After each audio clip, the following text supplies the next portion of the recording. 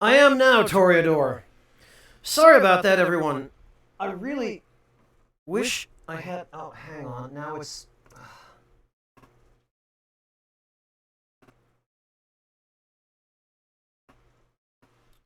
Why the hell was it set to monitor and output? Yeah, I think it should be fixed now. I wish I understood why OBS does this. I literally have not touched anything since the last stream yesterday. Literally, I have not changed anything. I haven't messed with any settings. And for some reason, OBS has just decided, no, you know what? I don't feel like receiving input from the microphone today. We're just gonna not detect the microphone.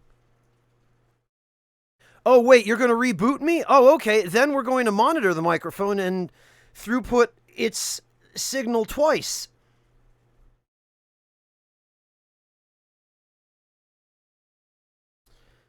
So, hopefully it should be fixed now.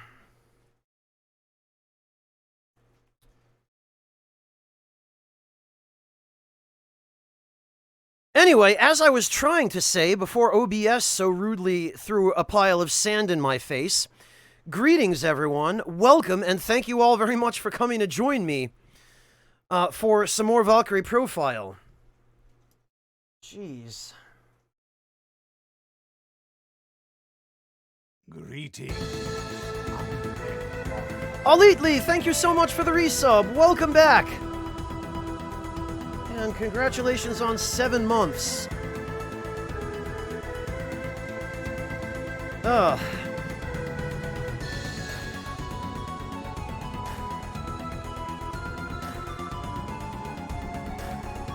So how is everybody this evening? I hope you're doing a little bit better than I am now that OBS has decided to turn traitor.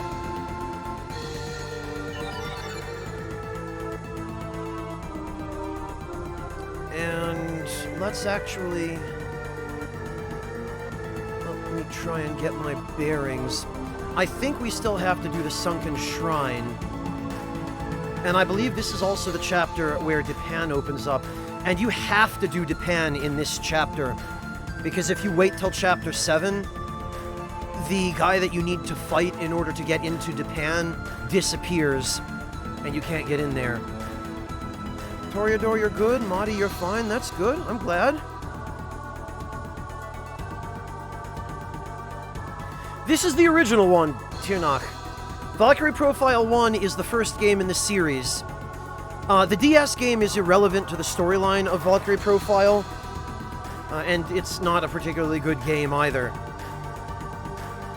KK Sham, Spy Praise being a fridge is an in-joke that goes back to the playthrough of Persona 4 Golden that I streamed a few years ago, where the sort of unofficial waifu of chat became the fridge.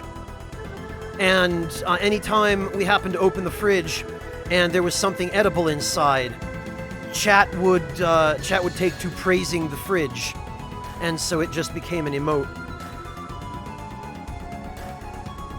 Yeah, Tirnach, you didn't miss anything by skipping the DS game. This, on the other hand... Oh, Jin... Nick is unnecessarily unkind about that emote. He knows what he's doing. But yeah, Tirnach, this game, Valkyrie Profile 1, is one of the best games that were ever released on the PS1. The sprite art is some of the best ever in any game, even through to the modern era, and even compared side by side with indie games that use a similar art style, a retro sprite-based art style. The sprites in this game are easily competitive even with new sprite-based games. The gameplay is fantastic. The battle system is really interesting and in many ways quite innovative. There are some gameplay systems I really like, and maybe one or two that I don't, but it's one of the underrated classics of its era. Well, Inquisitor Cat, that depends on when you were young, or if you still are. This game was released in 1999 in Japan and 2000 in North America. And it's been re-released once or twice since then. Hey, Mortiferu! Yeah, right, Breakfast. I have no interest at all in Kingdom Hearts 3.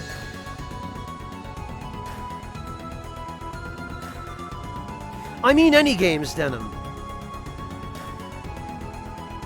And there are a few modern ones that just have sprites which really reflect everything that is capable with modern technology. Everything that is possible with modern technology, rather, but I still think the sprites in this game hold up extremely well alongside even anything modern.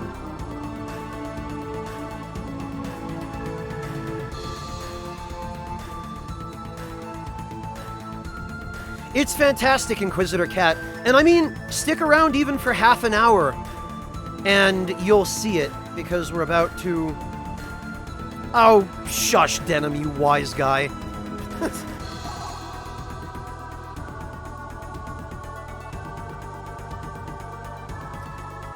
Alright, let me make sure we don't have anything else that we need. No, I think everyone else is all set here. I really would like to switch out Gray, though. He's a really cool looking character, but God, he's not great. Part of me wonders if I would not be well served by bringing along a second mage. Mages are extremely overpowered, but then I wouldn't have the ability to chain physical attacks during charge turns.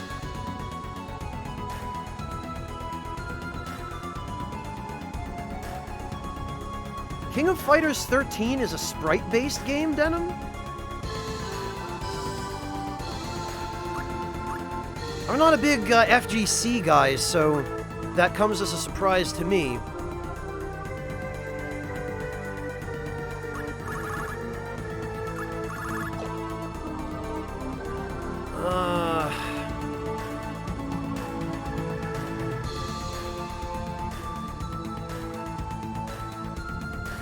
You know, I think...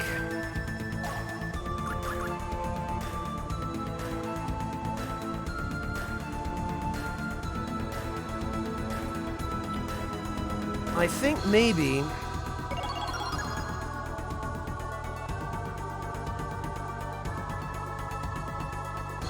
I think maybe we could try June and just modify his attack order a little bit. We can give him a Grom.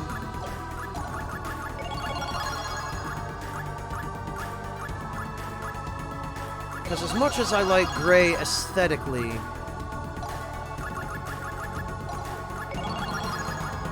he just does not cut it as a character.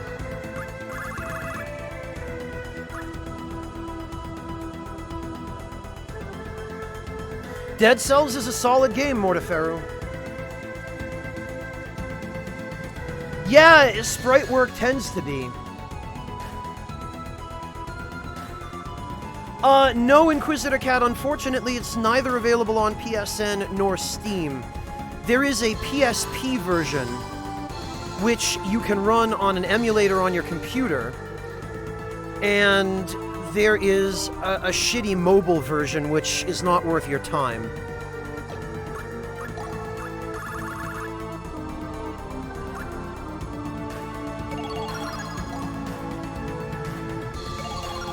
Okay,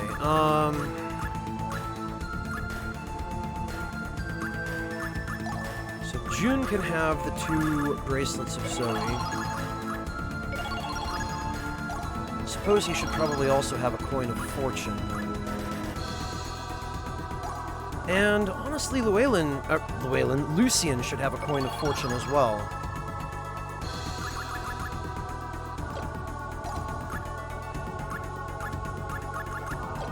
Okay, and June, we need his launcher to be the first attack he uses.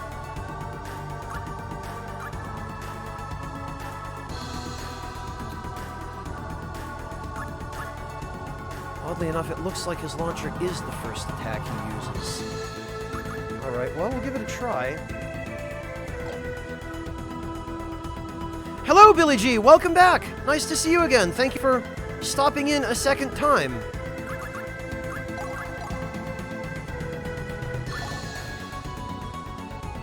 Reverie, that's fine.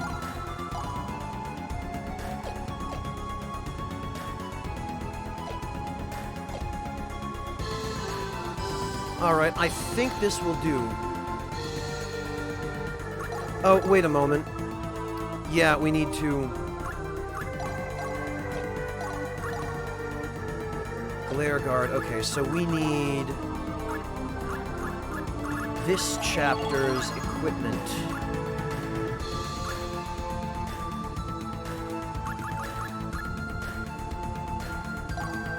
Valor Greaves. Oh, right, and I guess we need the Valor armor for him as well.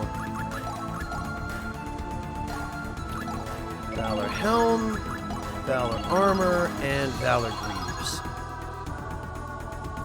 Thank you, Billy! No, it's not too personal at all. You're welcome to ask questions. I'm happy to answer any questions that I reasonably can, and if I can't, I'll just let you know. Yes, I am partnered. I've been a partner for... God, how long? I think about... God, it's kind of incredible to think that it's been 3 years now, but a little over 3 years, I believe. Because I moved over here from YouTube. I already had a YouTube channel with about 50,000 subscribers. And at the time I applied for partnership on Twitch, that was apparently enough to get me partnered right away. I have to think it was probably the bare minimum, but it was enough. That's correct, Tiernok. Partnered as in Twitch. Inquisitor Cat, Valkyrie Profile Lenneth is the PSP version of this game. The difference is that they added a few CG cutscenes to the PSP version, and they also replaced the voiceovers of every character except Lenneth with those of new voice actors. Yeah, right, Breakfast. Okay, I think we've done the Cave of Oblivion already, so our next order of business is going to be the Sunken Shrine, which I think is right about here. Yeah, here it is. A shrine on the lakeshore in the Vilnor region. Foul fumes from rotting meat permeate the shrine while spray from an artificial pool saturates everything nearby. On the far side of that pool, there must surely be some powerful undead force at work.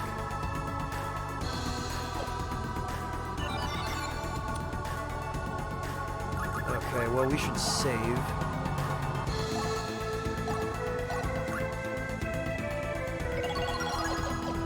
Alright, everyone, are you ready for the best track? Well, arguably the best track in this game's soundtrack. Here we go.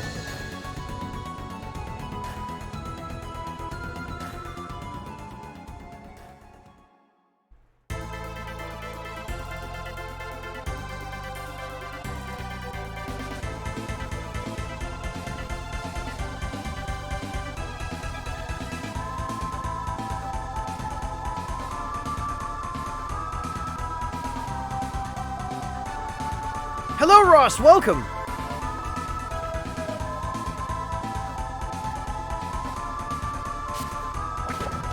Man, and I love the attention to detail here as well, how they even went to the extent, to the lengths of having a few frames of a reflection from the water on the environment. It's pretty incredible, Inquisitor Cat, isn't it? Like, you have to play this game at 60 frames per second on Twitch. Let me rephrase that. You have to stream it at 60 frames per second, because otherwise the sprite animations don't come through properly. And just look at how many frames there are in Lenneth's crouching animation. Look at all the detail, the love and care that went into this.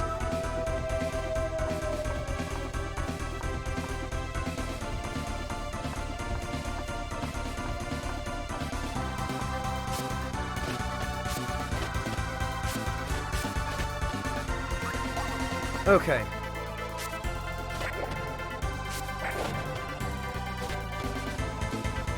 Ah, yes! And here we are. good friends, the Krakens. To my side, my noble Einherjar. This, I believe, I'll show you what I can should be do. worth some experience. Take this! Yes, there we go.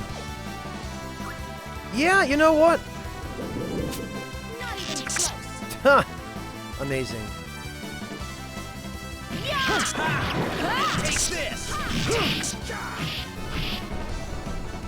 Yeah, you know, actually, June seems to work out fairly well because his...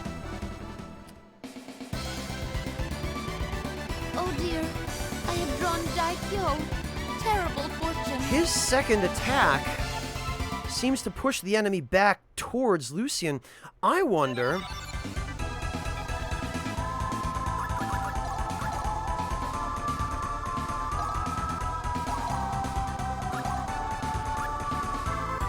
Yeah, okay.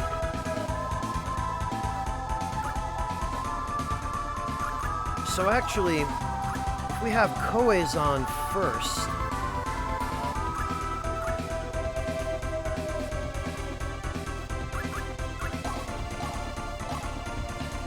Let's try that, just to see. Indivisible, Billy G. Simmons, is the game you're thinking of. And it hasn't come out yet, there's a demo of it. But yes, it does have the same, pretty much the same battle system. Yeah, Zappa, I'm fairly sure I remember getting the Dark Scroll here.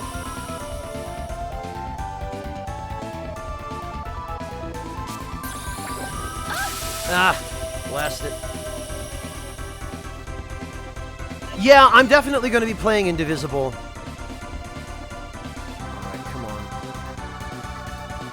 I'd really like to... Oh, okay.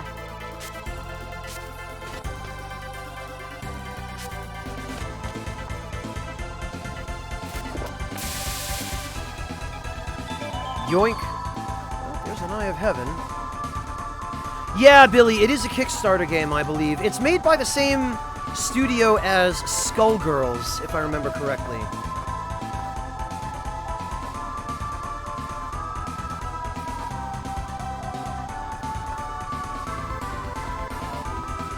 Right, I don't think we want to mess with the...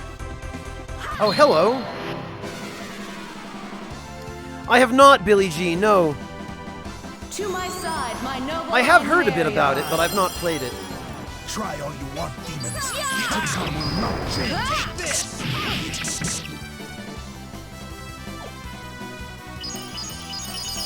Actually, changing June's attack order might have worked a little bit too well. I'll have to see if... And take this! No, actually, I think that worked just fine. This might actually be a serviceable party comp for maximizing experience gain. Take this! Yes, I do believe it is.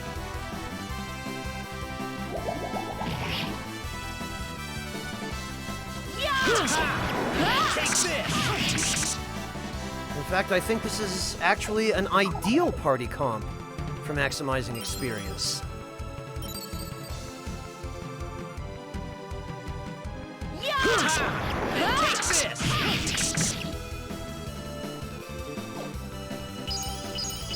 Let's get some magic going on here. Chapter 8, Sokar, because my desired party includes Gondar. Take this! Which is really unfortunate. I really wish you could get him at least a chapter earlier. So the, I don't want to cause any more painful memories. the Palace of the Dragon is going to have to be our first destination when we get to Chapter 8. So that we can maximize our usage of Gondar.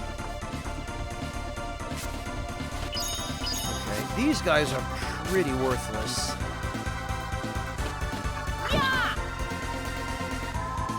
There is no reaction.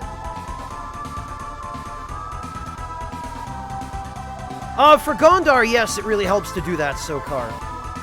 Ross, I don't think you missed a stream. We're in Chapter 6. You know what?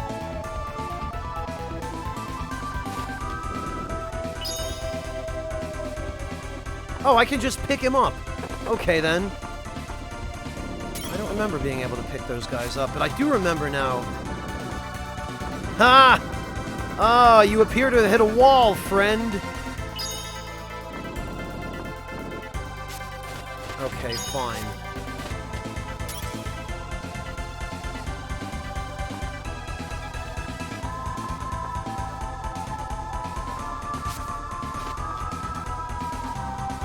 Okay, so now that we've moved that stone slab, because there's some puzzle stuff going on in this dungeon, which is really pretty interesting.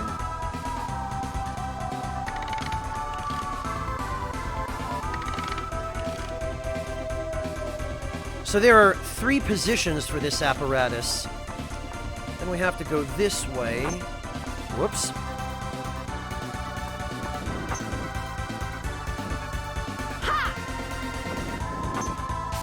And we have to go this way. Check this out.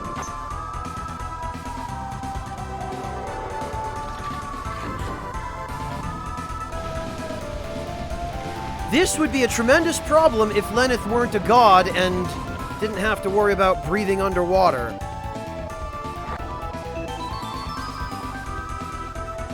Because otherwise, this would pretty much be a death trap.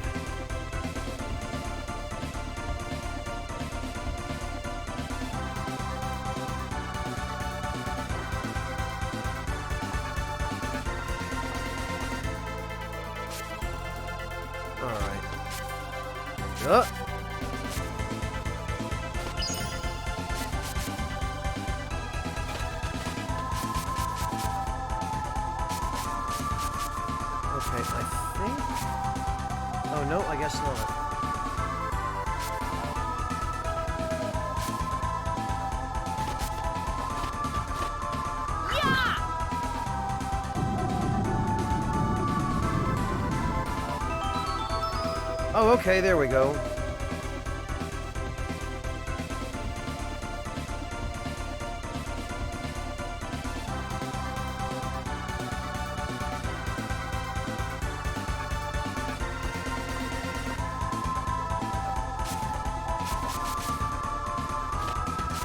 Oh, come on, I didn't touch him. That's ridiculous. To my side, my noble Einherjar. Well, Ross, that's what I've always suspected it was. I've always thought that that was some sort of Indiana Jones type anti-theft system. Not even close. Right, I forgot these guys are basically immune to physical damage.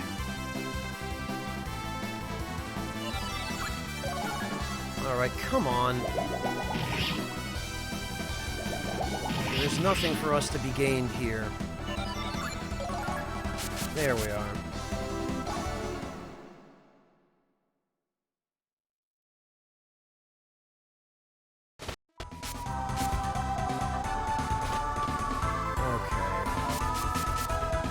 Aha. Yeah! Underwater! There's still gas. Sacred Javelin. Okay.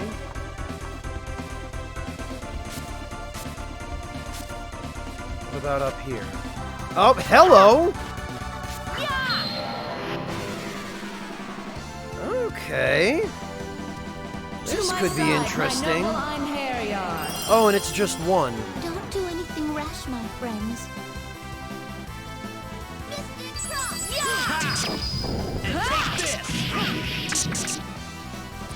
Yes, now we're getting somewhere. This is what I like. That is a ridiculous amount of experience crystals.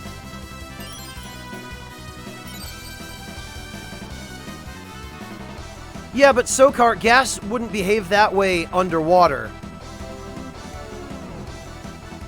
It would come out of the treasure chest as bubbles, and they would float straight up.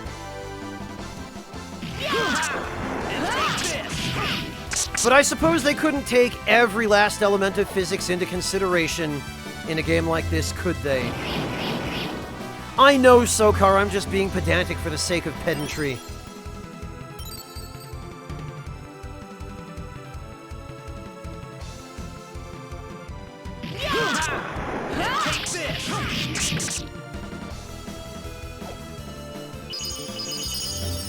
Well, KK, yeah, the fact that we're underwater isn't taken into account in the battle map.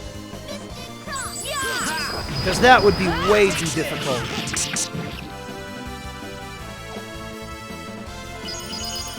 I guess this guy didn't have an item at all. I thought he did. Or maybe I got it already and didn't notice. I wonder if I'll ever get to pass this earring on. 50,000 experience? Not bad. Oh, he did drop one. Okay, Sacred Javelin. Really?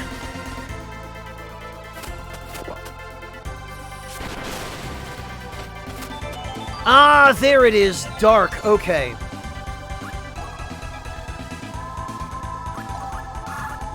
Let me just make sure.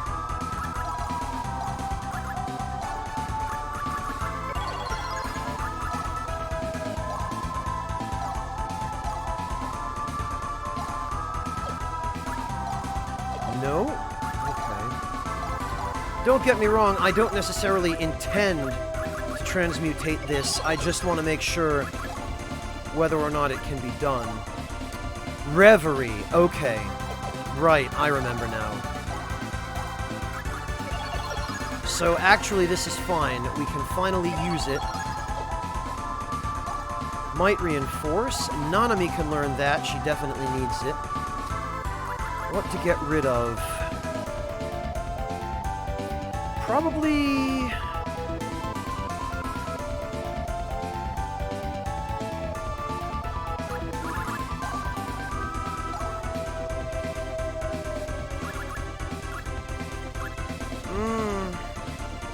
Probably Icicle Edge, I guess.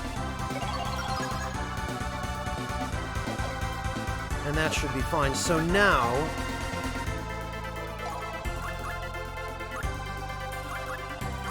Oh, right! Lenneth can't... Wait, what? She can't learn Dark as a, an archer?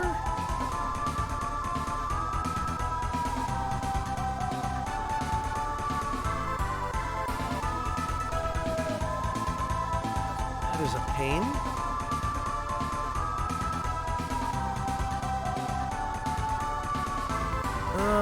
Okay, then I guess...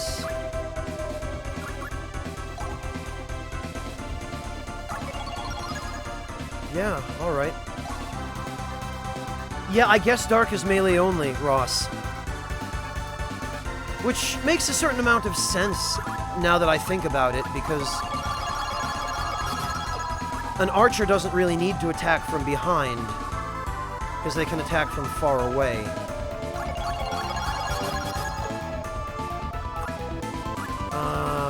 Dark. Yeah, that's good, and he will need levels in Reverie. Set up. Yeah, I guess we'll go with Dark. At the very least, Dark should not,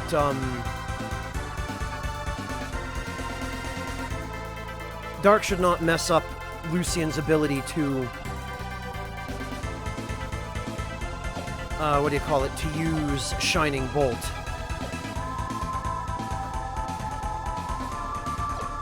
Well, finally I have this skill.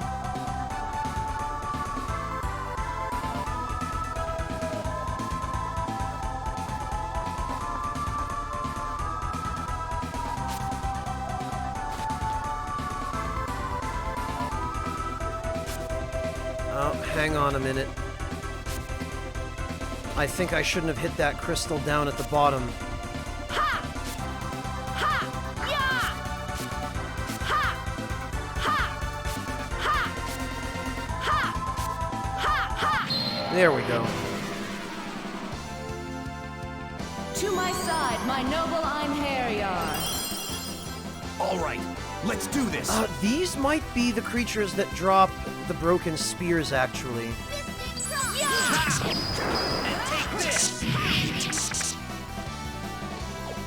cross my fingers and hope they are.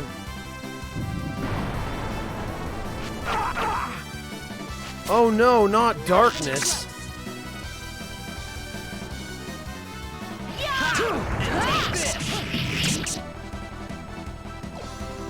Okay, well, we botched that pretty badly. Oh, come on.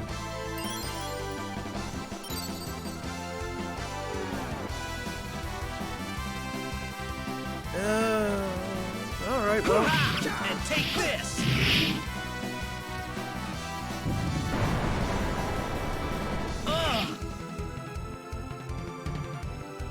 Let's try this again. And take this! We did get an item from him. And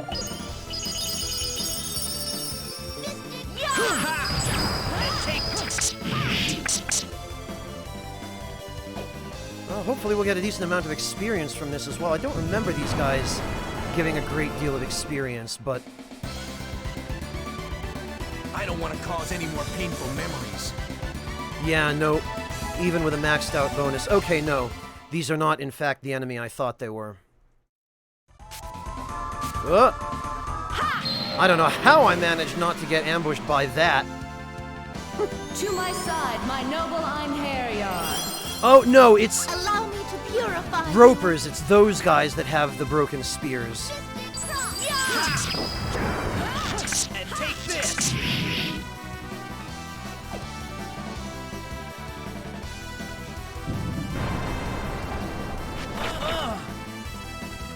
Well, I'd rather darkness than losing a turn. And take this! At the very least, I'll certainly have plenty of scrolls of Mystic Cross. Ah, the roper's still in the rear, though. And take this! Yeah, actually, Lucian and June are working out quite well.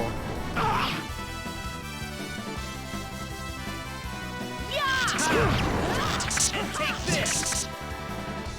Damn it, well that didn't go quite the way I was hoping. Hey, Yummy! And take this! There we go, that did. That was what I want. Now, hopefully that will be a broken spear. This power, if only I had gained it earlier, I could have... Yes, a broken spear. Excellent.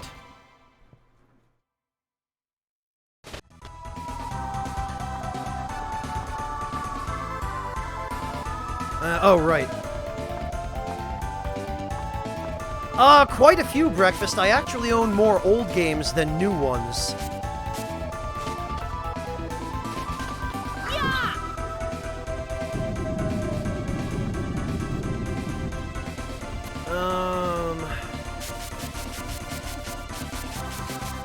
Okay, yeah, that's where that needs to be.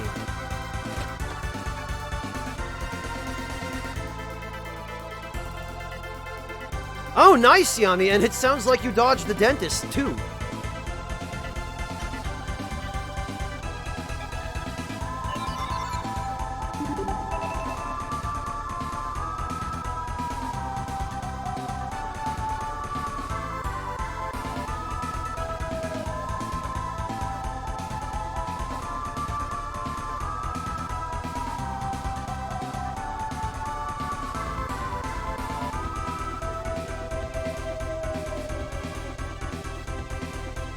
Oh, you did end up going to the dentist, I see.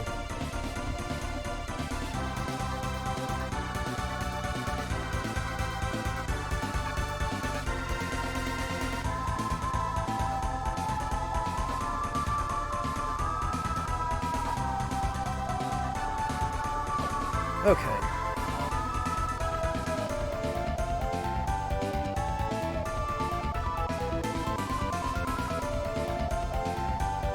Yeah, that sounds like a typical Friday night in, Yami.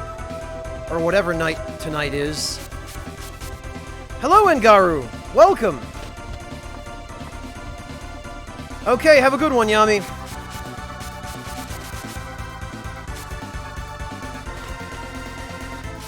Alright, let's see.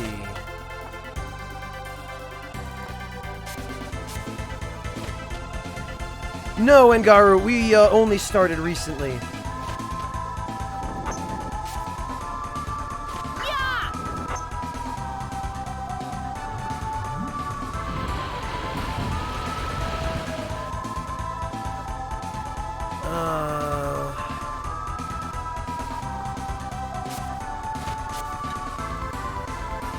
Wait a minute.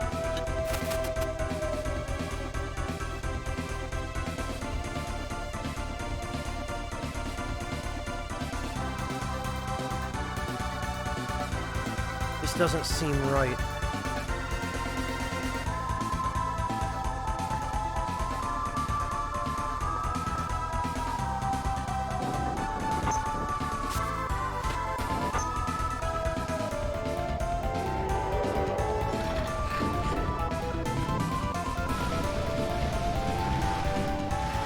Alpha voice? What are you talking about, Engaru? Oh, Breakfast is just being a wise ass, Engaru. He's talking about how my microphone did not, want to cooperate, or OBS didn't, rather.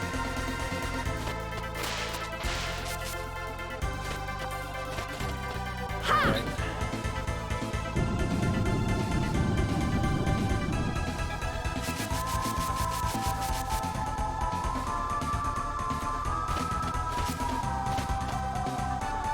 I think that's where I want it. I want that platform to be gone.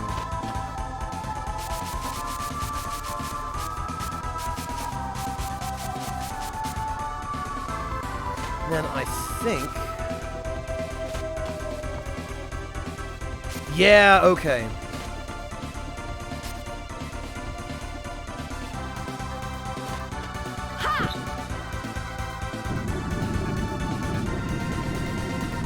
Oh, no, that was unintentional, Breakfast.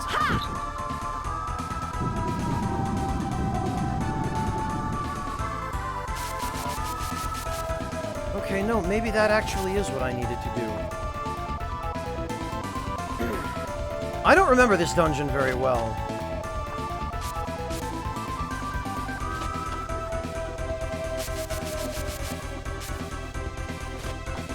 Hopefully it will all start coming back to me. I think maybe I did have it right the first time. I had to push the basins in and then...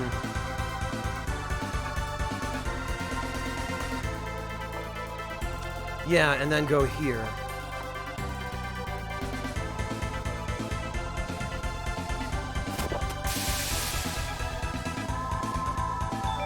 Oh, an Angel Curio. Not bad. Okay, now I think...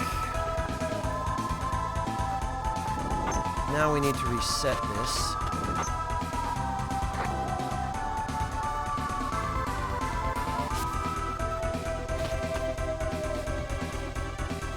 Okay, yeah.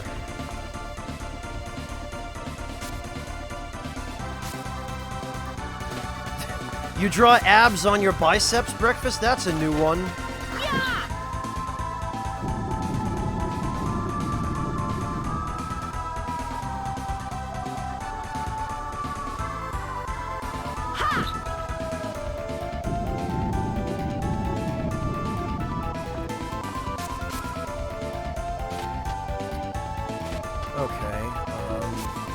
Other than dicking around with that, what do you call it? The water pressure valve over there to the right.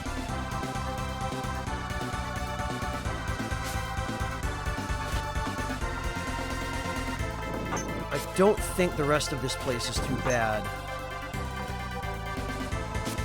Yeah, okay. There we go.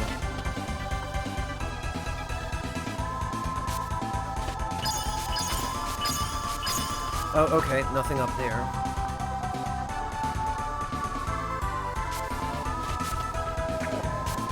Ah! Alright, a lapis lazuli, and there appears to be something else here as well. We're gonna have to get rid of these guys first, though. To my side, my noble Einherjar. I feel dark energy flowing from these Oh, beings. I see exactly what's gonna happen here. Yeah!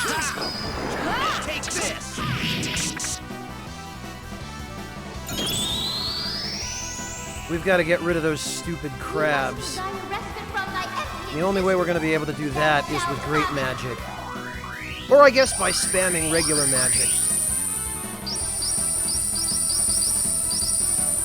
Celestial Star!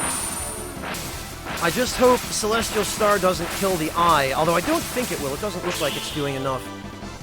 Tenshu, punishment from the heavens! Hello, Solpis, welcome! Solpis? Solpice? How's that pronounced? Oh, okay. Figures.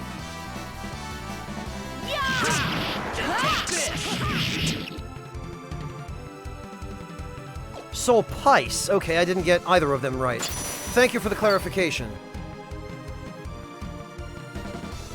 Okay, so this guy's just gonna do what he's gonna... I love how they're called Red Lobster, when they're clearly not lobsters at all.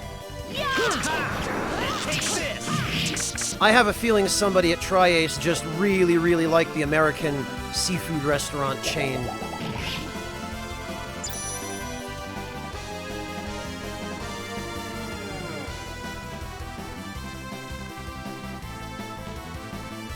Oh yeah, there's not an awful lot of red on them, taters.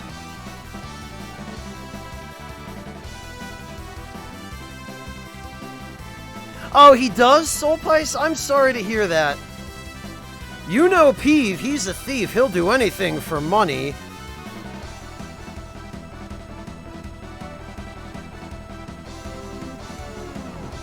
He'll pillage your ship and then sink it.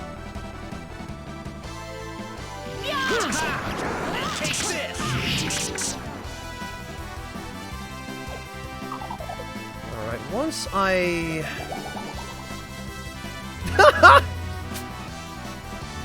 Way to whiff. Alright, you know what?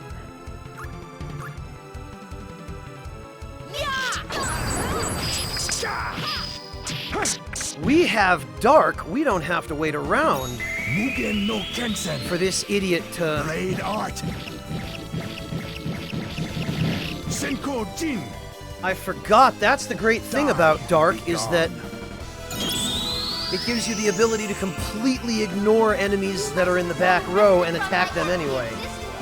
Thou shalt have it! Oh, take it easy, Monty. Thank you for stopping in. We'll catch you next time, then. Celestial Star!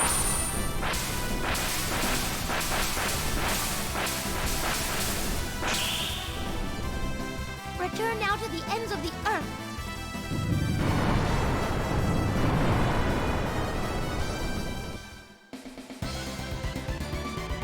I am Daikichi. Excellent fortune. Yeah, okay, that appears to have worked out, and we got plenty of experience from it. Some fresh meat, even, although I think that just turns into healing items, which, at this point, I don't especially need.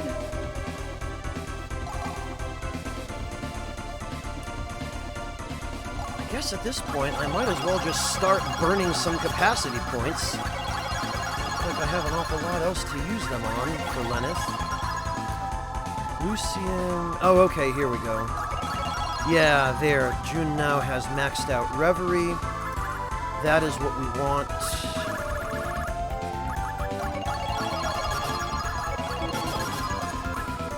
Nanami, okay. Yeah, this is fine.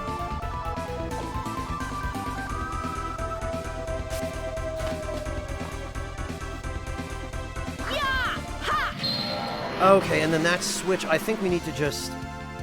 Okay, Azurace, have a good one. Thank you for joining us. I feel dark energy coming from these beings. That's what I like. Nothing is more satisfying than seeing 15 or 20 of those magic gems just shower out of an enemy when Lucian hits them with Shining Bolt. God, I'm gonna miss him when I have to send him up at the end of this chapter. That is gonna suck. Take this!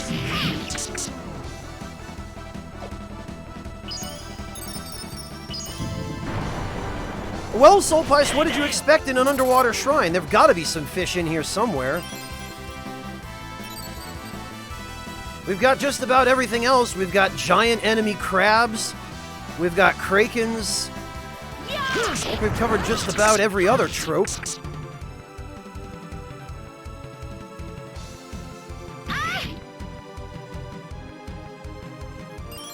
Are you proud of yourself, Sokar? Are you happy? Take this! Hey, Def Thought, welcome!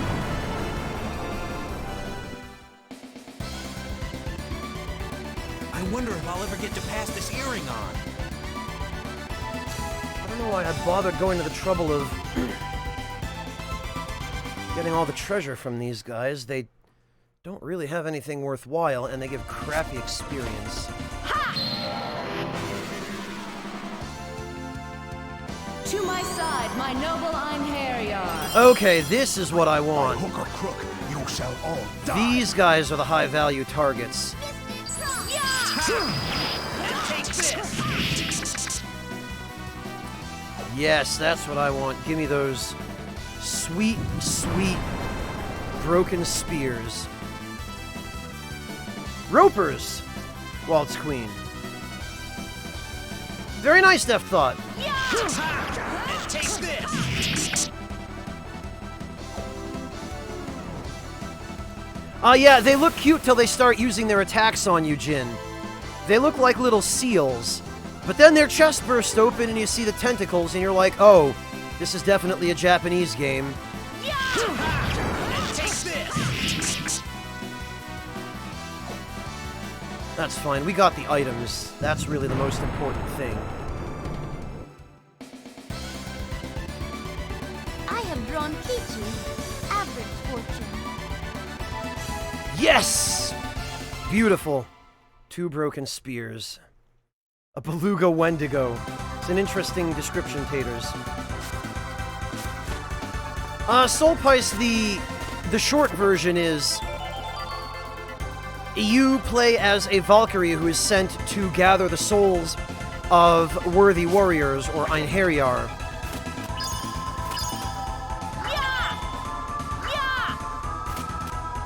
And bring them to Valhalla. Alright, come on.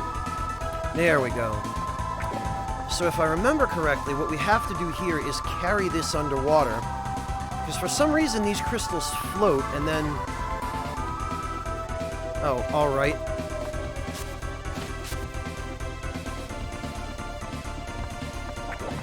Well, Soulpice, it's an older game. It was released in 1999-2000. But it's one of the best games of its type on the PS1 that were ever made. Ah, gotcha, Def Thought.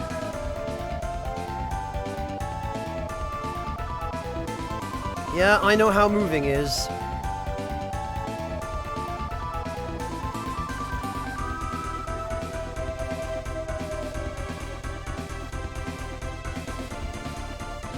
Okay, so let's see. Oh, okay. It's more of this stuff. This is the same deal as in the Odd Rock Caves. Yeah! 40,000 event experience for that.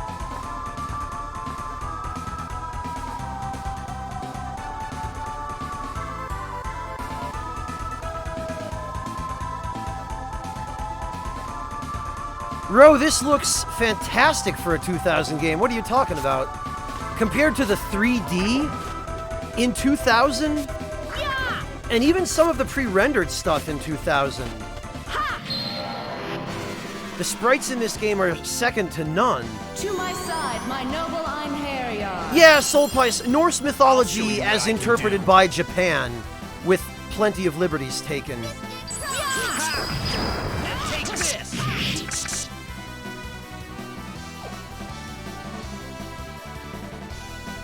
Okay, here's one. I don't remember whether these guys also drop broken spears or not. I hope they do. Take this!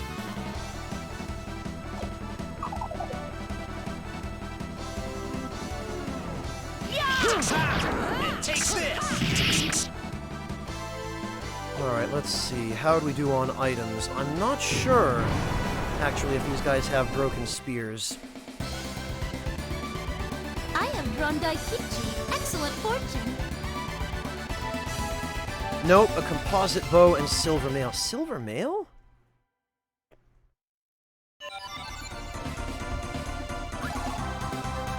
Is the silver mail any better than... 820... Ah, but the Valor armor has higher defend trust, and the silver mail...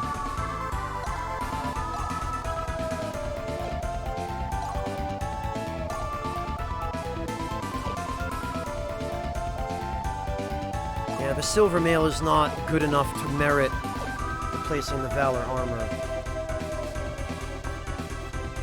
Ah, there we go. To my side, my noble Einherjar. Allow me to purify you. Oh, I don't know, Sokar. I'd be incredibly lucky to get into Valhalla. I don't think I'm cut out for that. And take this! Unless we're presuming that I'm going the mage route. Because in that case, I might be able to make it work.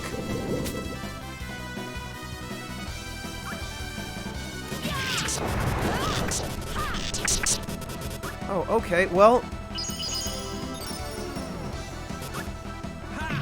And take this!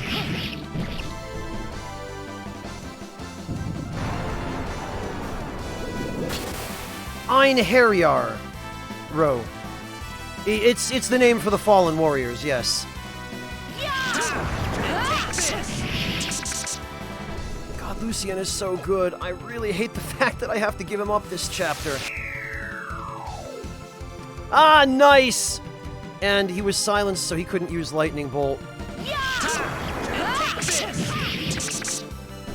Get screwed, loser. All your experience are belong to me.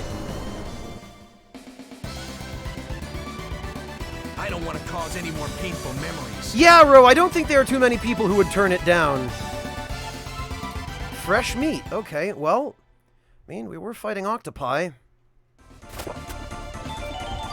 Ruin's Fate. I don't remember that being a particularly good sword, and a footman's axe. Let's see. Ruin's Fate. Sword with a disturbing name. Yeah, no, it's trash.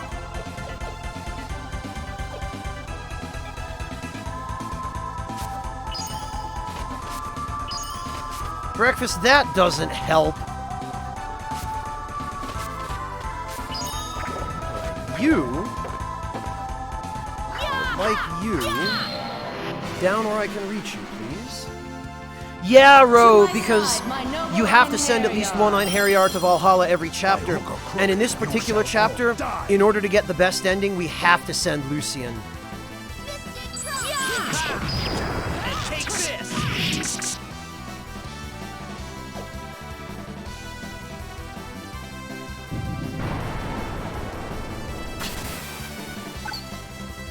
Not to my knowledge, Sokar.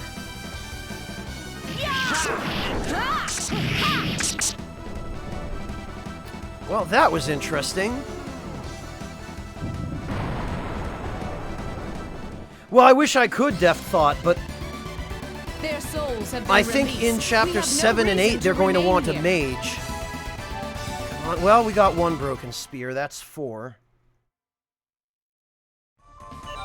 Oh, no, Ro, what happened was... And honestly, I think I'm just going to put on a Glare Guard for Lenneth as well.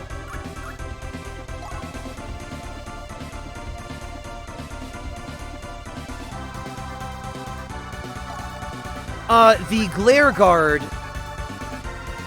when your character gets attacked, the Glare Guard gauntlet has a chance of automatically counterattacking by turning your enemy to stone. Or it performs a counterattack that has a chance of turning your enemy to stone.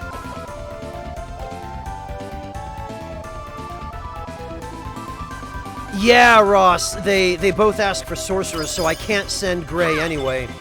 This is the last chapter where they request a mage.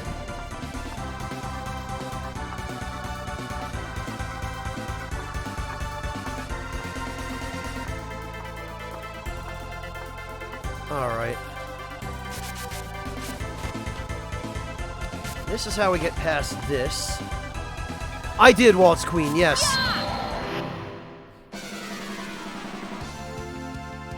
Hello, Devilish, welcome! Good to see you! To my side, my noble Einherjar. Allow me to purify you.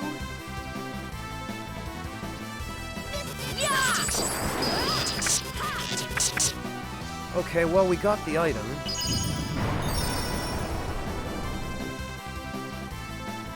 Ha! And take this!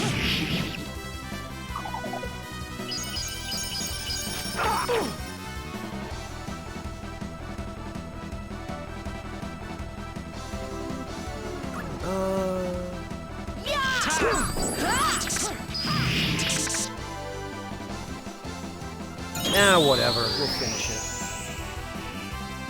We must desire respite from thy empty existence. Thou shalt have it.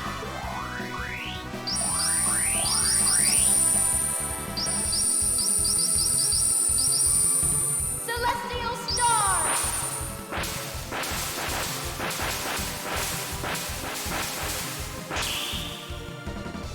Return now to the ends of the earth. I'm glad you're doing better, Devilish, yeah.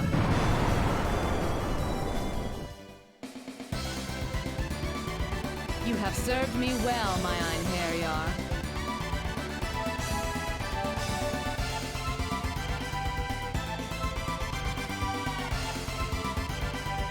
Ha! Yeah, Ro, it is. Ah, we did get a broken spear, though. That's good. That's 5.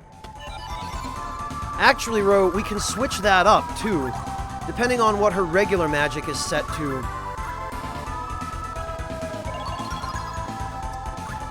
Actually, we'll set it to Poison Blow, because I think almost everything here is weak against it.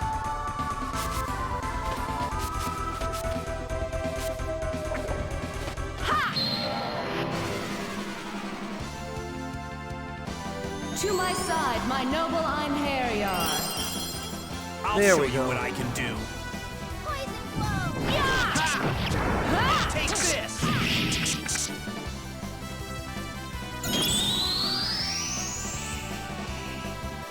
Lo, ye shall look upon the calamities of heresy with beclouded eyes. Petro disruption!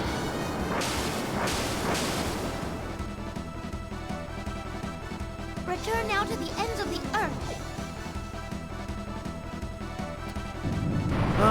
Alright, that actually was pretty underwhelming.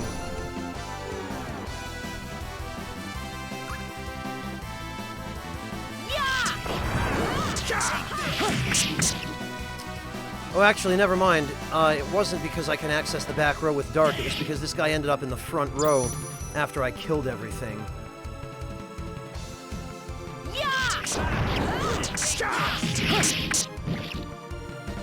Alright. Mugen no Kensen. Blade Art. Senko Jin. Die. Yeah, Ro, he can revive them. Which is why you want to get rid of him first.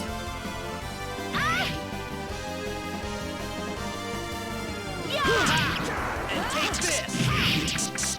He's not really much of a threat to my party just because I've been really careful about optimizing everyone's leveling up and making sure they got all the HP bonuses from the Bracelets of Zoe. And take this! But to an ordinary party at this point in the game, he probably would be much more annoying. Take this! Welcome back, Felly! I bet you feel a little bit better now, huh? Oh dear, I have drawn Daikyo. Terrible fortune. Oh, Breakfast, you shush. If you cared about spoilers, you'd be over watching Marcus play Nocturne. which is actually kind of what I want to be doing right now, but beggars can't be choosers, can we? Alright, Shadow Servant it is. Good, Felly, I'm glad to hear that. I think this is going to be the same deal.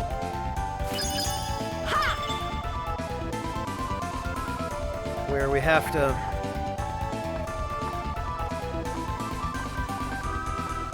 one of these here.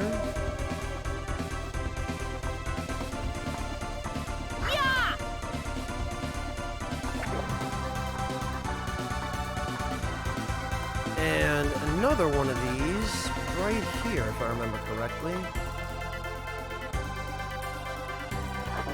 There it is.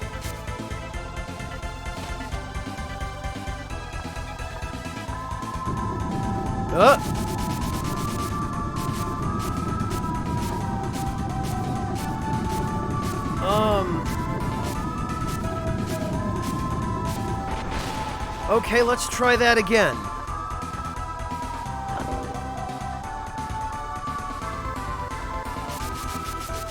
Okay, maybe we won't try that again. Jesus.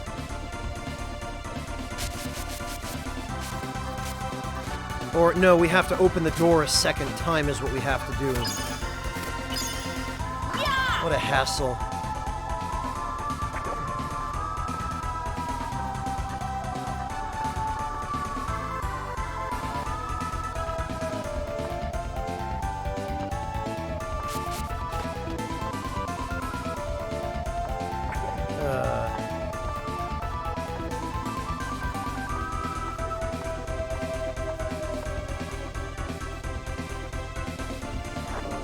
There we are.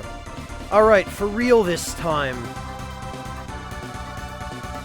No, you don't have time depth. You just have to start jumping right away. And you have to,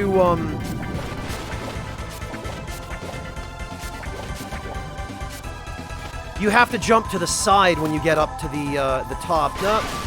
Well, that's nice.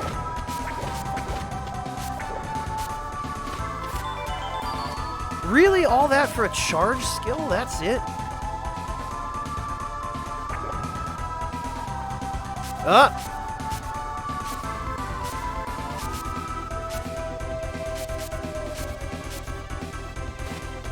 Alright, you. To my side, my noble Einherjar. Oh, I see what's going on here. Dark force. It's... And take this. Okay, actually, Shadow Servant is not the ability I want for this setup. I need Mystic Cross, from the looks of it.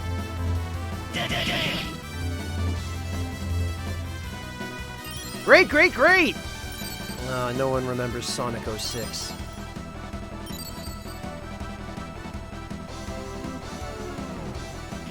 And take this.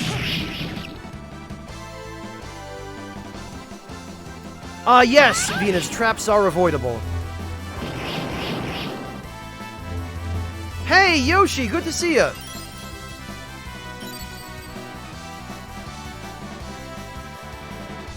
And take this. Okay, we got his no item. Kensen. Blade art. Yeah, no, Denim, it's just as well that nobody Senko does. Shin. Die and be gone. Okay, so now that Jun has the Grom, now his damage output is actually decent. Also, that Reflect was awesome.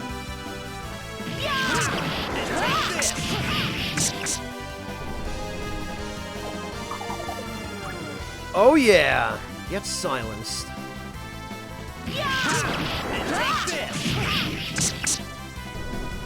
Look at all those experience gems. How you doing, Yoshi? Oh, I didn't... Oh, he had a magic pixel. Okay.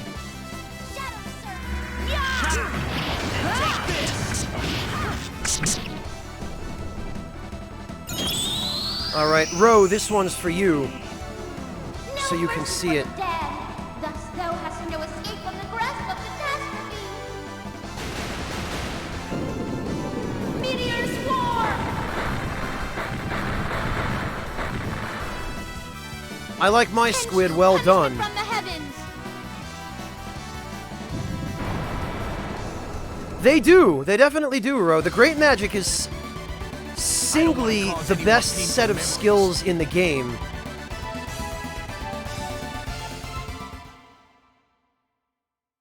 Yeah, I guess I should have, Sokar.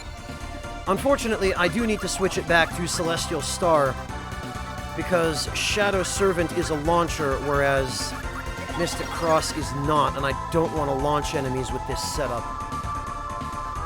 Well, not with magic. Damn it. No, I want to pick up the item, please. Ooh, Flame Jewel, okay. Actually, hang on a minute. Okay, no, I didn't miss any items here. Oh, alright, that's fine. To my side, my noble Einherjar. Allow me to purify you. Take this! Oh, right, we were on our charge turn, so we couldn't use any skills. Be damned! Oh, come on.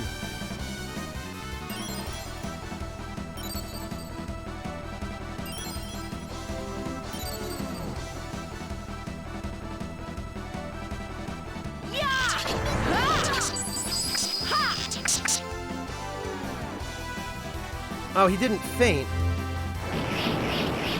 Well, that's irritating.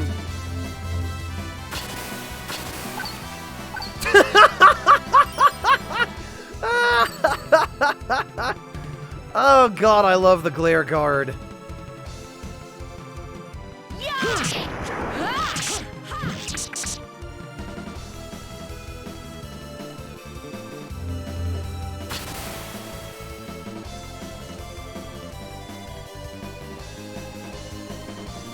Good luck, breakfast.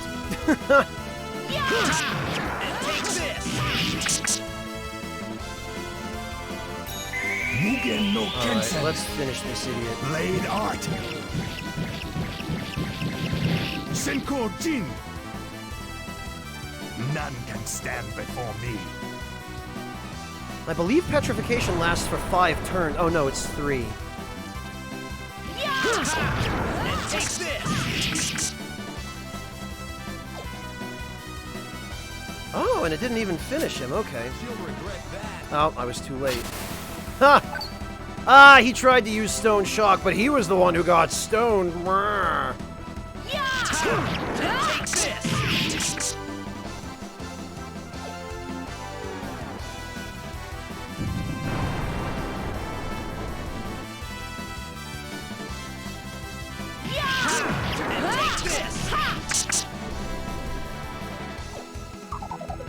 And he fainted. Nah, that's even better. And take this! And we should now have maxed out experience for this.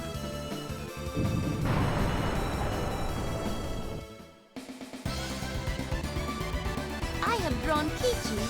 Average fortune. Yup, not bad. Damn it, but that was 2 broken spears I didn't get. Oh, lovely. To my side, my noble Yeah, Jung, it's Einherjar. not a coincidence. Remember, this is a Japanese game, so this is Norse mythology as interpreted by Japan, with quite a few liberties taken. Quite a few. And lots of Japanese culture shoehorned in because, hey, we've got to make this appeal to the local demographic.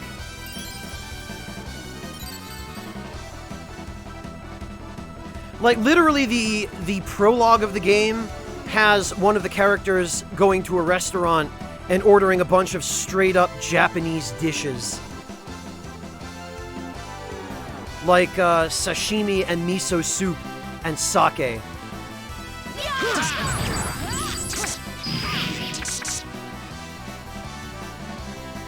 Mugen no Kensen. Blade Art.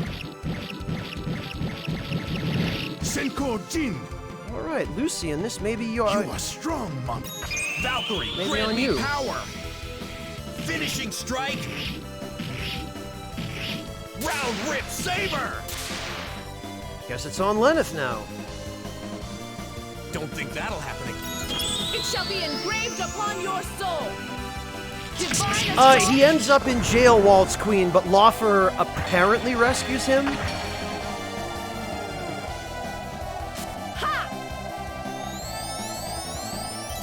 I don't know, Breakfast. I think it's got plenty of underage girls. It's got Nanami, it's got Jolanda, it's got Yume. All three of them are under 18. And Japan loves that. Oh, right, I forgot. It's this sort of thing. Okay. Take this. Okay, I got it. I remember. Jolanda's 14, Breakfast. And in fact, Platina was 14 when she died. And take this.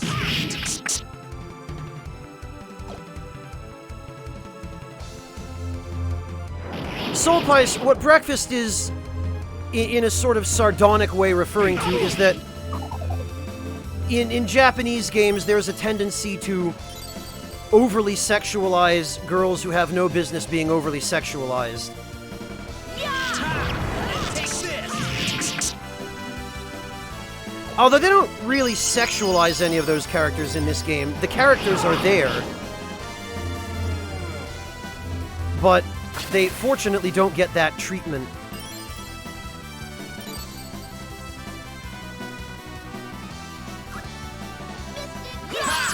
Ah, damn it, and combo guard. Oh, I guess everyone was on their charge turn, so I can't use skills.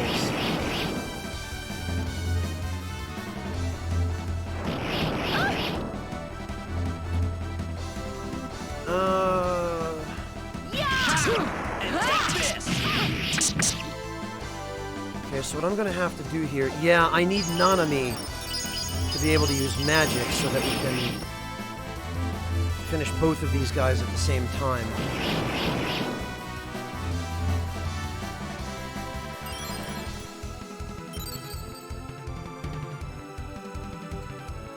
Okay. This ought to do. Oh, come on.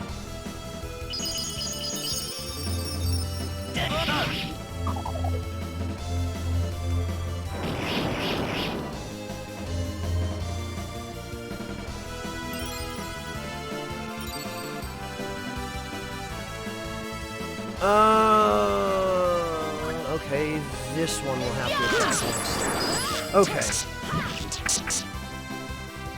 Ah, damn it, but Lucian didn't have his turn, so we could, Alright. This is getting old fast.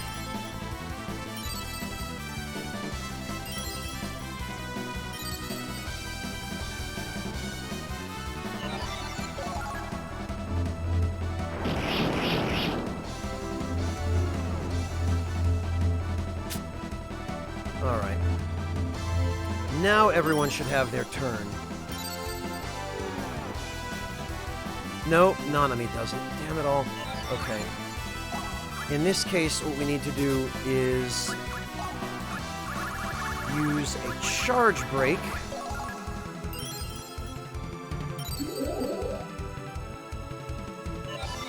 And end the turn.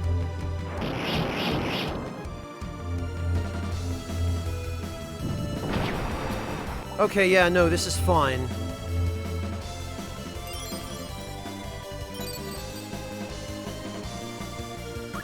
Okay.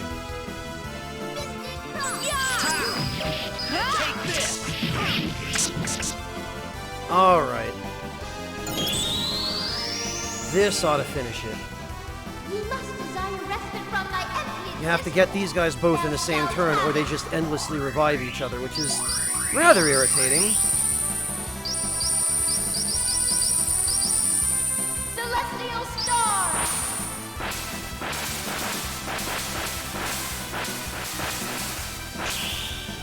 Breakfast is probably making up the name of that festival. If he asks you if you're ever going to Pax Island, point and laugh at him. I am Brondaikichi. Excellent fortune. 100,000 experience from them, though. Oh, is that one real, Deft? Okay. If you can verify it...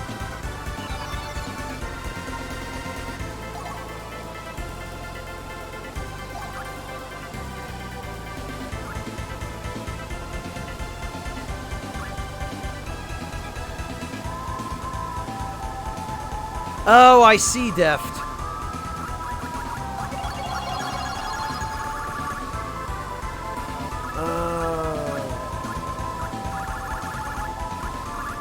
Alright, well...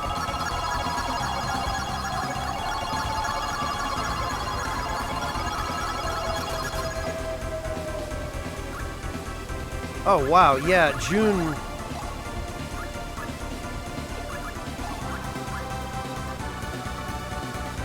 There's not really any point in maxing that stuff out, though, because...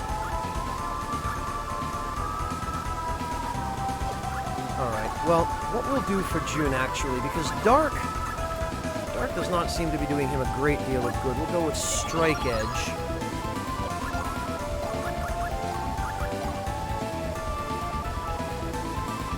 Lucian can keep Dark, because that, I think, will be most useful for him in setting up his combo.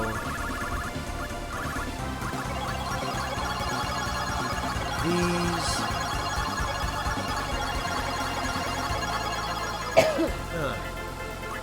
Oh, and counter! I can't believe I never taught him counter. How did I forget that?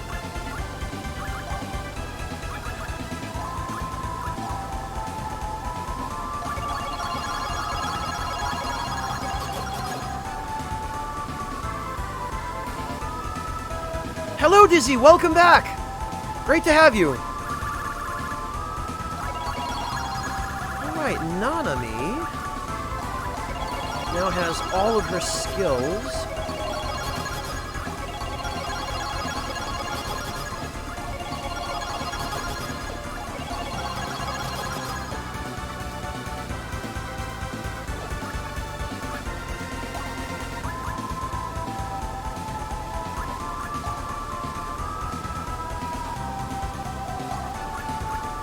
Yeah, she's got everything now. Alright. And all her traits are optimized. Guess that's it. Yeah, Soul Pice, Japan had to get that in there. They can't let the Nordic countries and mythologies have all the glory. They've got to shove some samurai in the game, because, hey, samurai are cool, right?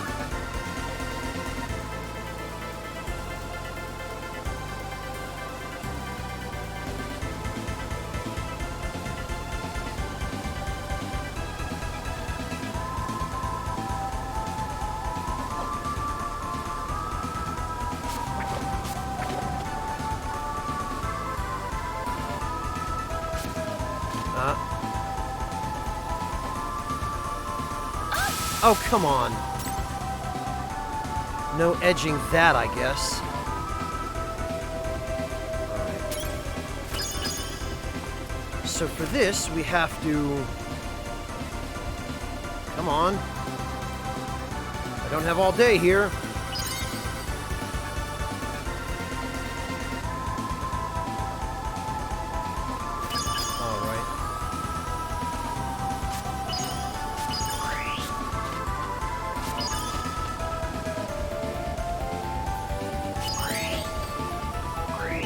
There we are. Have to be a little creative about that.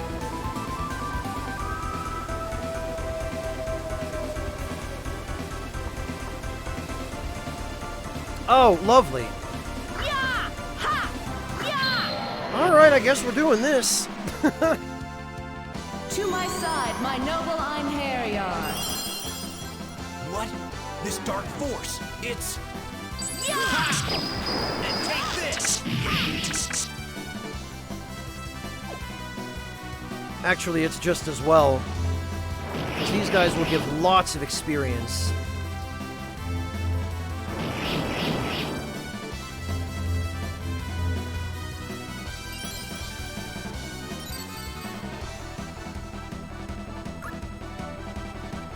And take this! Oh, I should have used a skill there.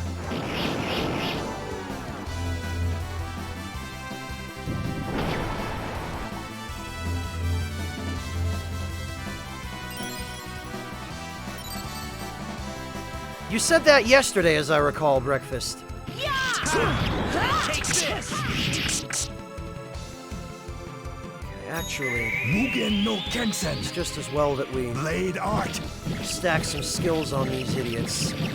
Senko Jin. That's perfectly fine. That was half his health, actually. With the Grom, Jin really does a tremendous amount of damage.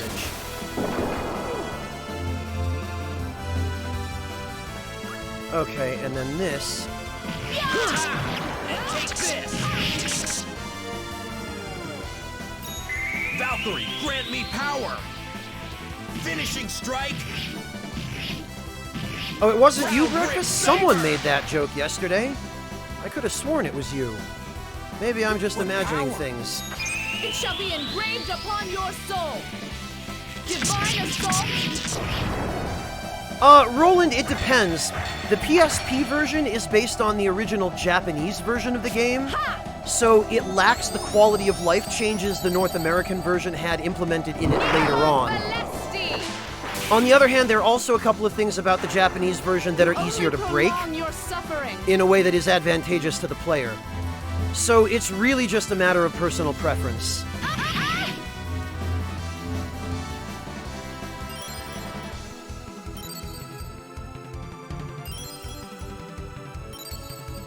On the other hand, Roland, in the Japanese version, there were not so many things censored. Like, they hadn't censored Badrick's Sphere Strike attack. They hadn't censored Gondar smoking his pipe. Other dumb stuff that got censored by the ESRB in North America.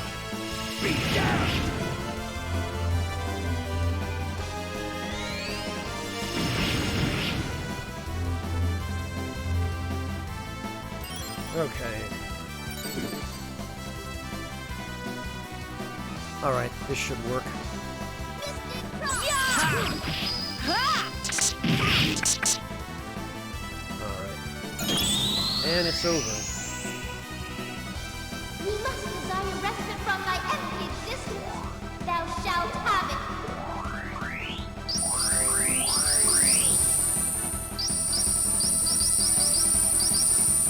Celestial star!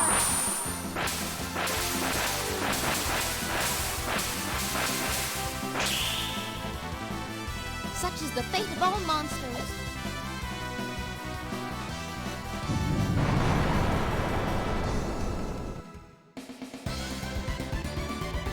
Before my blades, all are powerless. Okay, Roland. Yeah, that's what's going on. The differences are not tremendous, but they're significant.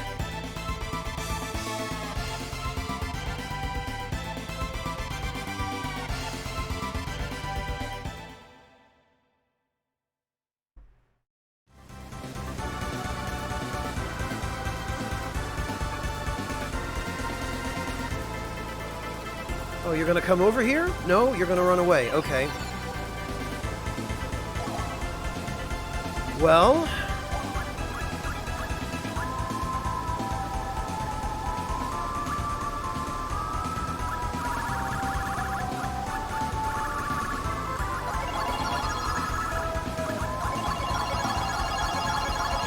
at the very least, Lucian is going to have every skill and trait maxed out by the time he gets to Valhalla.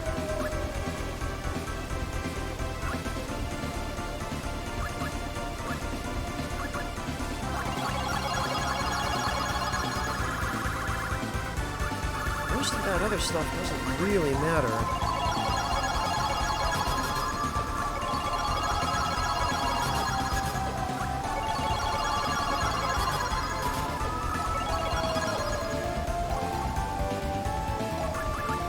There we are.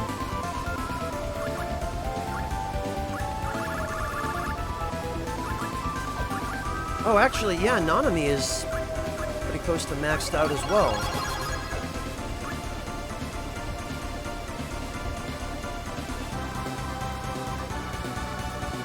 Well, Roland, not knowing what's going on is, par for the course with this game, because they don't really go out of their way to explain stuff to you.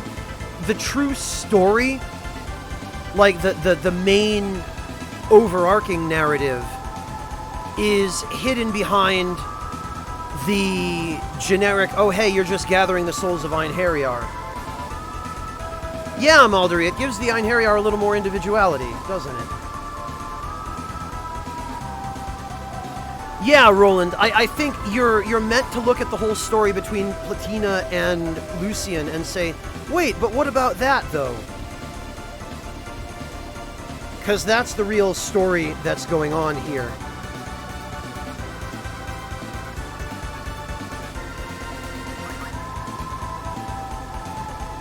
Well, Ross, that trait makes a little more sense when you read his, What the heck is he?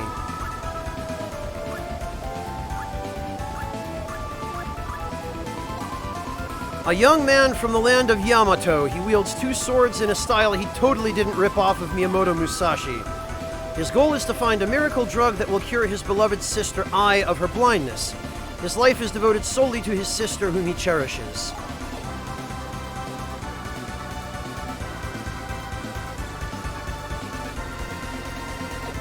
Alright, let's... Oh, got him. Well, he's dead. His sister is still alive. To my side, my noble He succeeded in Einherjar. curing her by dying. Oh god, alright. Don't do anything rash, my 3 of friend. these guys. Okay then. And take this! You know what? You must desire respite from thy empty existence. Thou shalt have it. Well, Sokar, that's the truth of the narrative in this game. But it's possible and in fact very easy to completely miss the story with Lucian and Platina and be left with the impression that the war in Asgard is actually the true story, that that's the main narrative. If you don't actually follow what's going on and get the A ending, you would never know that. You know, just by playing to the end of the game and going to Jotunheim and fighting Surt. Take this!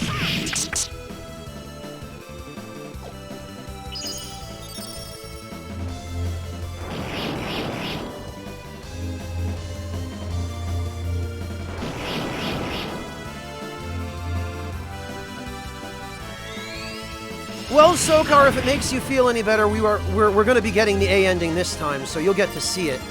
And actually, the events that lead to the A ending start at the end of this chapter. Alright. Reflect sorcery. Screw you idiots and your reflect sorcery. I mean, your sorcery that I'm going to reflect. Yeah, that's what I meant. And take this!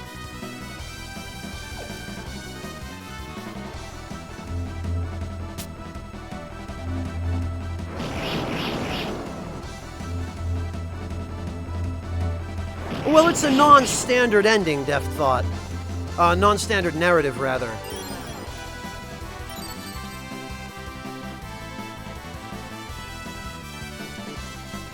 Yeah, Jin, the B ending is deliberately lame and unsatisfying. Because they really want you to try to get the A ending. Oh, they're extremely obscure, Ross. If you didn't know exactly what you were doing, there's very little, if any, chance that you'd ever figure out how to get the A ending.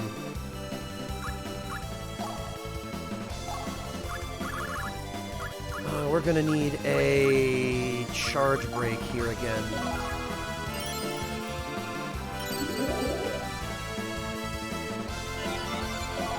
And we'll just end the turn. Nice. That glare guard, though.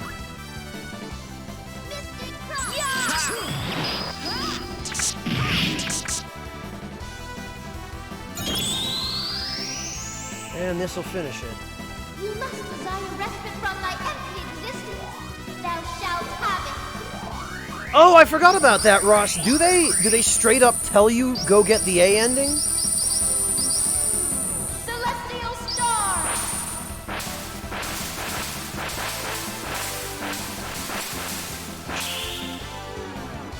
You have earned your rest. Sleep soundly. Roland, I guess Ross just answered your question.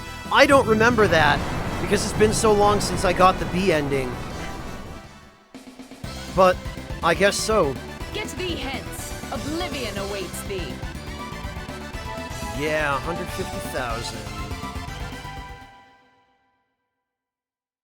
Yeah, Def Thought, that's how I first got the A ending in this game as well. Was by printing out like a 100-page guide at the school library. When no teachers were looking. And just bringing it home.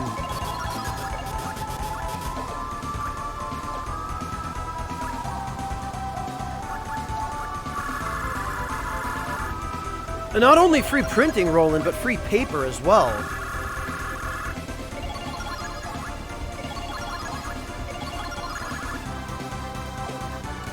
Alright, before anything else, creation jewel. Whoops. Transmutate. 5 crimson edges. Oh, we can only hold 3. So we have to... 18,000. 2 of those. 30,000. There we go.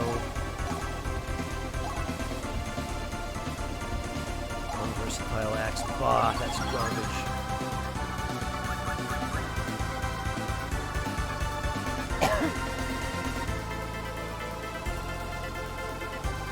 Shion Arakale? Am I pronouncing that correctly?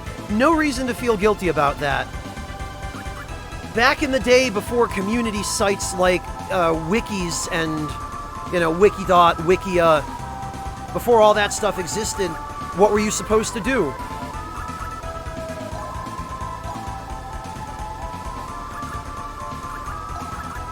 Okay, the composite bows are garbage. Crescent arrow, actually, we can get rid of.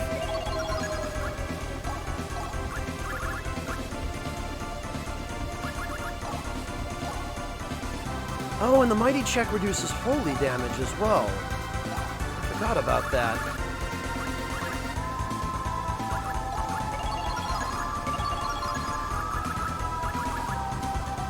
Silver Mail is not so great.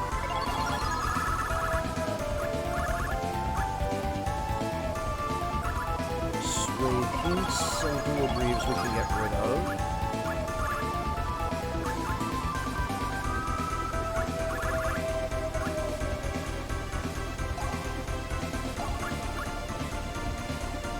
Yeah, that too, Sokar. Back in those days, not everyone had a computer at home, like we do now.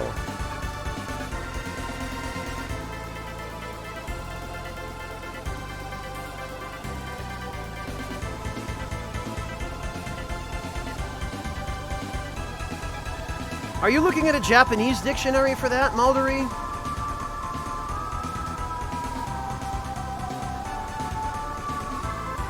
Well, yeah, Moogle Boy, pretty much.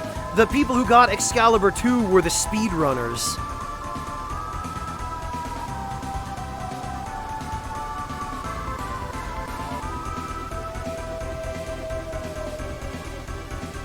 Yeah, there's that too, Sokar, and nobody had 2 phone lines because you had to pay separately for them.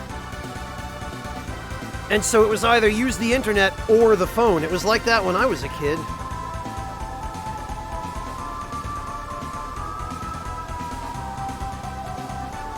Yeah, go for it, Ross.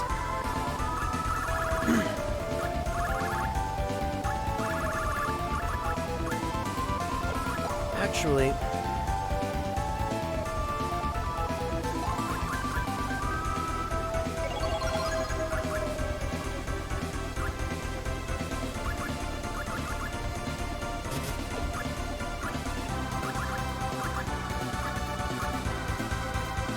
Noble Banish...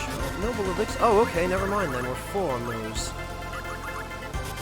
We're full on Lucid Potions...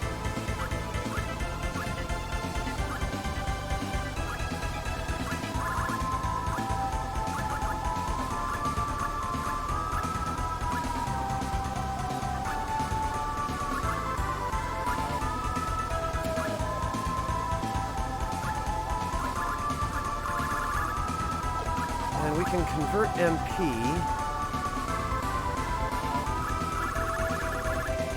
Where the heck they ended up. Gem of Creation.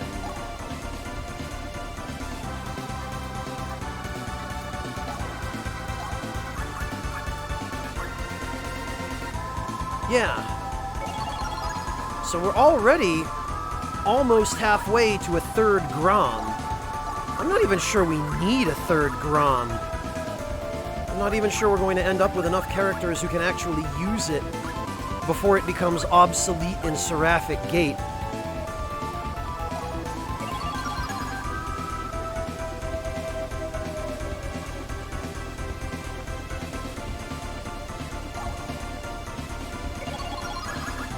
And now we are about halfway.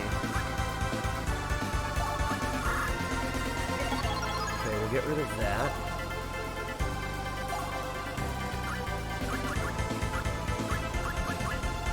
Oh, we can ditch an Eye of Heaven as well.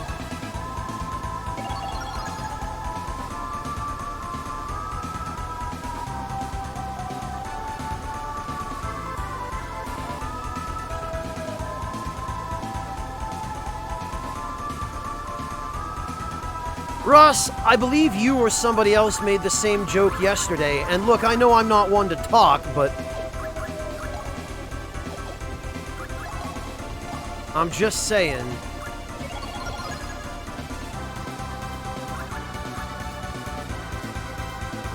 Alright, actually, this is...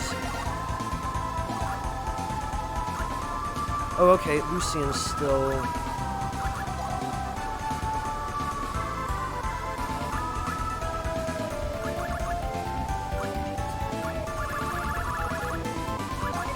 There we go. Alright, Lucian is maxed, and now he is all set to send to Asgard.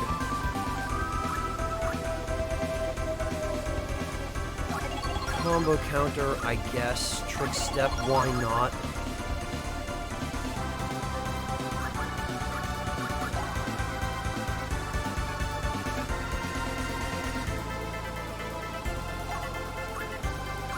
Boy, not an awful lot else here for him. June... Yeah, you know, Scarlet Edge wouldn't go amiss.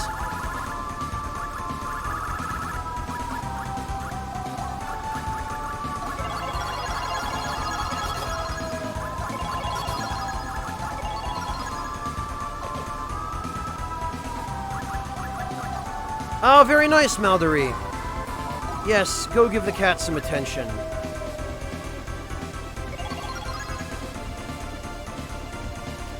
Okay. Well, let's go deal with the boss.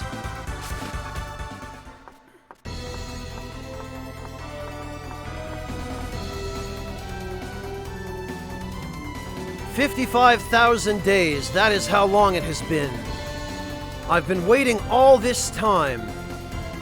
Undead counting the passage of time? Don't make me laugh. You still have human traits, creature.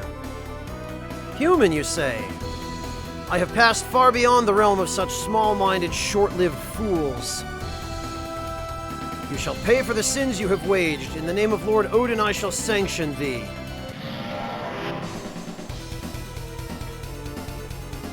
Come to me, Dark Warriors. Battle awaits us.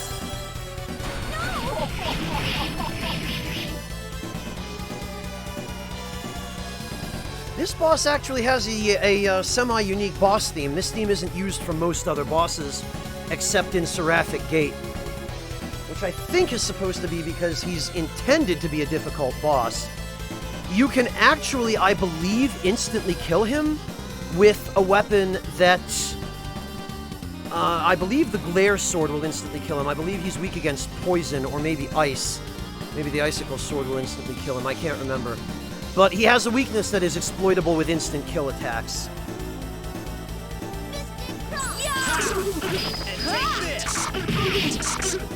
Oh, we got his item. That's good. And, yep, he can use Gravity Blessing. Lightning that rides within the ashen depths, descend now as a storm upon thy foes. Shouldn't be too much of a problem. Actually, I should, okay, maybe it is.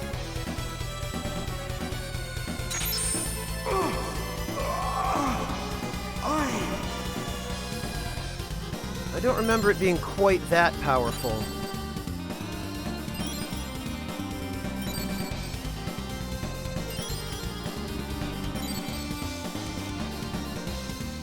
I mean, we can survive it, no problem. But clearly I need to take him a little bit more seriously. Yeah, that's why they call this hard mode. And Denim, I believe I recall saying yesterday, maybe it wasn't an answer to your question, Denim, but I think someone asked, I thought it was you, that, yeah. The point I'm at in the game, and from here on, even despite how powerful my team is, there are still certain enemies, mostly bosses, but there are certain enemies that can one-shot an entire party. Alright, so the first thing we're gonna do, we are going to Sap Power. Sap power. Although actually, I think I would really need Dampen Magic for this.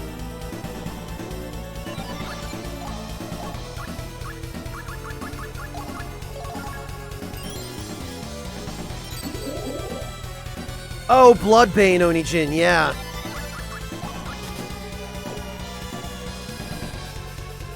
Oh, that was actually a waste of a charge break. I don't know what I was thinking there.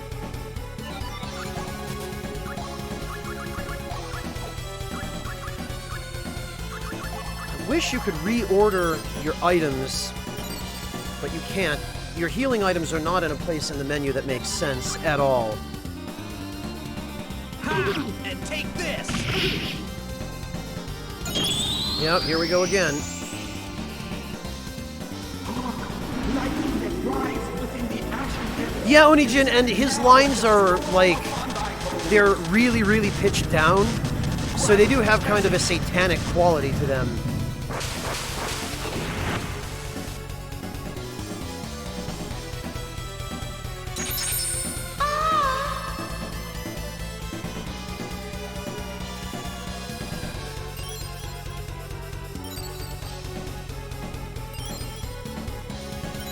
Alright. Well, we're definitely going to be relying on Guts and Auto Item a fair bit here.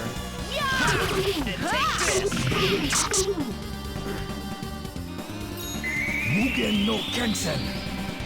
Blade Art. Senko Jin. Resist not. You are doomed.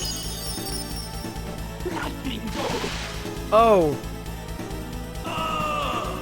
Maybe it would be worth casting Reflect Sorcery.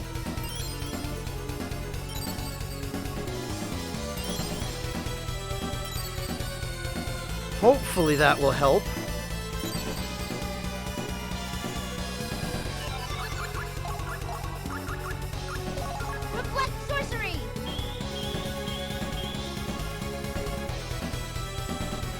Well, Onijin, that was all changed in the English localization, remember?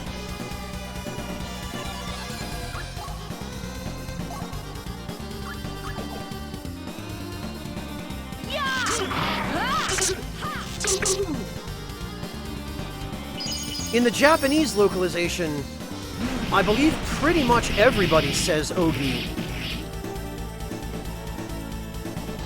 But in the English localization, it was all changed so that, it, I guess, played better in English. Okay.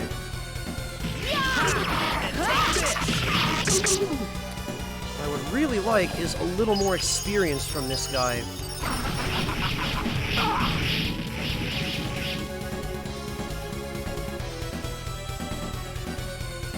Alright, you know what? This is gonna be it anyway.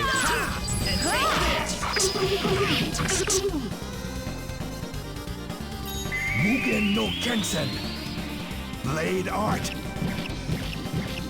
Yeah, Lenneth and Freya are the only exceptions, Ross. Shingi means divine skill. Fortunate to have died a quick death.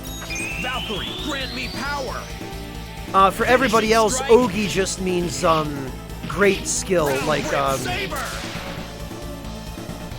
special skill. Not bad, eh? Now you understand. It is inconceivable. How pathetic. I have fallen.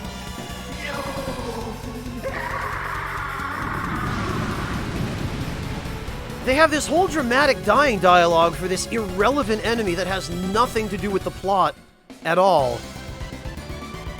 I have never lost a battle.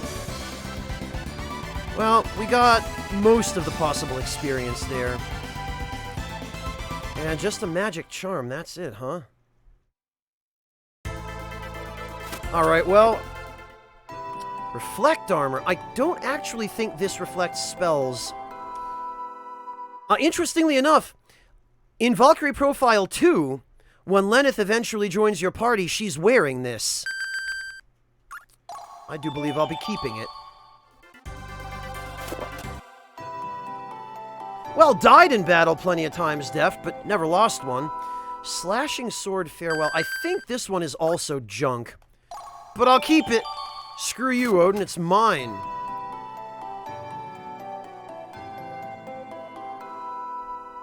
Oh, the Snow Woman, the Yuki Onna in the Glacier row, yeah.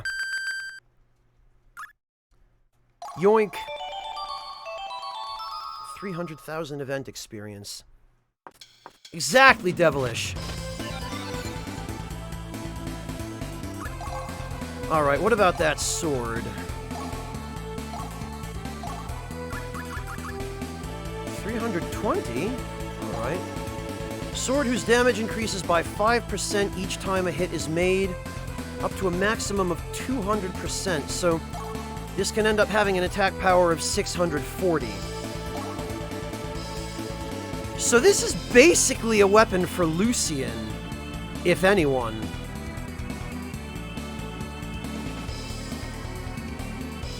But yet, no matter what you do with Lucian, giving him the Grom will always result in more damage. So this is unfortunately quite pointless. Yes, Yoshibear, I finished it. Yeah, exactly, Devilish. I'm down here doing the heavy lifting.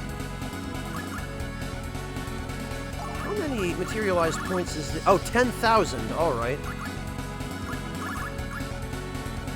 Reflect armor. Armor whose true power has already been lost. Is still a thing of beauty to behold. Well, it's pretty freaking good armor.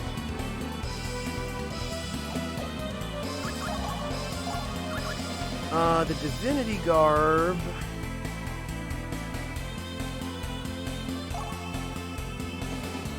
This is very, very good armor, but I kind of feel like it would be a waste to give it to Lenneth, considering she already has a better suit of armor available than anyone else is capable of using.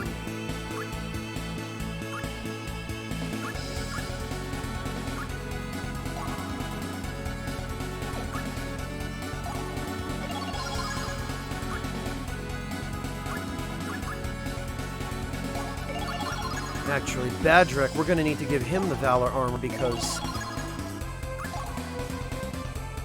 he is going to end up having to replace Lucian when we send Lucian to Valhalla.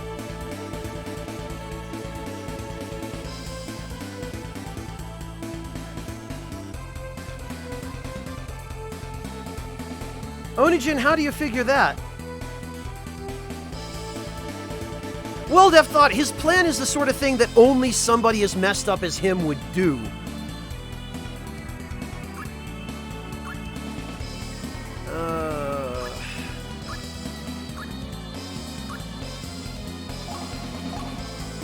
Oh yeah, okay, it's just this.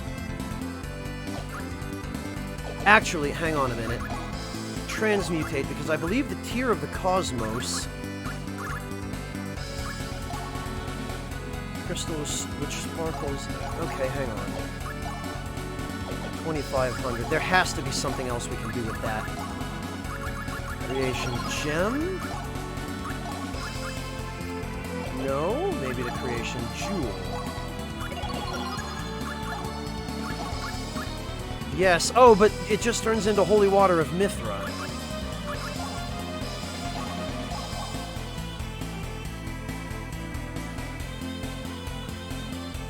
Soulpice, actually, I'd love to see Lenneth in Smash. It'll never happen, but it'd be great.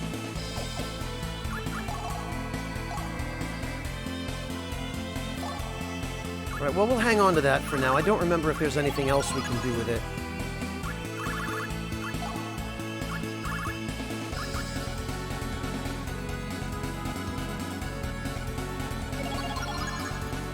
Alright, we'll put on the Kranikin crossbow for now.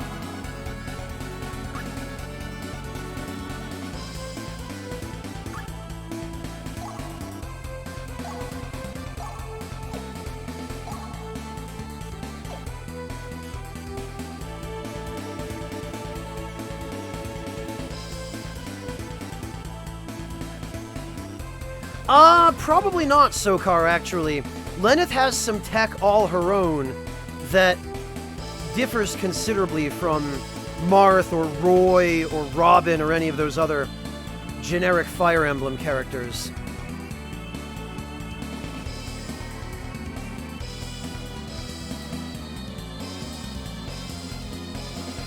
I see, Onijin.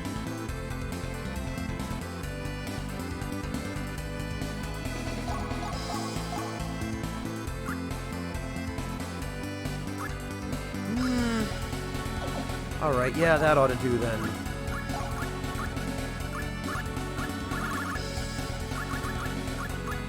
Why do I still have that?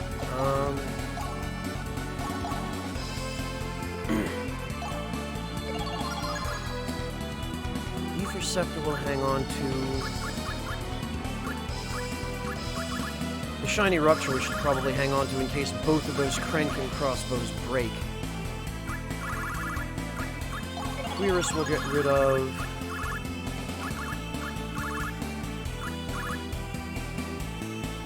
Right, and I guess that's it. I removed the... Okay, yeah, I put the Mirror of Pleiades back on Lenneth. I already have Devilish. I believe the VODs of it are still in my Twitch highlights. So you can go watch that if you're interested.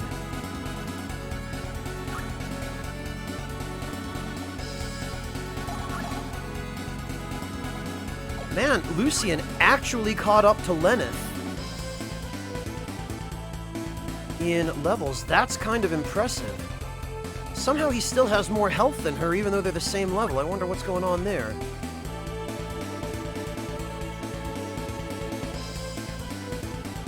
It's also kind of hilarious to me that by using the bracelets of Zoe, you can end up giving a mage like Nanami a level of HP that's competitive with melee characters.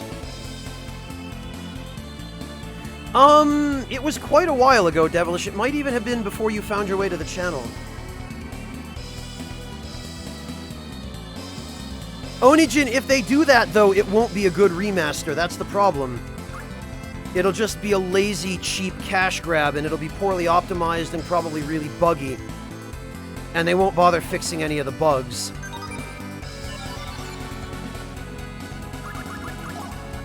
Alright, well, let's save.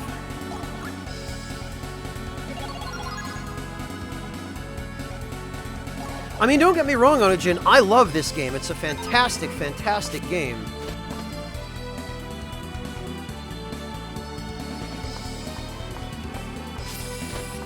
But I don't trust Square Enix to do it justice now if they were to even remember that they own the IP at this point.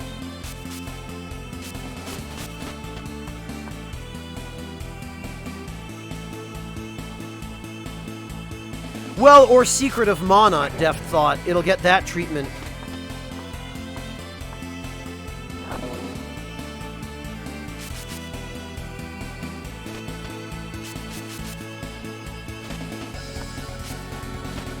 Sokar, well, you're watching this on a high-resolution monitor, I presume? You tell me how it looks. I mean, I'm streaming in 720p 60, so it's the lowest form of HD, but it is still HD.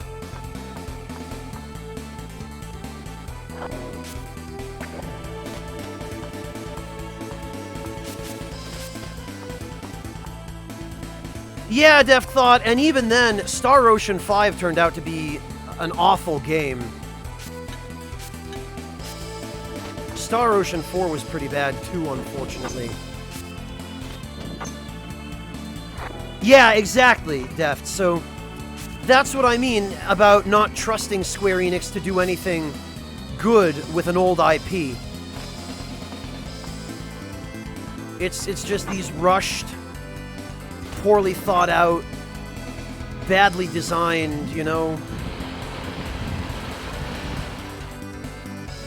Oh, fuck that, Deft. Limmel can go to hell. She's the worst. And Remy is also pretty bad.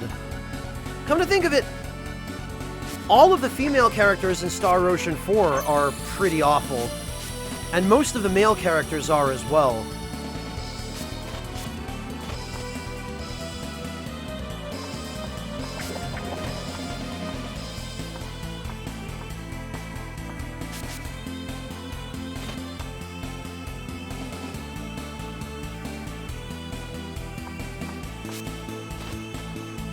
I see, Sokar. I'll have to go back and watch the VOD of this and see how it looks on my 55-inch TV that I use for my main monitor. Although, playing the game on that TV, it looks fine.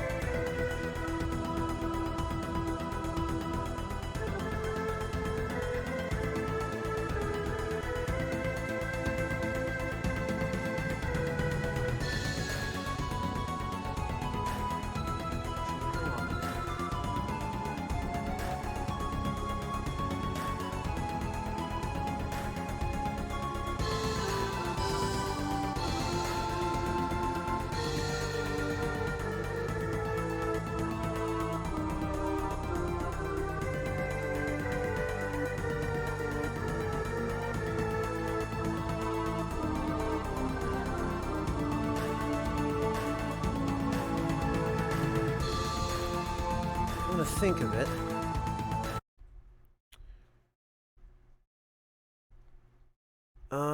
No? Okay. Something doesn't look quite right. It looks like part of the screen is getting clipped off.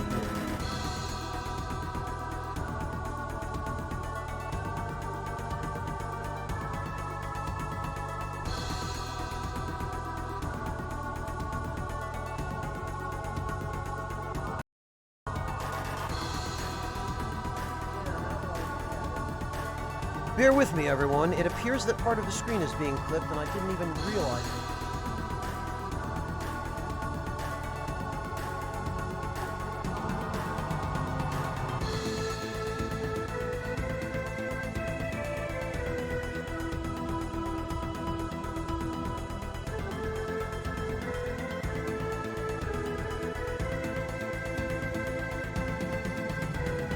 Yeah, they look fine on mine as well, Devilish, but I'm noticing just now that...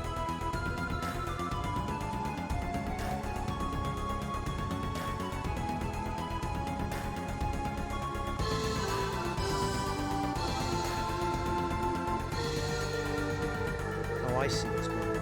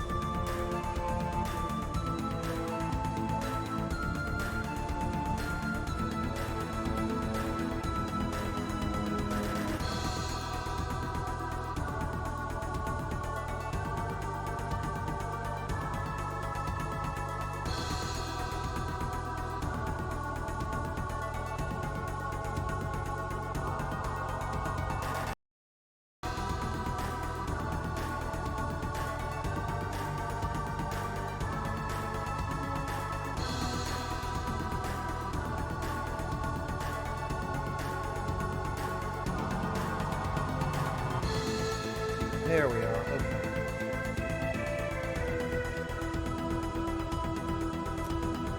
Looks like I just need to address this. Forgive me, everybody.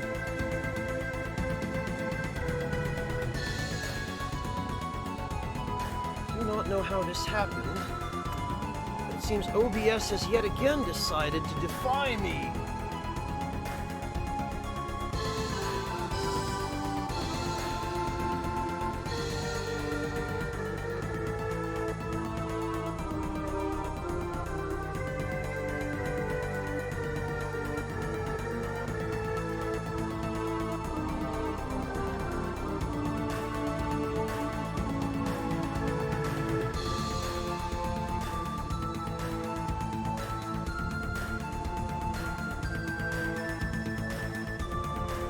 Alright, there we go.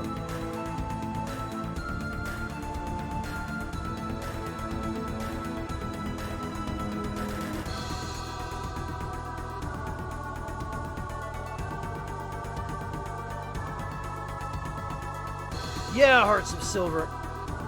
For some reason, it appears to have,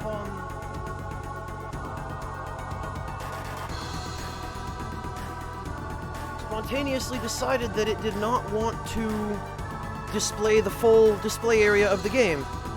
Happy birthday, Baconator!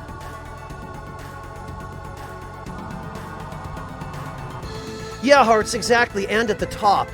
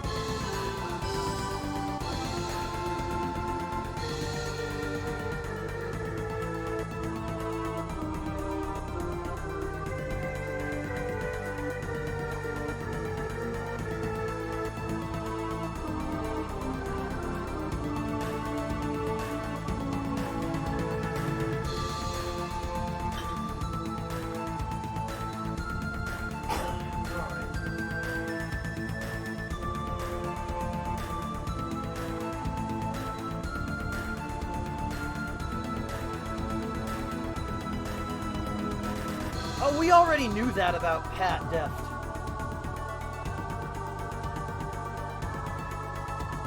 Of course, that's New Vegas.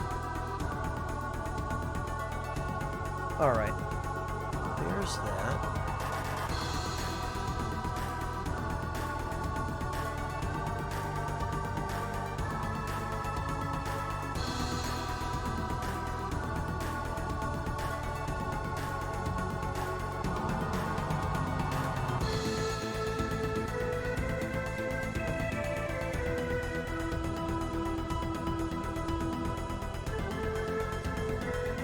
Yeah, Deft, you and everybody else. Alright, so let's see. I believe we've already done the Cave of Oblivion.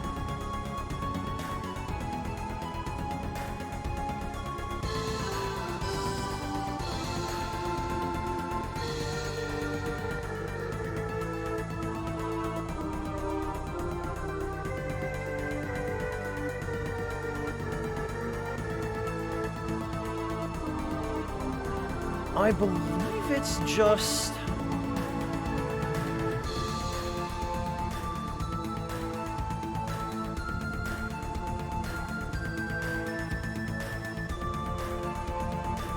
I believe it's just Japan now.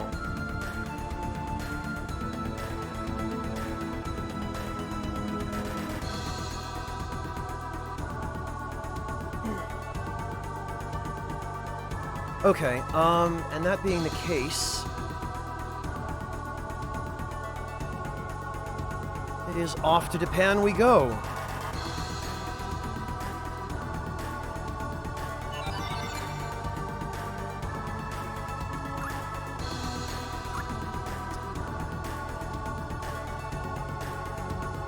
And actually, I think we can just save here.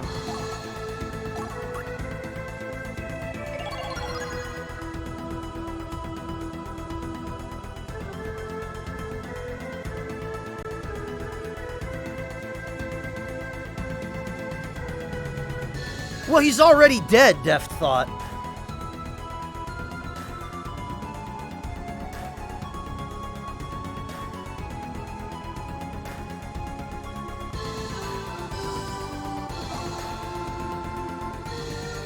Yeah, Sokar, I have no idea how that happened. I had set it up perfectly the first time, but... Lost city of Japan, all that remains of a once great and prosperous kingdom. A palpable sense of loss and regret suffuses this city, which was destroyed by some unknown assailant. The negative psychic energy has called forth the undead. Their souls must be set free quickly.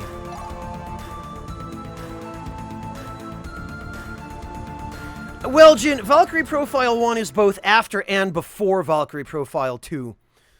There's some space-time dickery. So here's Barbarossa. Oh, so these are the fruits of the beloved land that I served all these years. What has happened to the people who loved me, honored me? What has happened? Grr, wah! Dallas, Guy, and Walther. You were my closest advisors. Where are you now? No matter what I attain, if I am alone, it is but meaningless. What shall I do? There's a typical Japanese mentality there as well. I can't do anything, or it's not worth doing anything if we don't do it all together, everyone. Minasan Ishoni. Humph! You are a servant of Satan, the evil one Valkyrie. Wrong mythology there, buddy. Literally a servant of Satan. Those cruel eyes, cold as stone, I will never forget them. You're the one who destroyed our kingdom. What? I do not mean to disrespect the dead by arguing with them, but neither do I intend to apologize for something I have no memory of. Do not seek to deceive me. In the name of those you slaughtered, I strike thee down.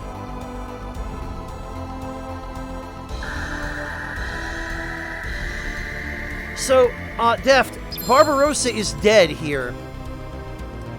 And he takes the form of a Dullahan because he was beheaded.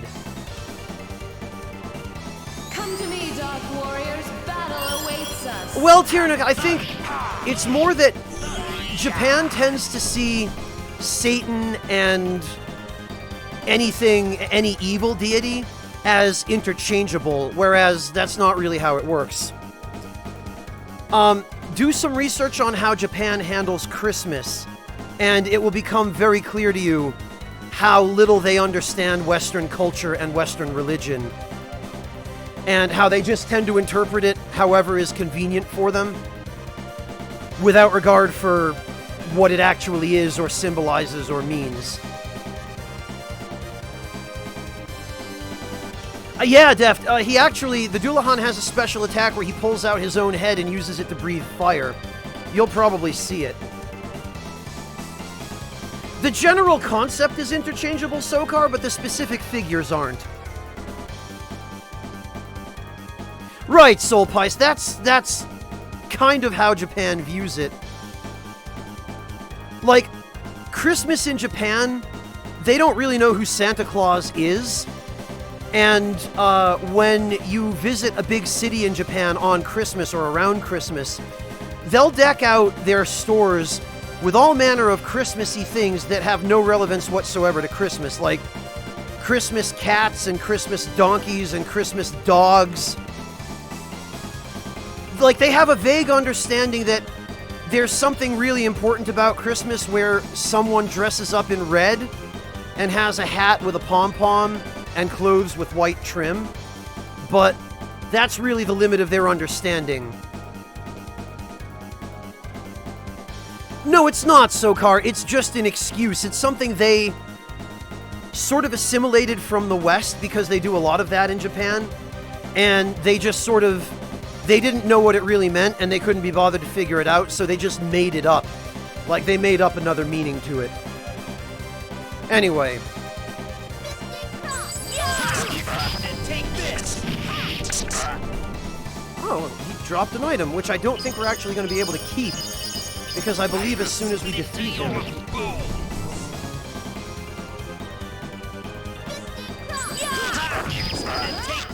I believe as soon as we defeat him, the battle is just going to end anyway. God reinforce.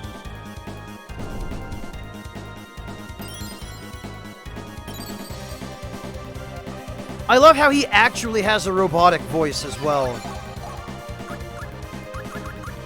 Alright.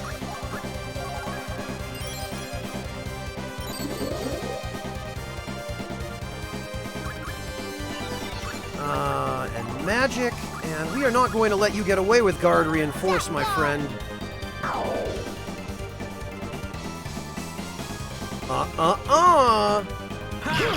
Take this.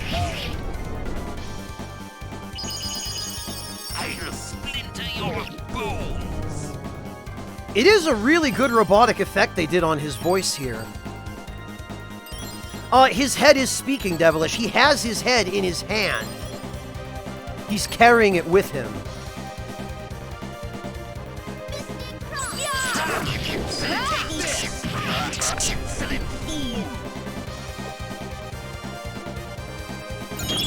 Oh, well, I think we should be okay.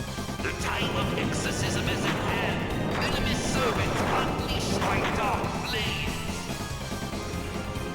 Calamity blast. Yeah, this is fine.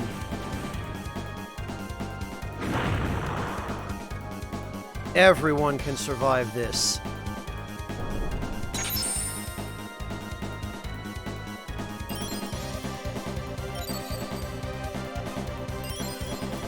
Now, normally, if you're not as prepared as I am when you come here, this guy is one of the two first really hard progression blockers that typically people run into on a first playthrough.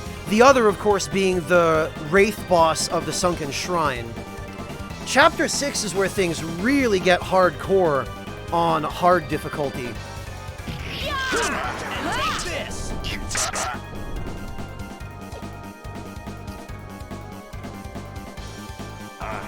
I am the king.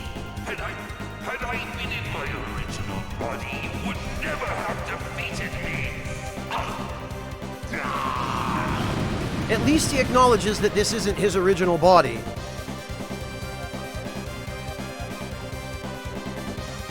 Oh yeah, Bloodbane is awful, Onijin. Yeah, see, and we didn't even get the item from there, because there's no victory screen.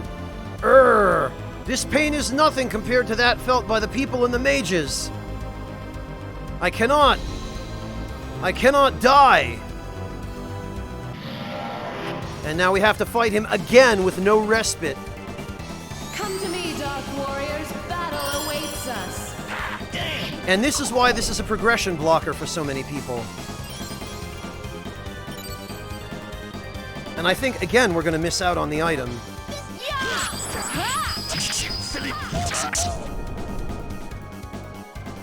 For the same reason. Blade art. Senko Jin. Resist not. It shall be engraved upon your soul. I don't know why I even bother trying to beat Divine gems out of him. assault. It's just the same thing is going to happen. Celesti. And yeah, he will always use Calamity Blast You after still 3 turns. breathe? This boss has a very specific AI pattern. You must desire So if you don't respite kill him in from 3 my turns, you have to survive Calamity Thou Blast. shalt have it.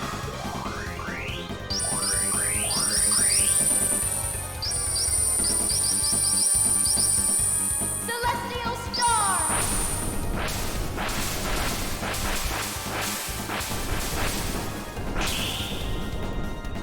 Such is the fate of all monsters. I am the king. Had I been in my original body, you would never have defeated me.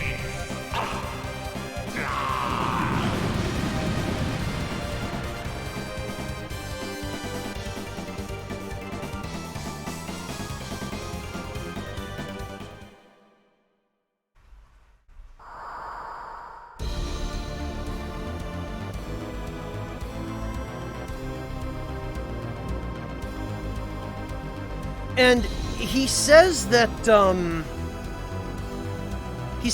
if he'd been in his original body, we would never have defeated him.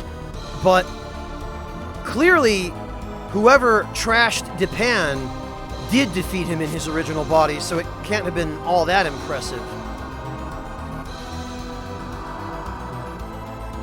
Oh, damn it, that's impossible. None can destroy me. I will become a soul, uncompensated, and I shall save the lost souls of the people and return them to their glory. Ah, now I see. 'Tis your vindictive thoughts which bind you to this place, even though I tell you all is over. Your opinion, I do not wish to hear it. It is not over. The pursuit of perfection has no end. To save him, we must cut the chains of attachment which bind here. But the question is how? Oh, whoops. And now I have to get rid of him again. Dark warriors, battle awaits us. Can you endure this fire? So there's his head, Devilish.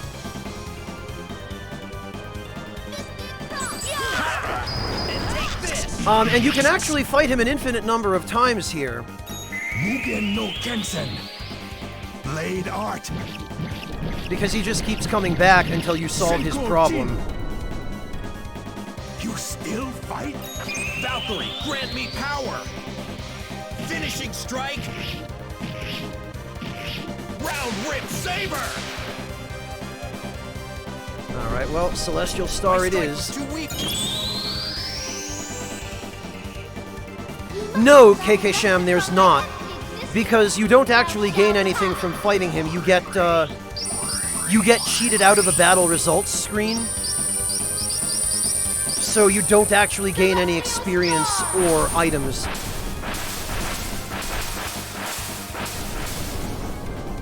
What you have to do is defeat him to get him out of your way, and then go into the castle. I am the king. Had I been in my original body, you would never have defeated me.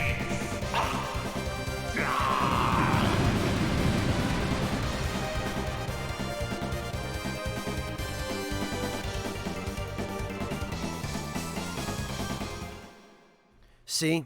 No results. So he just pieces out, and now we have to...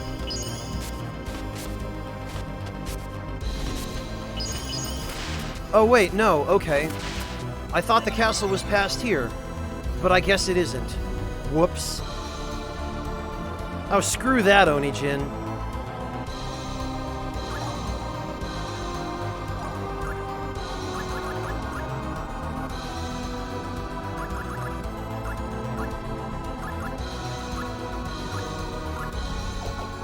Alright,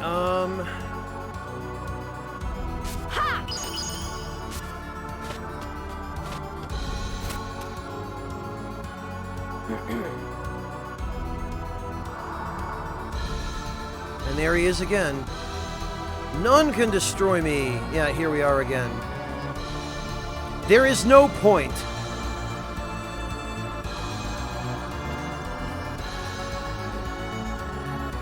Alright, and actually, I have to give credit to the developers here.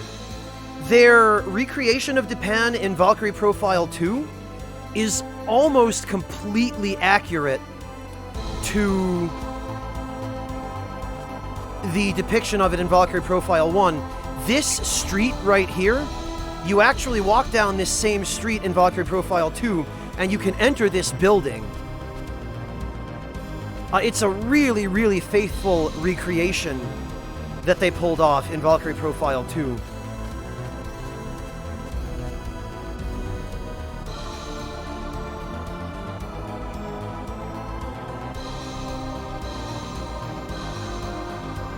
The undead have been summoned. This is the result of neglect. Well, who's going to maintain this place? Everyone's dead. To my side, my noble Einherjar. Look, they are Mononoke, guys. vengeful spirits. And take this!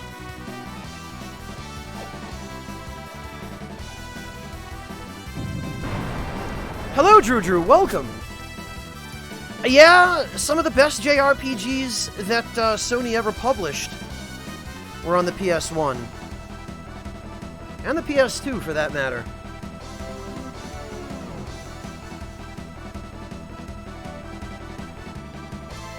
I don't know that for a fact off the top of my head, Onijin, but we can verify that. I don't believe it was. These are all part of the Profile project, and I believe they had a plan for the entire series when they started out.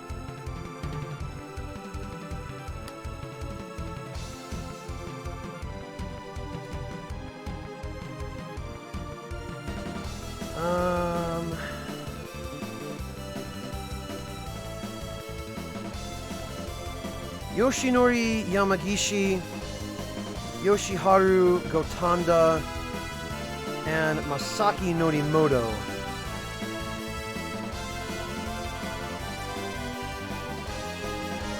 That's Valkyrie Profile 1.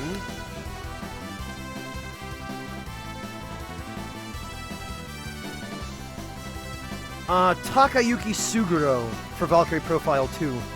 So they did have different designers.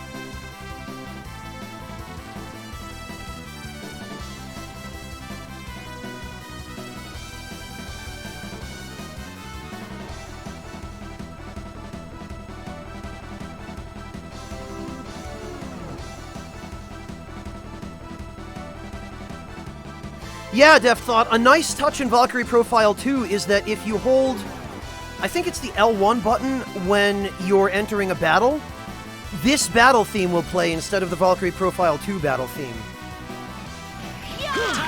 And take this!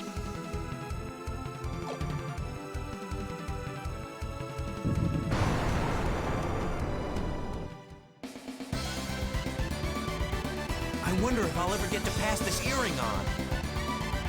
Oh wow, that full plate. Wonder if full plate is any better than the silver armor we got before. Full plate is 820, defend, trust 72. Okay, actually.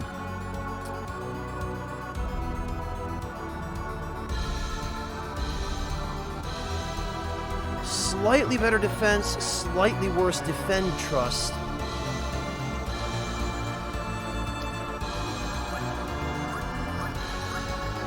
That's kind of difficult.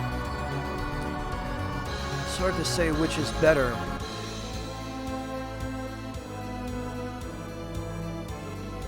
$15 defense,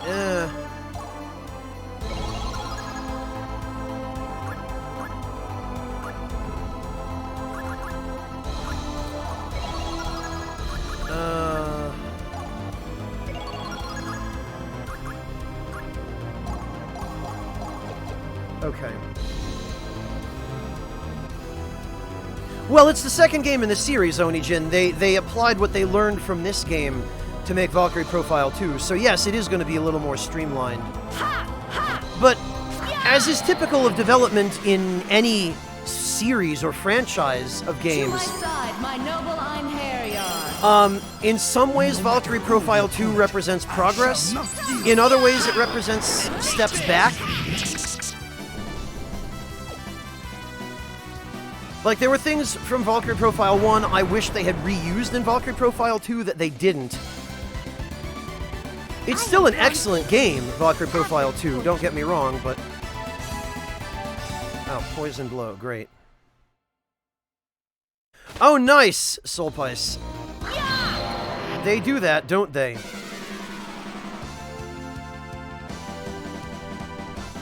To my Yeah, side, Sokar, my I already noble read that off. Einherjar. But thank you. They are Mononoke, vengeful spirits. Take this!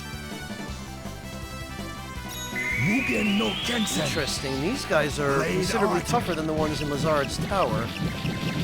Senko Jin. None can stand before me.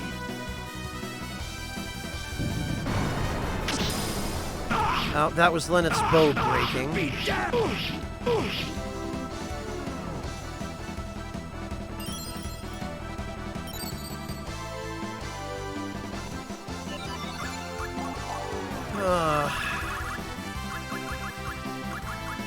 Shiny Rupture it is.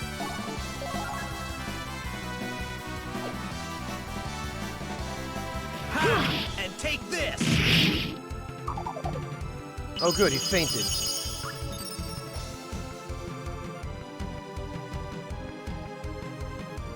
Those are the directors, Sokar. It says designers on the wiki, but they're the same people.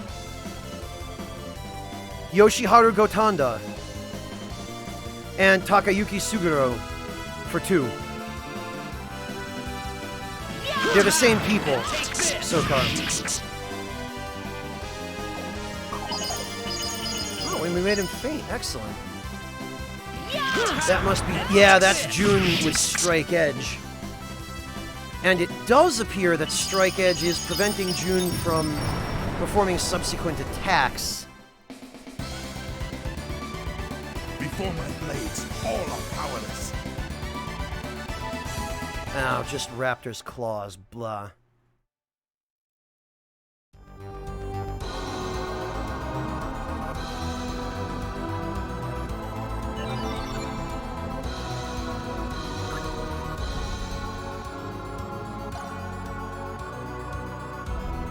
What did I... Oh, yeah.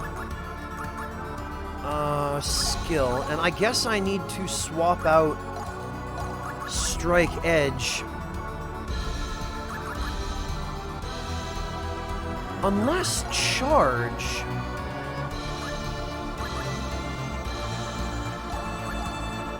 Let's see. Let's see if Charge still causes that problem.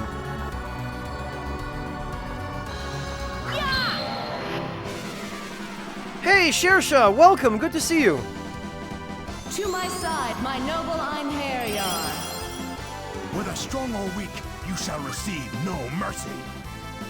Take this! Mugen no Kensen. Blade art. Senko Jin. I mean, it's hard to tell with Charge.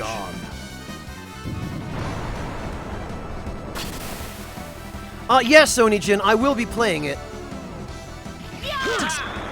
Take this! Yeah, actually, Charge seems to work fine. Take this! With Shining Bolt, Charge doesn't seem to cause the problem of sandbagging the rest of your combo. Be damned! Be damned! That hits a few too many times.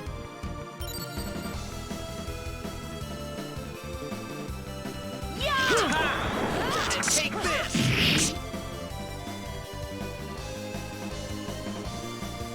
Take that! Yeah, screw you. Take this!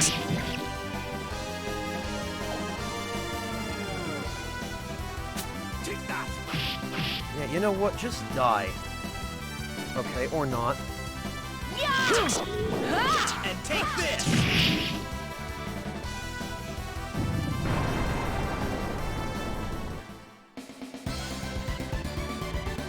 This power. If only I had gained it earlier, I could have... Okay, well, that's... decent amount of experience, but no good items. Okay. Hello.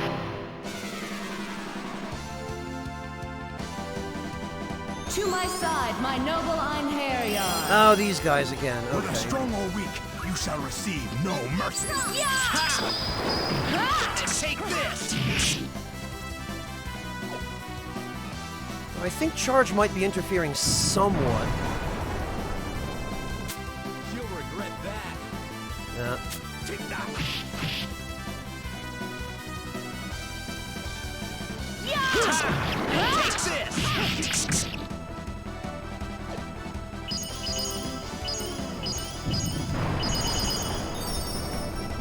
Not even close. I guess that's fine. And take this!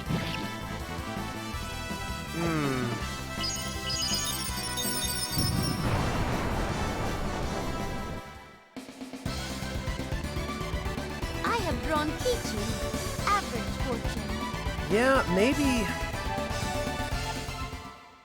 maybe charge is interfering. Flamberg. I believe there are two separate items. Yeah, there are two separate forms of the Flamberge. There's a Flamberge and the Flamberg. I don't know why they do that.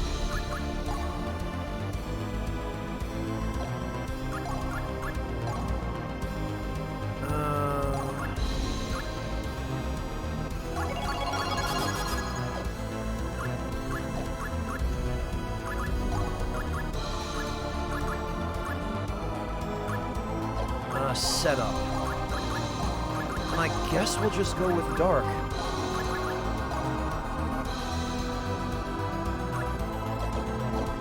And actually...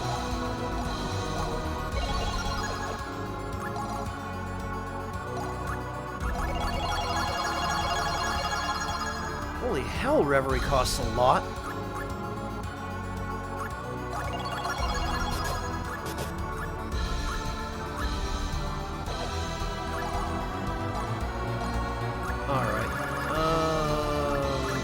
There it is.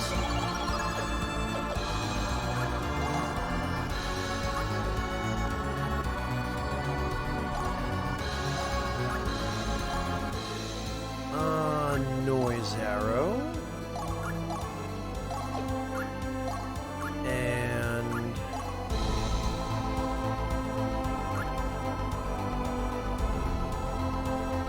wow, Slanting Rain and Darkness Hour are both kind of garbage.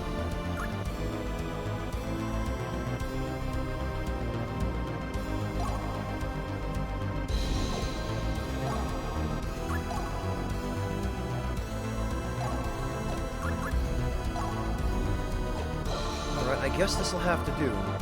Oh, right, and... dampen magic.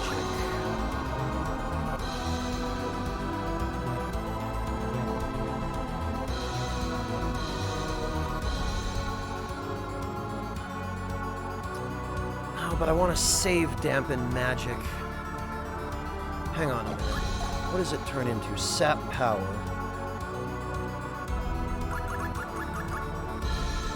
Sap guard. Sap power. Okay.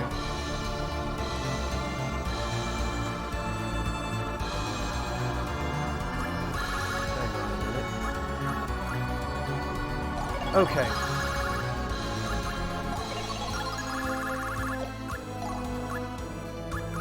Because I do want to teach Nanami dampen magic.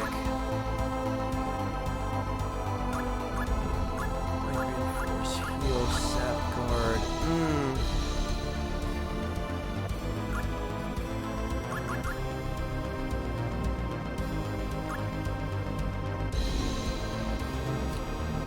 feel like I could stand to get rid of...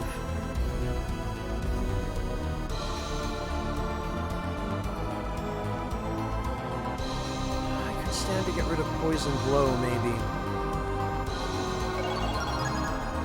So I've got the only two great magics that actually matter.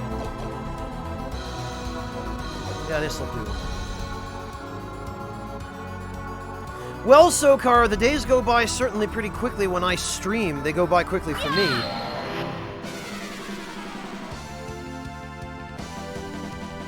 Stormy One, I thought overall it was a fantastic game.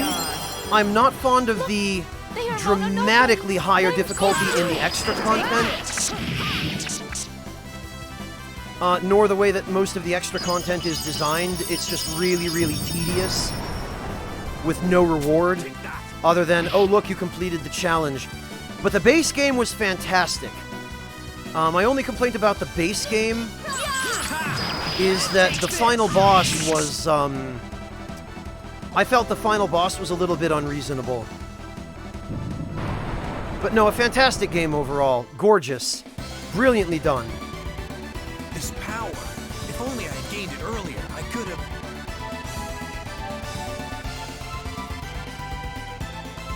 Devilish, I'm not sure which ending you're referring to, and I'd prefer that you didn't spoil it in chat.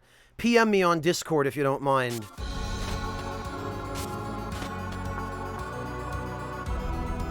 I think I just walked past an enemy.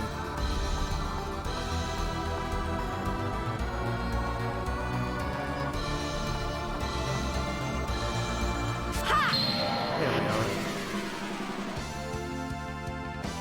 To my side, my noble Einherjar. Whether strong or weak, you shall receive no mercy. Then take this! Okay, yeah, it does appear that the charge skill was interfering with our ability to chain well. Take this! Though I suppose that won't be an issue when we replace Lucian with Badrek.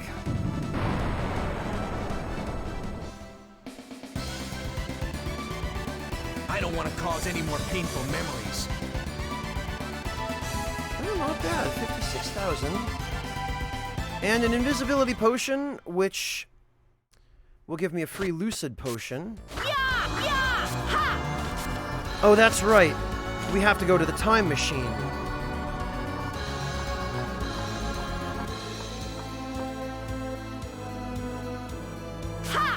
Oh, come on.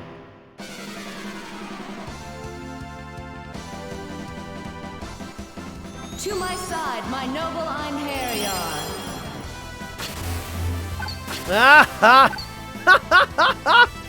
Oh, this is the best. I should just instantly win the battle for this, for every enemy being petrified.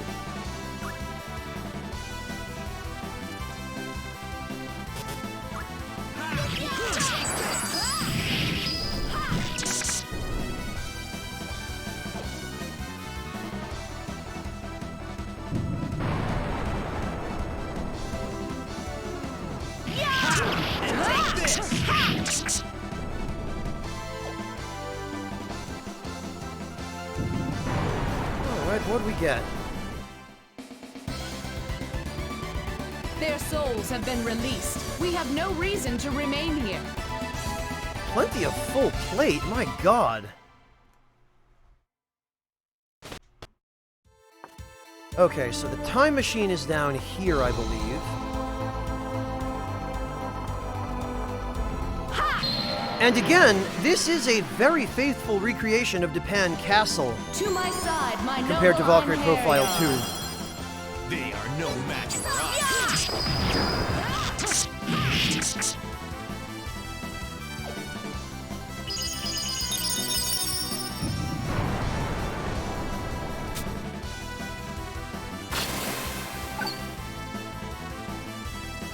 The bird Bacon Wrath? You mean the one that's flying above Nanami?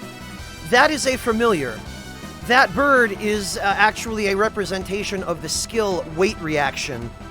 Normally, when a mage takes their turn, when they cast a spell, they have a really, really long cooldown of charge turns. Weight reaction allows the mage to attack even on their charge turn using a familiar, and that's the bird. The bird is actually an extremely powerful attack because it's counted as a magic attack, meaning it's unblockable, and you can open up a combo with the other 3 members of your party using the bird, and there will be nothing an enemy can do about it. Furthermore, if your mage has the ability Stun Magic, which gives all of your magic attacks the ability to inflict the feint status, Stun Magic also affects weight reaction, so the bird then gains the ability to cause enemies to feint and lose 2 turns.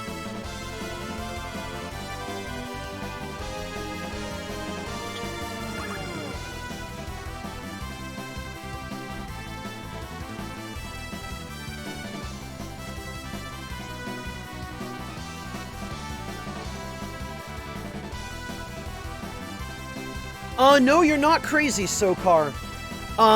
Yume's familiar is a cockatiel, Nanami's is a dove, and I'm pretty sure all of the other mages have different types of birds as well. And then, instead of birds, the male mages, Gondar and Lizard, both have dragons. Like little miniature dragons that do the same thing.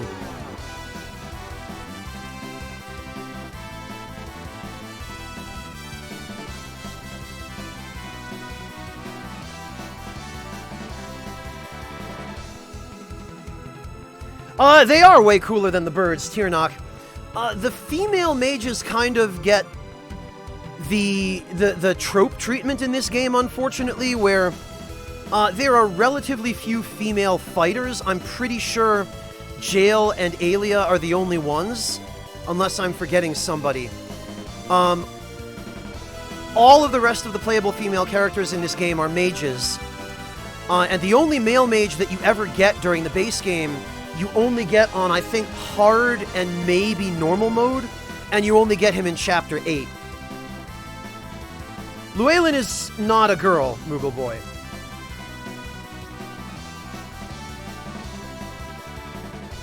Oh, it is, Stormy One. These are some of the most gorgeous sprites I've ever seen on the PS1.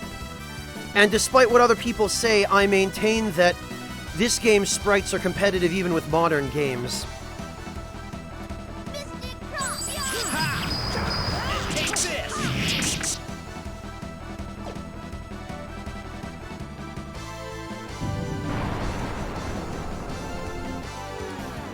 Okay, and here's weight reaction.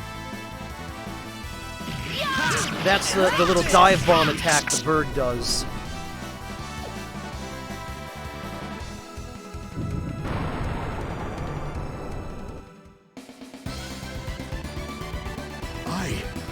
Have I made a terrible mistake?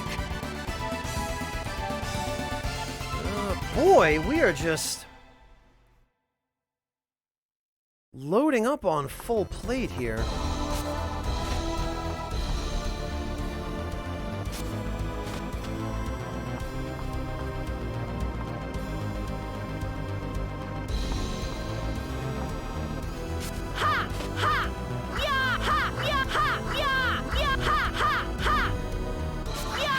Get over here.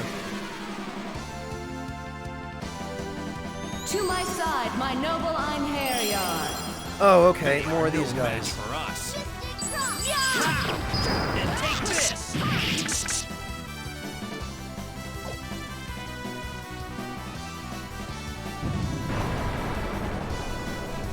Too slow. Gotcha. Be damned!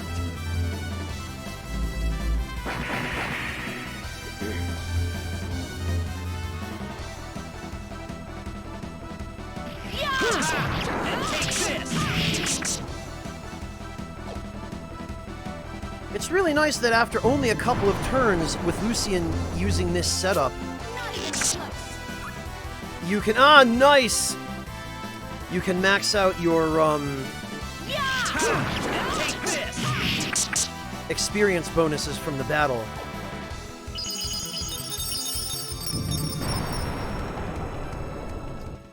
Well, Platoon Dream Team, this game is balanced more Their souls along have been the released. We have no reason to remain here.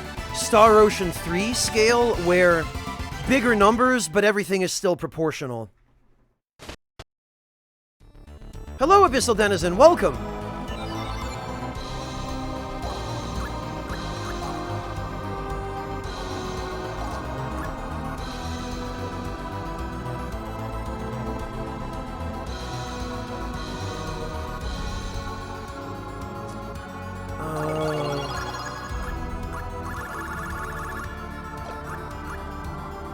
Right, his traits are maxed out. Guess I don't really have much else to teach him at this point.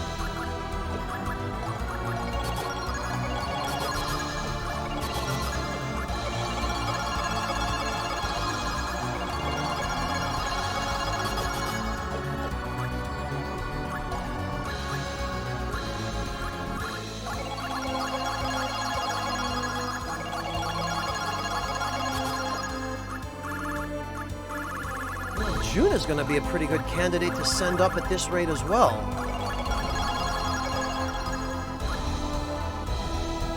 Nanami. Oh, mental reaction maxes out at level 4? I don't remember that being the case.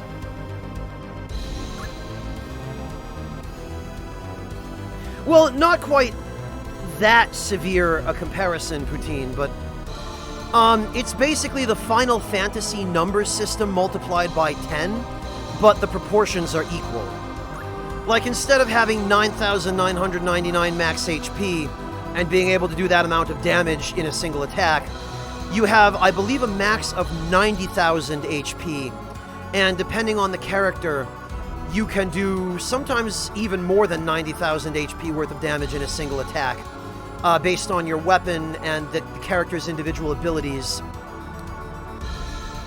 So it's roughly proportional.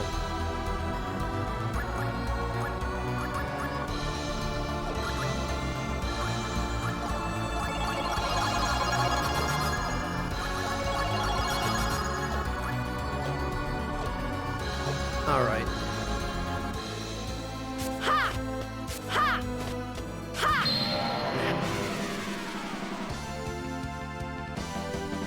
To my side, my noble Einherjar. Look, they are Mononoke. They're spirits. And take this! God, it never gets old seeing so many of those gems knocked out of one enemy in one turn.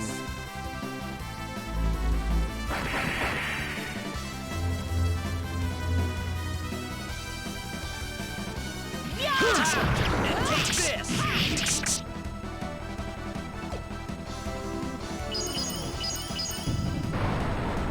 Alright, wise sorcerer, what you got?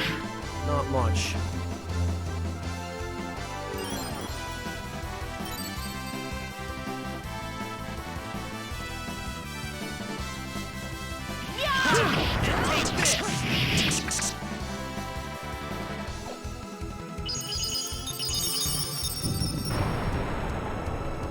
Bacon Wrath, he's been doing okay for the most part. I wonder if I'll ever get to pass this earring on.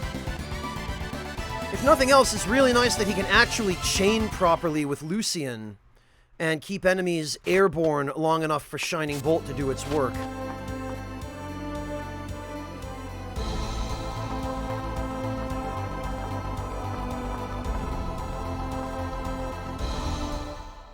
Here we are. No, Lenneth, don't stand there.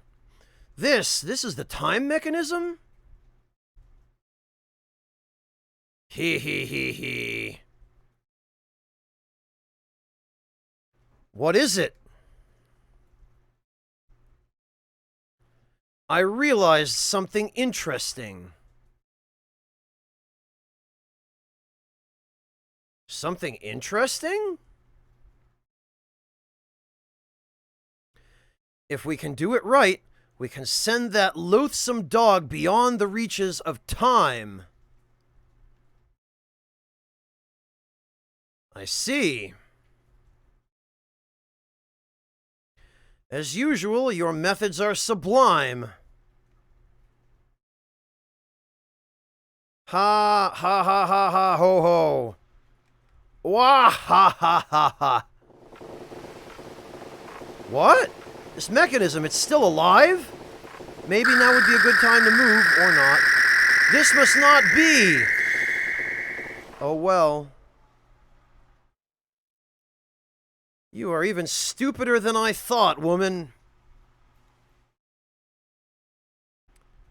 So, after all, that's all you can do.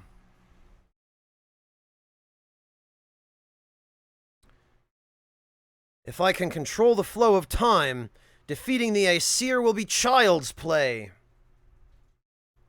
Yes, Sokar, if it's on sale, get it right now. It's fantastic. That's exactly right. Those creatures are not yet advanced enough to be able to participate in the divine providence.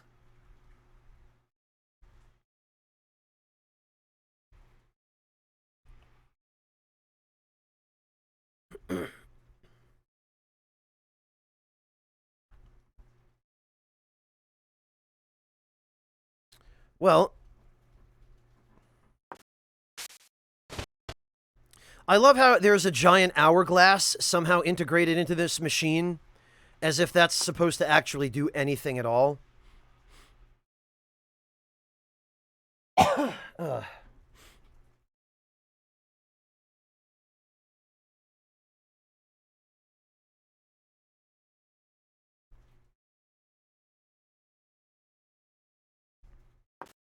All right.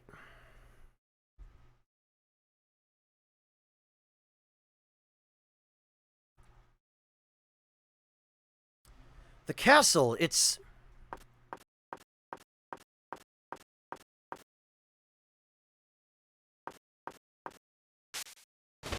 restored. So think about this, everybody.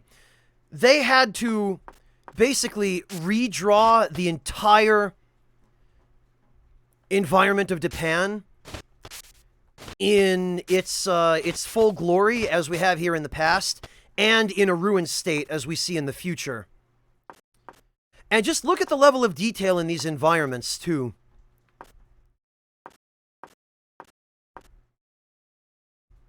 Ha! Yeah! Well, it looks like everyone's dead.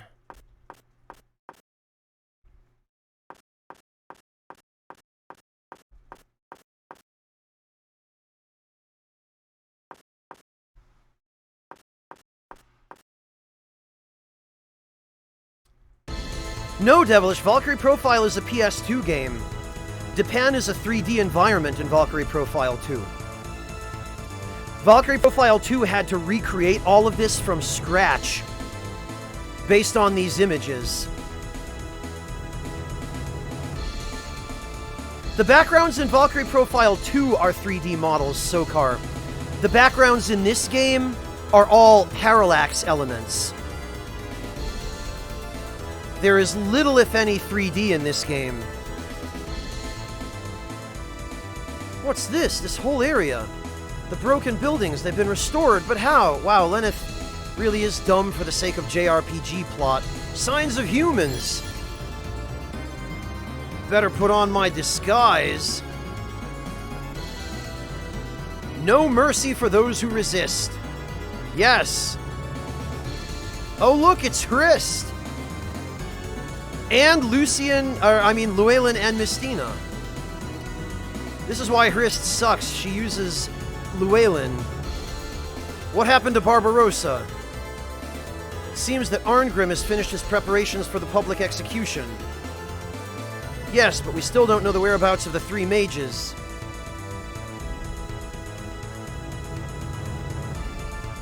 I've learned that the castle has a hidden room. As far as I can tell, Sokar, the statues are also parallax elements. They're one-dimensional. They definitely don't look 3D to me. For the time being, we've restrained the king and the mechanism. They can't do anything. Yes, she did, Jin. Go on ahead. Yes.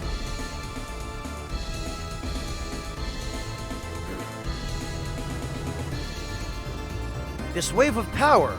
Lenneth? can't be. It's just my imagination.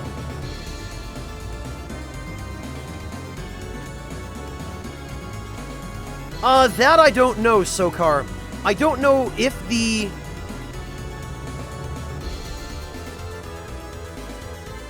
I don't know if these elements were originally based on 3D models, but they would have had to just, draw over them or flatten them. And they wouldn't have been high enough resolution 3D models to reuse in Valkyrie Profile 2.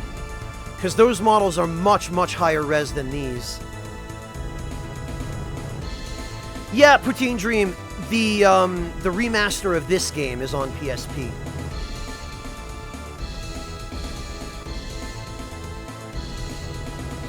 That was Frist. This place, it couldn't be the world of the past? The time mechanism has sent me to the past?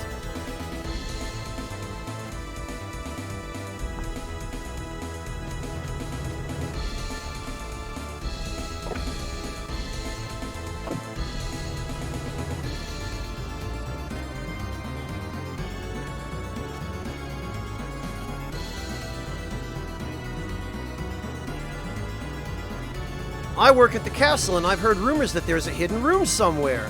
Perhaps the Queen is in there as well.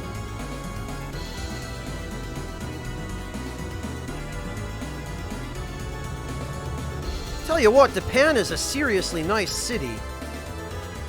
Yeah, Sokar, but that's the typical JRPG main character stupidity for the sake of the plot. The Queen, our dear beloved Queen, perhaps gone from us forever. I don't want to think about it.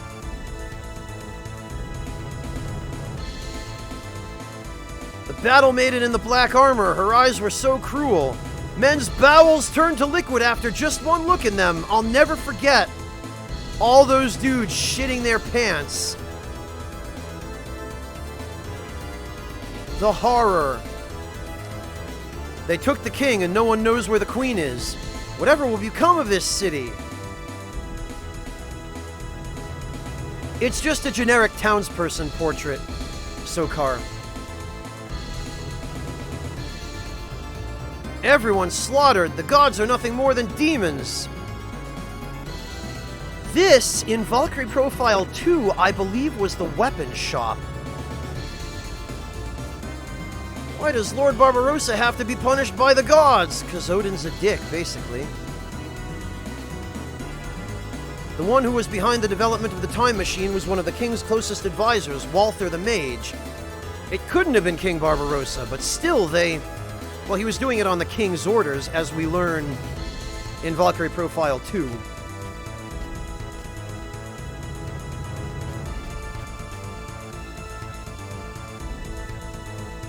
I've never seen anything like it. That man single-handedly cut down scores of soldiers. Yeah, Arngrim does that.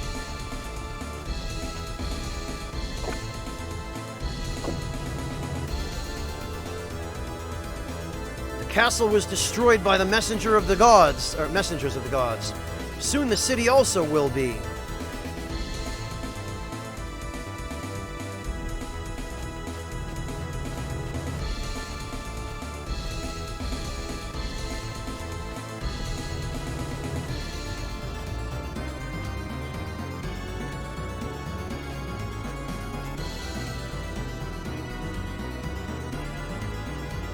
The Queen was the power behind the throne and beloved of all. Where could she be? No, she wasn't. Barbarossa is the one who... Like, you never learn anything about the Queen, even in Valkyrie Profile 2. The King's three mages. If it weren't for them, the gods would not have punished us so. I heard that Lord Barbarossa is going to be executed soon. Is it really true?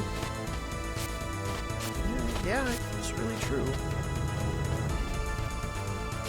Oh, no, we can't leave. Oh god, I don't know, Poutine. We'll have to check when we see a save point again.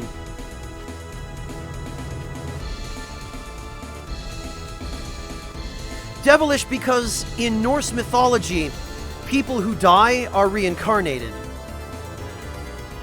Or at least in this game's take on Norse mythology. But the idea is, Arngrim is basically the same person, but every time he dies, he is reincarnated as more or less Arngrim. And so, the life that he lived during the time of Japan has him forcibly being recruited by Hrist, which you don't learn about the forcibly part till Valkyrie Profile 2, but Hrist basically kills Arngrim and forces him to become her Einherjar, and then forces him to help execute Barbarossa.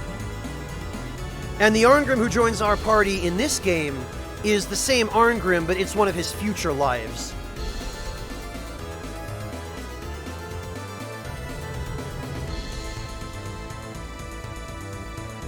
Not really, Sokar.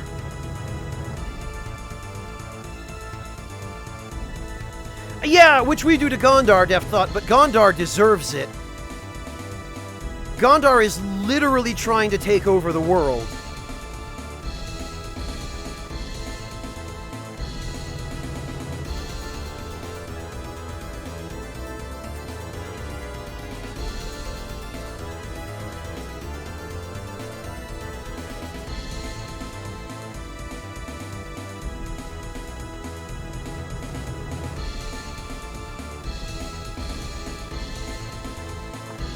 Alright, let's search the castle. That stairway leading up is where we need to go now, I believe, but...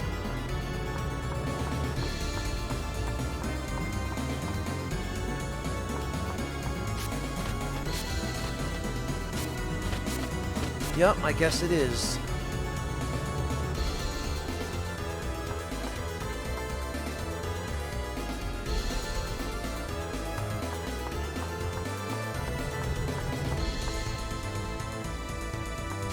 Oh, don't do that, Death Thought.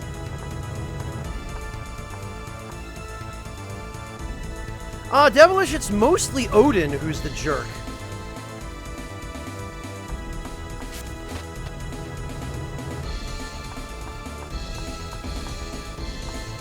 Let's see.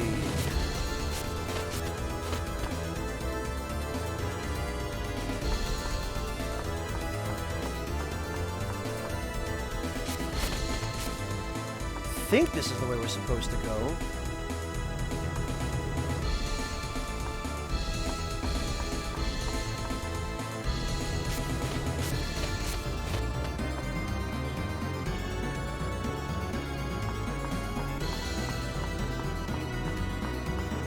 Yeah, Loki too. But Odin enables Loki. Odin keeps forgiving him and permits him to go on doing what he does unchecked. Until it ends up being too late. Alright. There is a switch on the back of the book. Will you push it? Yes.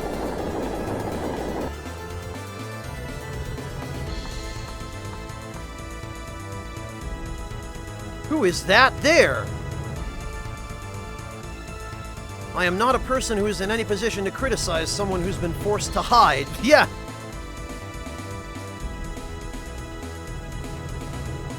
Oh, look, it's the Queen. She doesn't even have a unique character art. That's how unimportant she is. Even in Valkyrie Profile 2, she's not important. In Valkyrie Profile 2, she just dies off camera. And you find out that she killed herself. So it's actually... that would place it right after meeting Lenneth and handing this item over to Lenneth that the Queen kills herself.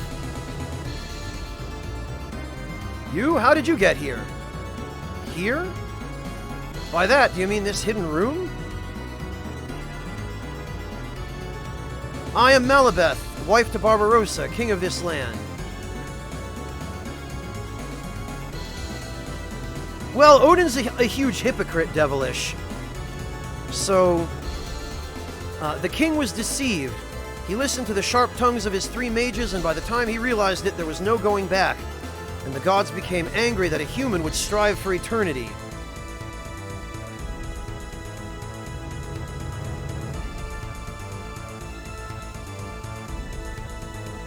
Please, take this crown to the king. He always wanted to be king up to the very end. I do not know exactly who you are, but you are a woman like me, and so it is with a pained heart that I make this request of you.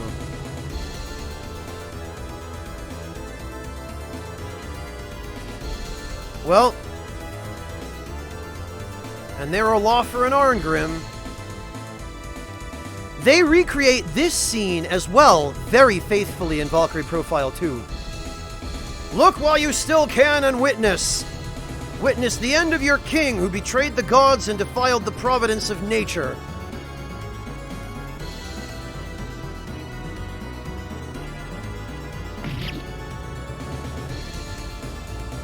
The king should die as a king.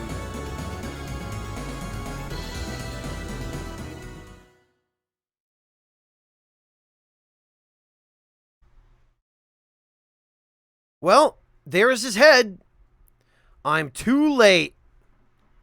We sure are. Barbarossa. So she just picks his head up. What? What the? We're being pulled back? Incredible. Returning to our time. This is the most convenient plot bullshit ever. But how could such a thing be possible? Perhaps because she had such a strong connection to this world? To such a low-level god? Yeah, let's just make shit up. Might as well. It can't be. Oh, she is, Venmaru, she is. You see it even worse in Valkyrie Profile 2.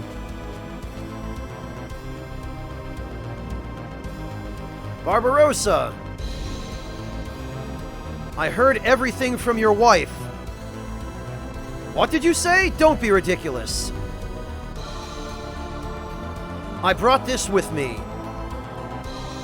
That? It cannot be! I gave that to my Melibeth. Correct.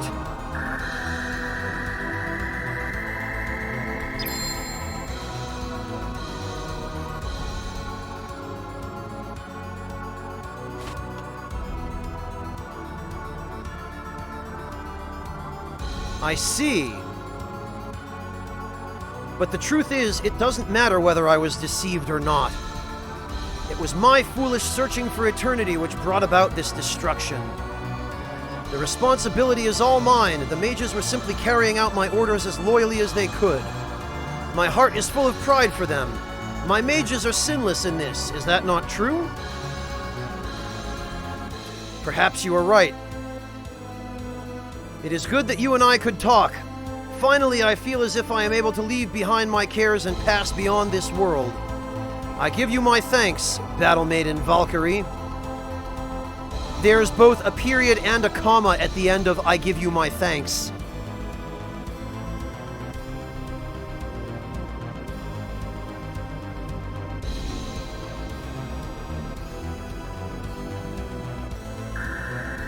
Bye, I guess.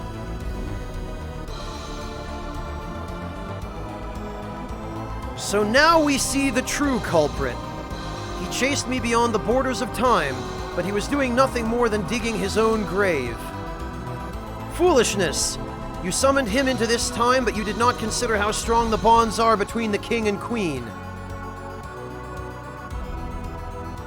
Thoughts surpass the boundaries of time.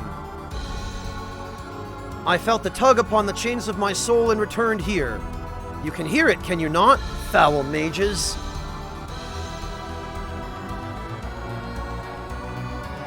Ha! Who are you, Lady Valkyrie, goddess of fools? So, the reason these guys were able to live so long is that you find out in Valkyrie Profile 2, Walther and Gain drank ghoul powder and turned themselves into undead, and then they forced Dallas to drink it too, against his will, and they turned him undead as well.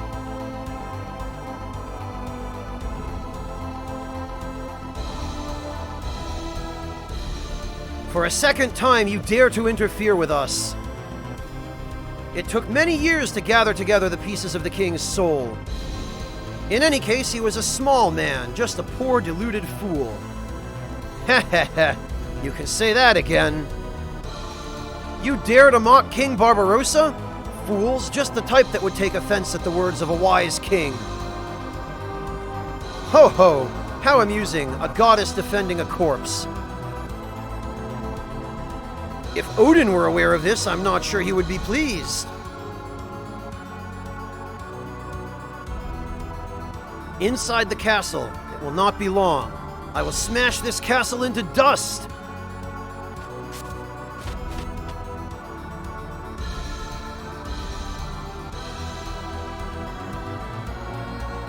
Yeah, whatever the plot happens to require at that particular time, Death Thought. She is a goddess of the 6th rank, Venmaru.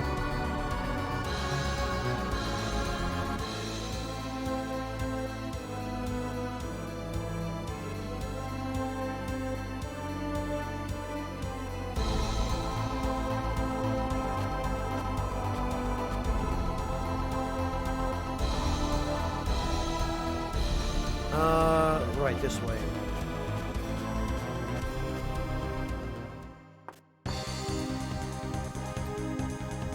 Oh, right, and actually, there are monsters here now.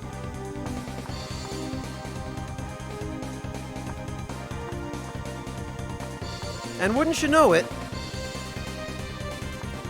that staircase is here now. Wasn't there before.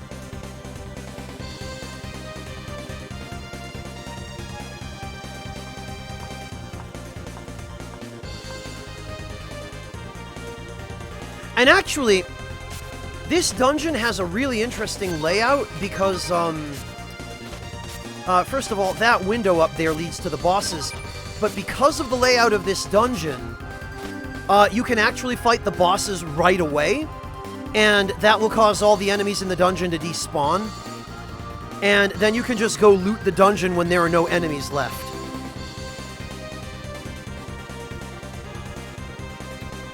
Which I think I might do, because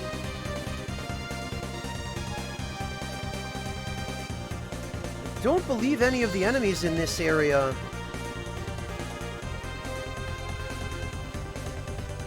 drop anything worthwhile.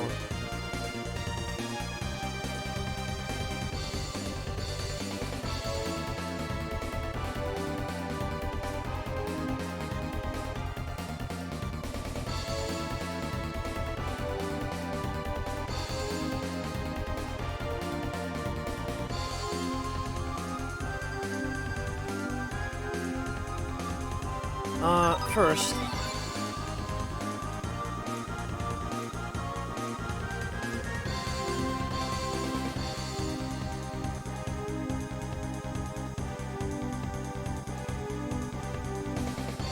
what do I want to do? I want to... not by illusions, Devilish, just, funny enough, by a stained glass window.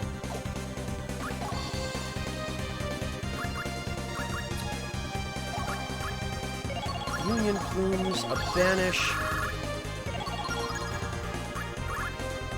a couple of Prime Elixirs, and a few charge breaks I think wouldn't go amiss.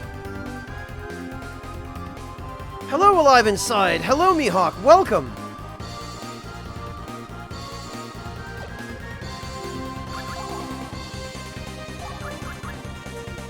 Yeah, you know, I don't really think any of the enemies in this dungeon are actually worth fighting, so I'm just gonna make it easy on myself. And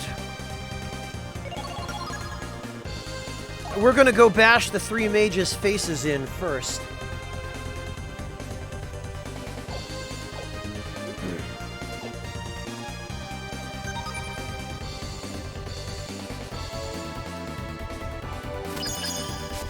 Well, Devilish, neither do I.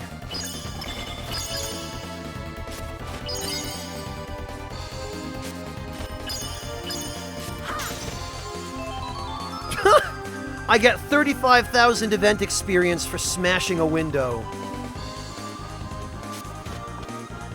Alright, you stupid mages.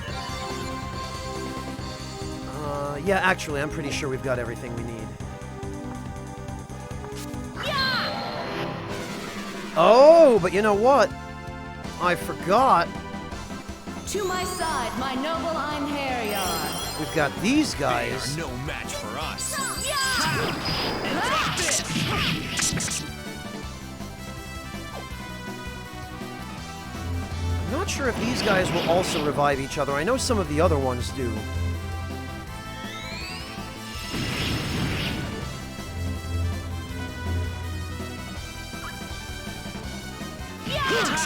And take this!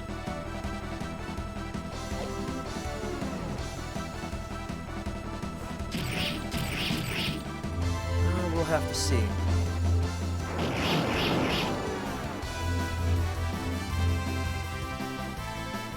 And take this! Mugen no I have a Kensen. feeling they probably will, Blade art. but if nothing else, it'll just be a chance for us to get a little more Senko Jin. experience. Die and be gone.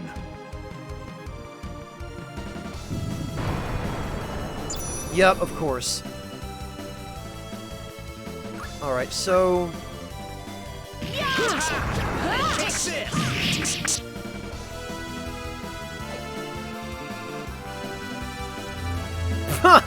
No, Sokar, they're not those kinds of mages. They're not the Maggie.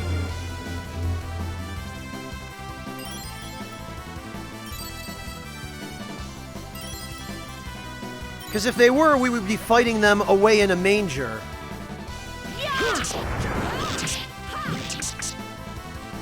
I can make Christian jokes, too.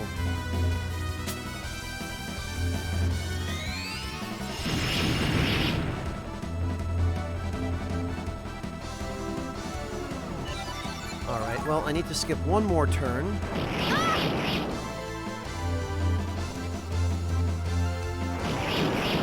And then we just need to...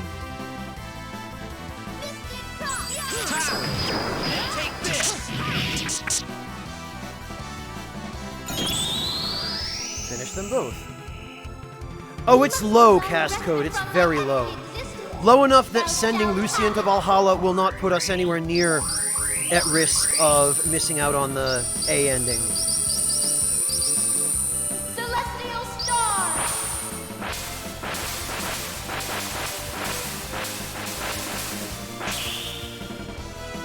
Tenshu, punishment from the heavens!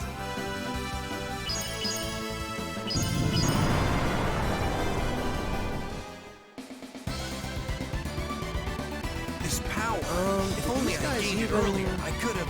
Oh, you know what? I guess they do. They're worth 100,000, and we get necklace dolls from them. Cast code, Lennett's seal value is 16. So sending Lucian will put us at 28, but then the event we get from sending Lucian will bring us back down again, so it'll be fine.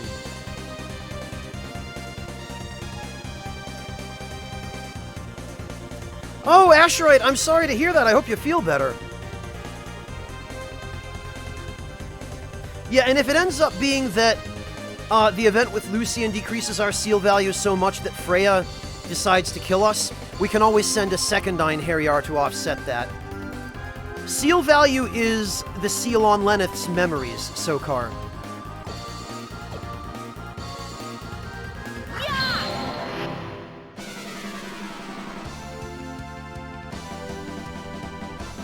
To my side, my noble Einherjar. Oh, it's just one. Bah. Whether strong or weak, he shall receive no mercy.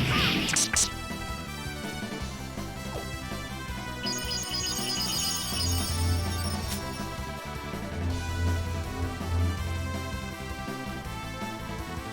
Well, no, I'm not trying to break the seal yet, Waltz Queen. I'm trying to get her seal value below 37, which is what you have to do by Chapter 7 in order to get the best ending. Mystic Cross! And take this! Because the seal on her memories actually breaks during a cutscene. Have I made a terrible mistake? Evaluation is part of it, Ross, but I'm pretty sure if your seal value actually reaches 0, Freya will also kill you. Don't quote me, but I'm 95% sure that's the case. Oh, I see, Ross, okay.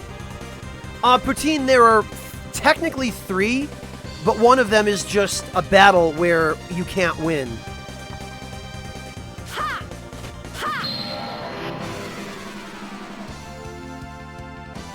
To my side, my noble Einherjar. Whether strong or weak, you shall receive no mercy. My god, look at all that. The freaking Holy Sword Seraphy is ridiculous.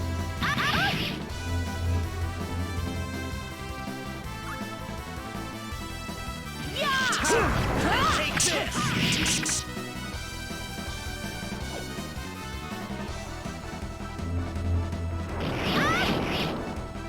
Huh, no, Sokar. What is this, Beauty and the Beast?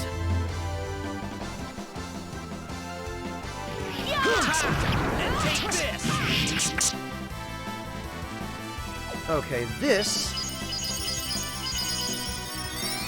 ought to get Nanami back her turn.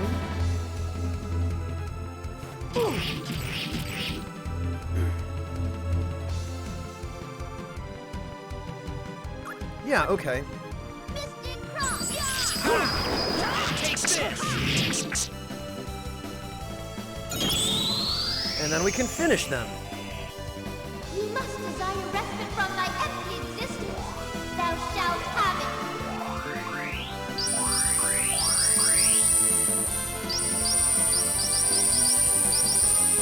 Celestial Star!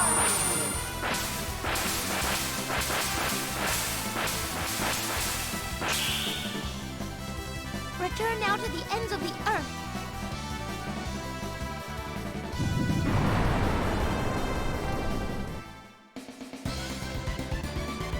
You have served me well, my Einherjar. Sokar, if you do, I'd very much love to see it. Oh, invisibility potions. These are nice, because that gives us free lucid potions. And lucid potions are quite expensive.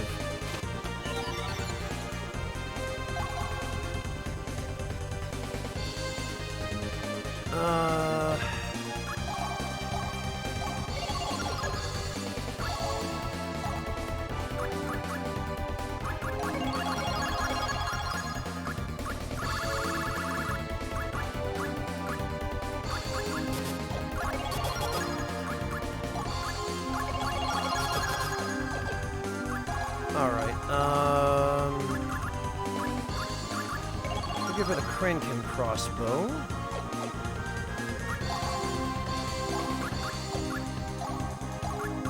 Always sets me back to combo counter for some reason.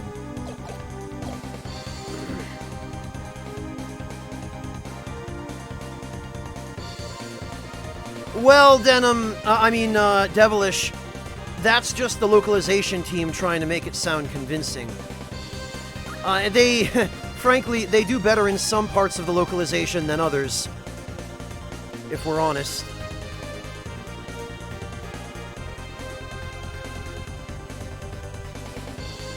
Oh, are you heading out, Deft Thought?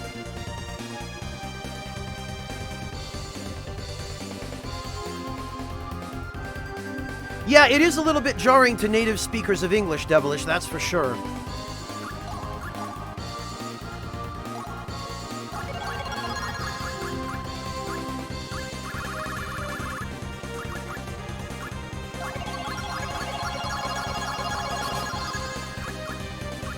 Man, Lucian is just about done with everything. That's kind of incredible.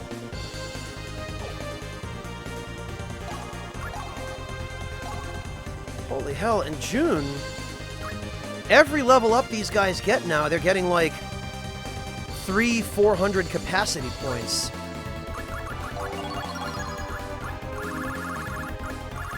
Which I think is just a guarantee that by the end of the game, you're able to max them out.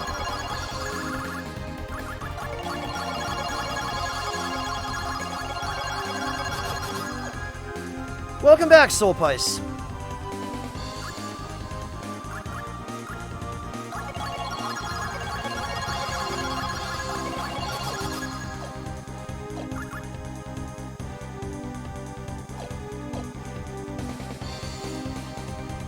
Well, you could have fooled me, Devilish.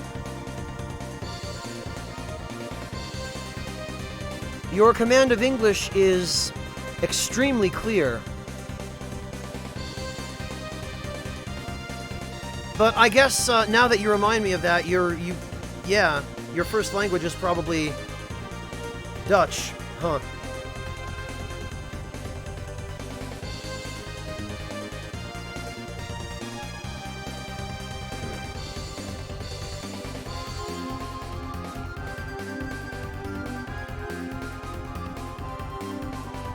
Really, Ross? It's based on your level?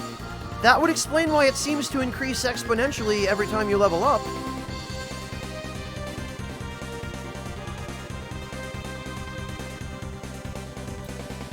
Alright, well let's go save again now that we've gotten all that tasty experience.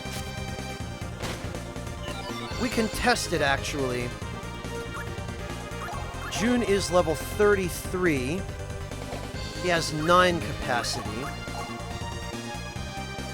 Lucian has 6. Oh, Nanami has 1. Who's closest to level up? Lenneth is closest, actually. Lenneth has 15 capacity. She is level 36, so whatever the final value is that she gets, we'll subtract 15 and see if we can figure out what amount of capacity points she gets when she levels up.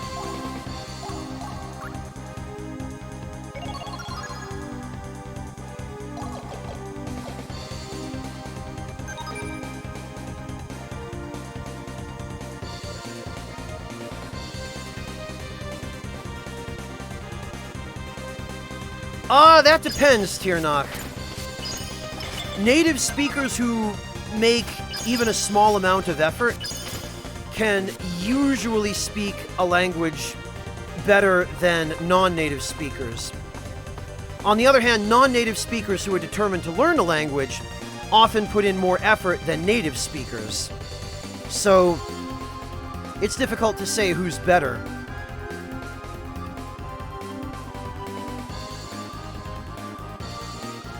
Oh, okay, Devilish. Well, that's handy. I guess where you're located, there probably are a fair few people who use German as well. Alright, anyway. Here we are. Look at these pompous assholes just standing on top of pillars. Welcome, we are honored to receive even a goddess of fools. Is that all you can say? Well, here is my response. Silence. Such a lovely dinner plan. Can we not have a more pleasant conversation? Dinner, you say? Yes, indeed. This very evening we plan to feast on the soul of a certain battle maiden. Villains, your sins lay heavy upon you, defiler of souls. All 3 of you shall die. I mean, they're kind of already dead. Come to me, Dark Warriors. Battle awaits us. Beat down!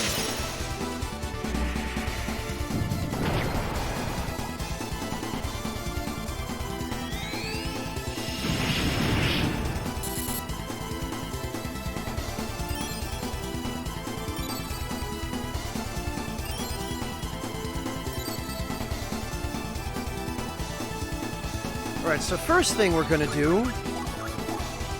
Ah, your stupid magic is useless, idiots!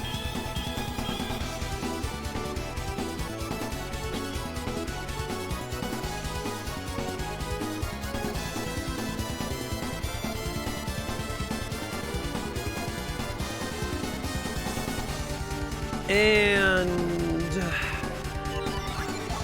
we are going to... we're going to burn a charge break on this, because...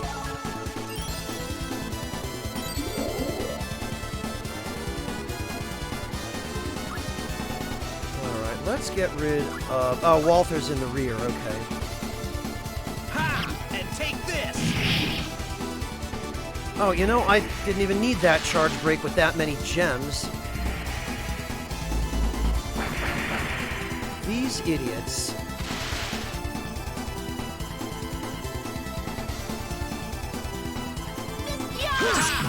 And take this! Mugen no Kensen. Blade Art. Senko Jin. Alright, well, Resist not. You It shall be engraved upon your soul.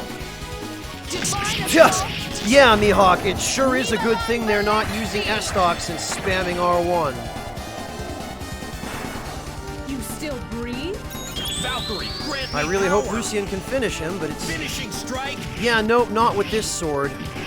Round rip saber. Not looking good. Hey, Sam, good to see you. Damn it all.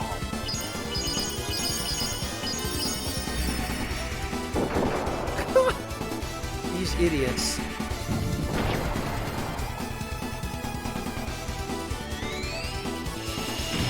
God, this is the best. Reflect sorcery in this fight is hilarious. And take this.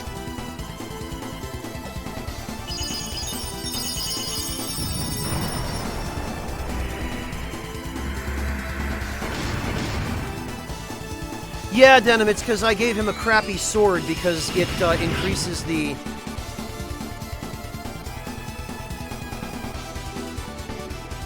this is turn 5, I guess. 3 turns. Alright, well, we need to recast this then.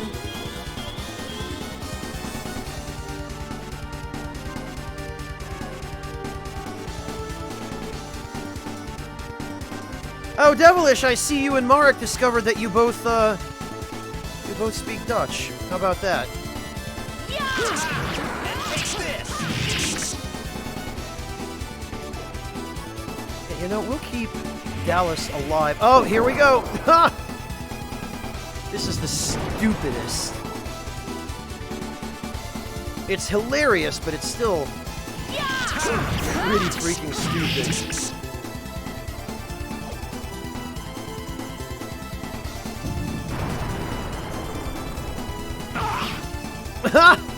Oh, now Walter's gonna slap me. Oh no! What a chump. Hiding back there in the back row.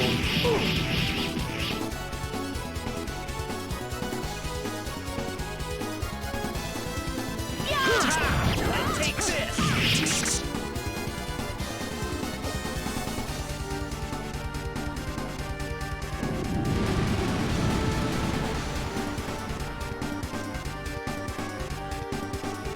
Alright. I wonder if I'll ever get to pass this earring on. Yeah, that's true, Waltz Queen. It sort of does, doesn't it? Alright, not bad. Oh, and we got a fairy ring out of that. And a noble elixir and a noble banish that we can't even take. Alright, let's see. So... Lenneth gains 245 capacity on 1 level up. I'm fairly certain 245 does not divide evenly into 36. But let's see. 245 divided by 36. Yeah, 6.805555, etc., etc.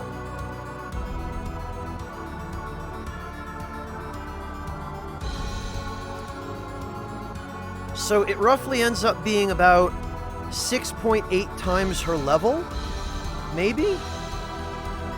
Assuming that's actually how it works. Oh, is there a similar boss in Octopath Traveler? Yeah, I've never played it.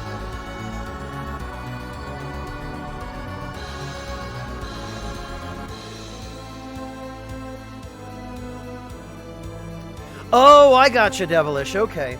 Well, German is a practical language to learn in the Netherlands, because Germany's not that far away. Huh. Hello, T-Quick. Welcome.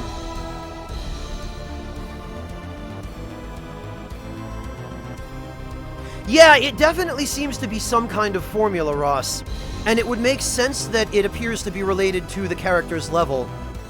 My guess is you're right about it's a fixed value or possibly a modified value added to a multiplier of your character's level. That makes perfect sense to me.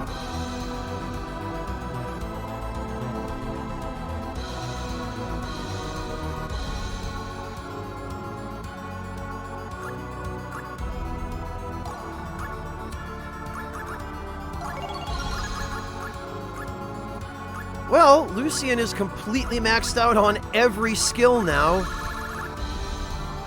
They'll be happy to see him up in Valhalla for the one chapter that he's gonna last.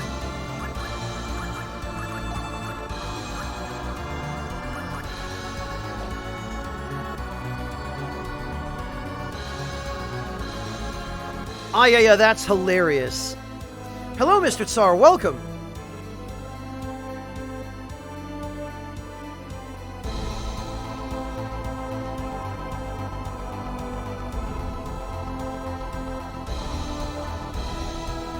Yeah, Devilish, by far.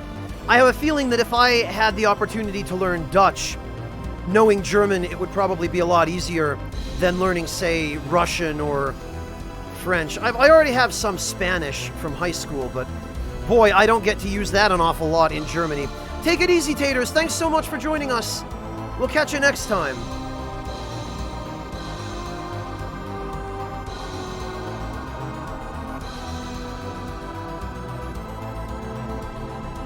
Oh, really, Asherite? Why is that? Alright, let's see. Dragoon Tyrant? Okay, it appears to be a spear. Let's see if it's any good. Yoink! Suck it, Odin, it's mine. And the Rust Red Circlet, which I don't remember being anything particularly special.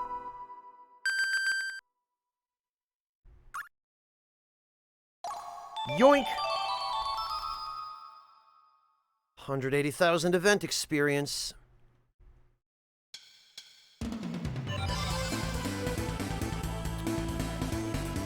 Let's see.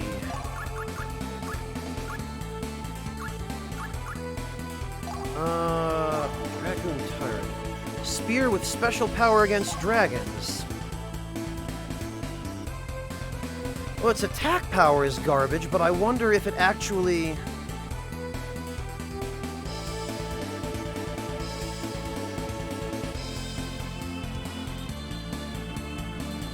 I wonder if it actually does anything.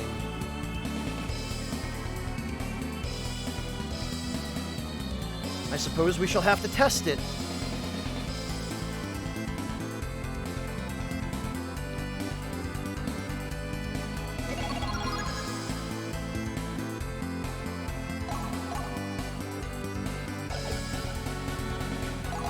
And...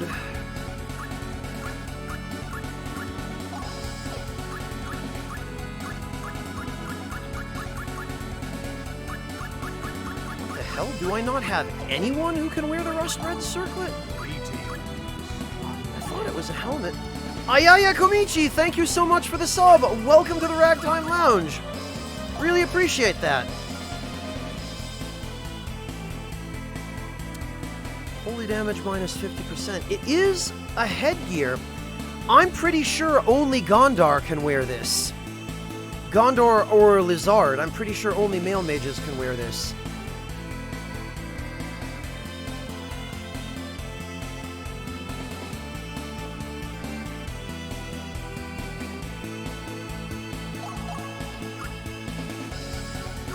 I guess I'll just have to save it for Gondar then.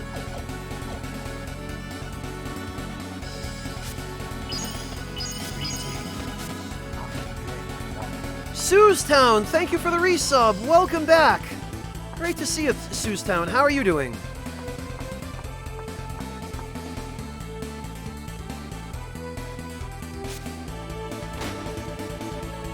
Alright, let's see, because I'm fairly certain...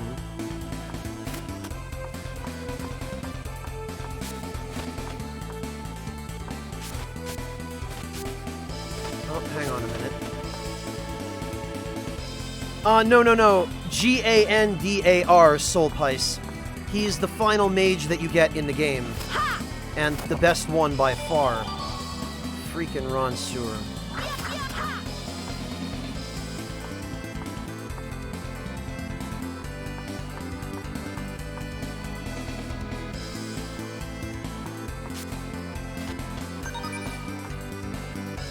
Let's see. There is treasure in these rooms that now I can get. Ah! Oh, there's the Eye of Heaven.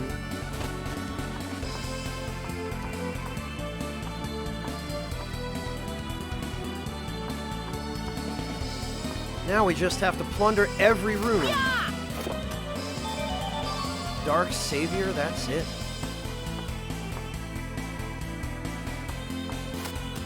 Oh, okay. Apparently that's all that's here.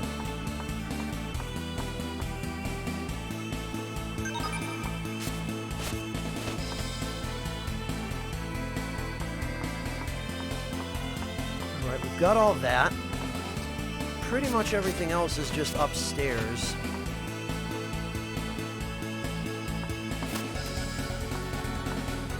And actually, this place is fairly easy to loot. Triple destroy. Why give us so many duplicates of these?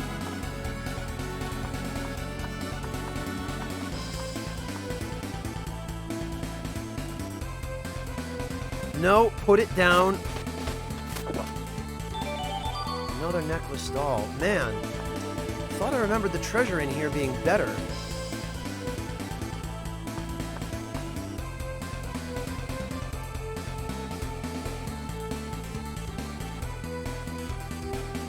Yeah, Akime, Japan is aesthetically by far one of the most gorgeous areas in the game. Past Japan especially, but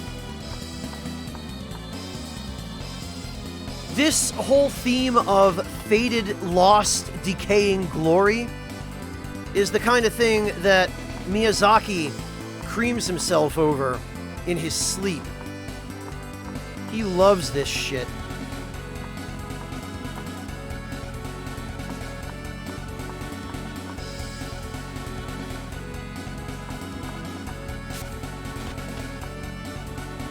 It's the closest this game has to Anne Orlando, Ross.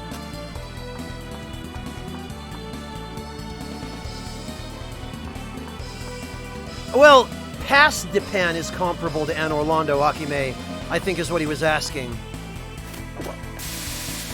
Ah, missed me. Oh, an Ether Scepter. And some Nightshade. Well, that's another Tome of Alchemy for me. Wait a minute, let me just check. Did I get all of the items? Yes, I did.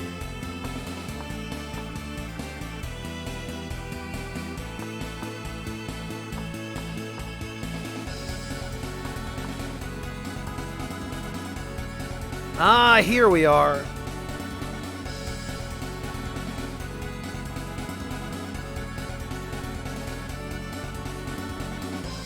Bacon Wrath, you see the evaluation value down at the bottom of the menu here that says 73.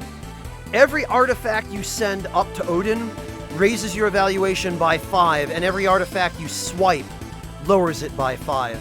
And if your evaluation drops low enough, Freya will just show up and kill you. So you want to avoid that.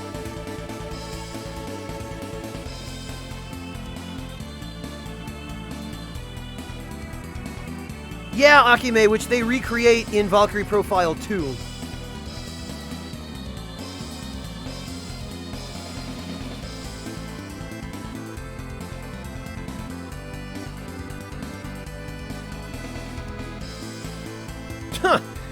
Something like that, Bacon Wrath, I guess.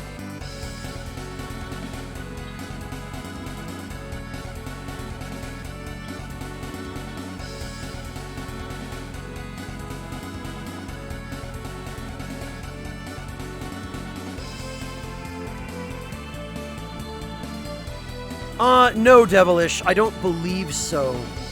I might be misremembering, but... Really? Mystic Cross? That's all? And Concentration, which I think we already... No, we don't have it. Oh, every type of gas in these chests. And another Ruin's Fate, which unfortunately is garbage. The only thing...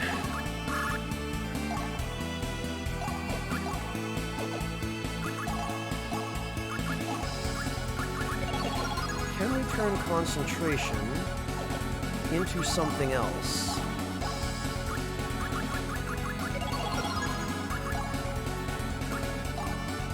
We can, but it's mental reaction, and we have it already. Yeah, that one was Confusion Gas, Bacon Wrath.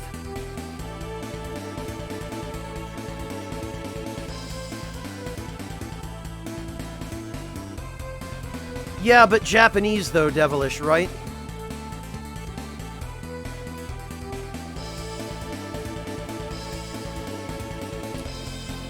I'll hang on to this, because I think this is the only other one we can get in the game.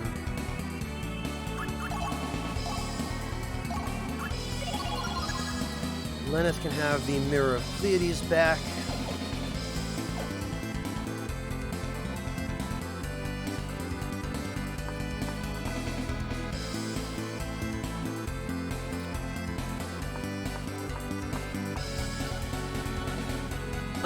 And I'm pretty sure that actually should be everything.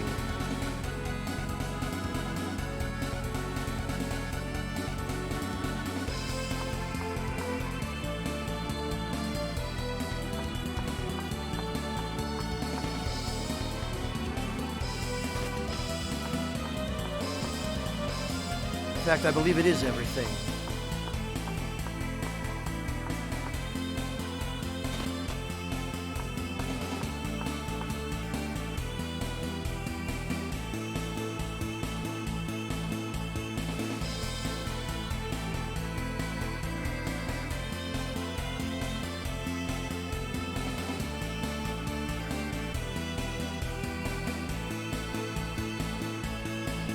Okay. Yeah, I guess this way.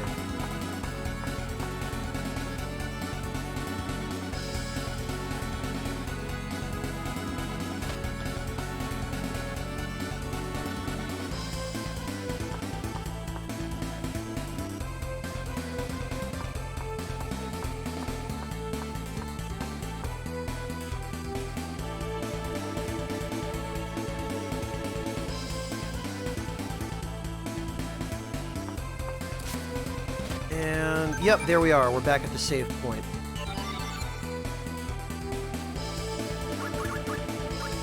So we should probably save.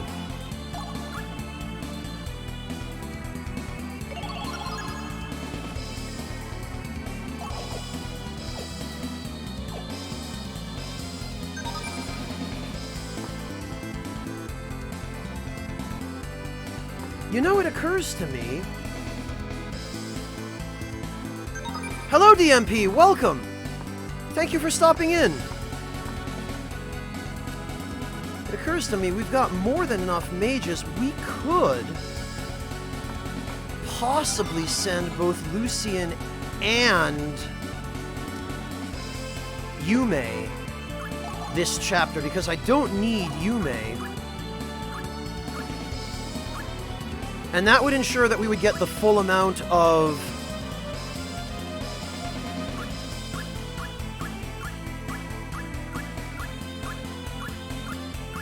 Oh no, wait, we already sent Yume.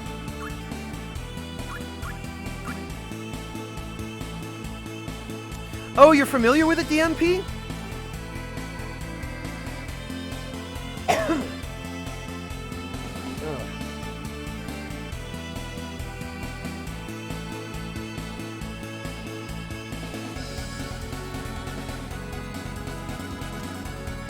Well, we could potentially send...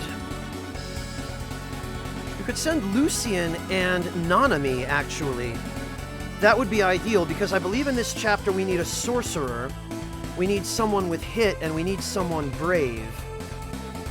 So the only way to account for every one of those requirements would be to send both a fighter and a mage. We have to send Lucian no matter what. That, unfortunately, isn't negotiable for the A ending, but... Badrek has a gun, Asherite. Technically, he uses bows just because there's no gun-type weapon, but in battle, what he uses appears to be some kind of gun.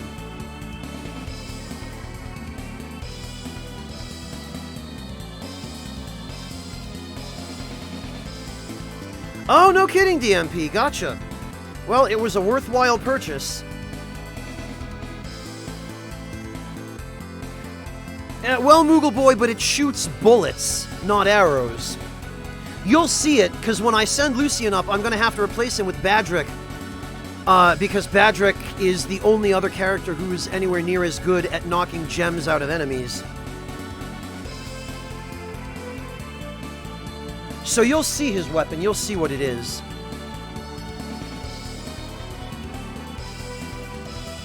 Well, Soulpice, it's not... it doesn't look modern either. It's just clearly some inane, nonsensical fantasy weapon, right? Because it looks like it's made out of wood. It looks like a musket, but it behaves like a machine gun. Not in terms of the amount of projectiles he can have on screen at a time, Moogle Boy, no. Janus is actually a good archer. He's the only good archer in the game other than Lenneth, if you decide to equip her with a bow. Badrek is not a good character. His damage output is trash. But because of the number of projectiles that he can spam on screen, like, Badrek can turn the game into literally a bullet hell. It is ridiculous how many projectiles he can fire. And because of that, he is one of the best characters in the game, second maybe to Lucian, in terms of being able to knock gems and items out of enemies. Yeah, no, Moogle Boy, Janus is not comparable as a gem producer. Nowhere near comparable.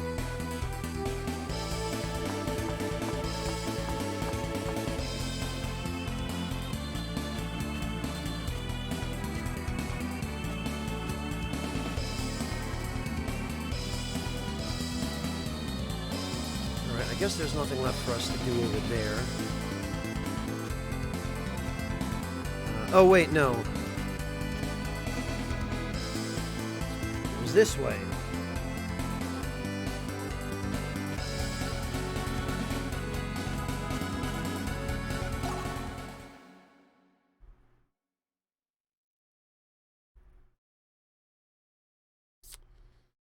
And actually, we have potentially 3 dungeon visits left in this chapter.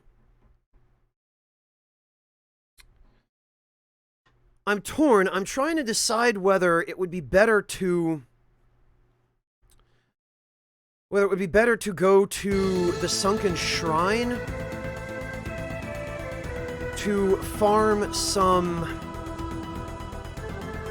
Broken Spears or the Odd Rock Caves. I'm actually almost leaning toward Odd Rock Caves because we can get 6 visits out of that rather than 3, which we would get if we were to go to the Sunken Shrine. But I doubt any of you want to sit through 6 trips to the Odd Rock Caves.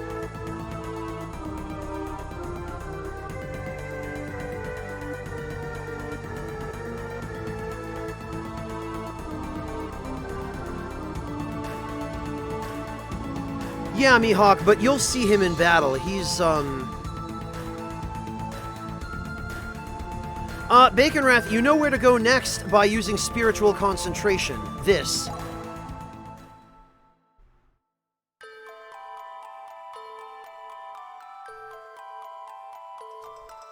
Rude in what language, Spaghetti Elemental? It's all relative, man.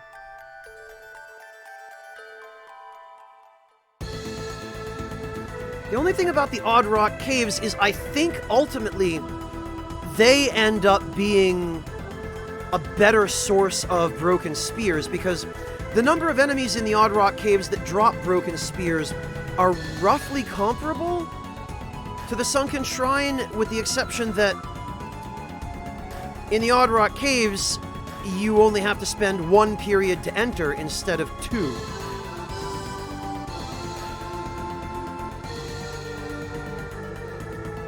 Hey, Slade!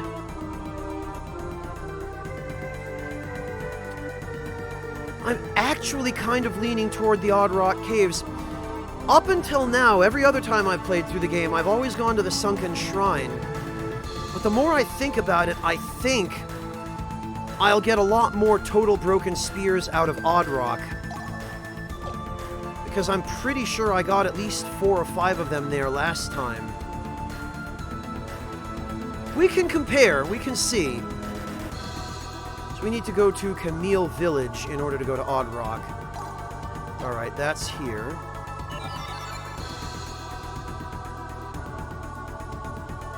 Oh, Soulpice, she's fantastic, and Soulpice, I'll show you her character art again.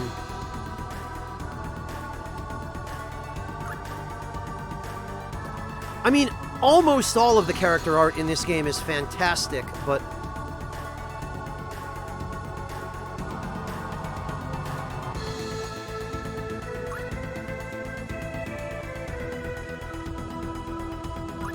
just give you a quick look through some of these. I would have switched over to Shiho this chapter, because Shiho is a pretty good mage, except that next chapter we're going to get Lyceria. And then the chapter after that, pretty much as soon as we're done with Lyceria, we're going to get Gondar, and Gondar is just the be-all and end-all. Then there's Mistina, of course.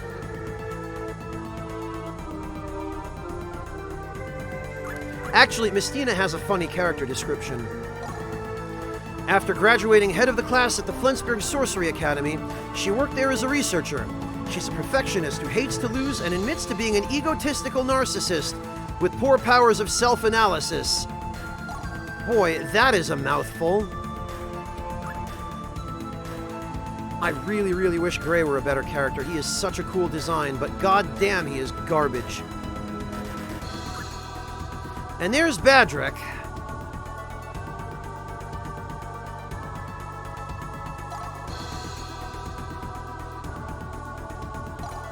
Well, Badrek sucks for actual DPS, or there's no DPS in this game, but I mean for damage output. But again, he is one of the best characters in the game, the other being Lucian, at knocking gems and items out of enemies. That is his only redeeming characteristic. Well, no, Spaghetti, you can be an asshole and be honest about being an asshole.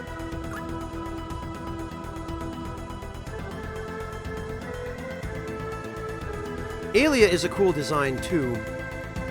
Of course, you get the typical boob armor that you see in pretty damn near every JRPG with playable female characters. Which, it's ridiculous looking. Janus, his is a really interesting character design, because his is actually probably one of the most accurate. How he just has the simple shirt and the sash. Like, his is actually probably the closest to a 15th or 16th century, just dude. Or a pirate. You're probably looking at their elemental resistances, Poutine. Each character has a certain element that they're resistant to, and other elements that they're slightly less resistant to. So actually, as simple as Janus's design is, his is actually probably one of the most accurate. Cashell's isn't bad. Loffer's isn't bad either, although his armor is quite elaborate. And Arngrim, of course, is just, hey, how can we do a Berserk tribute?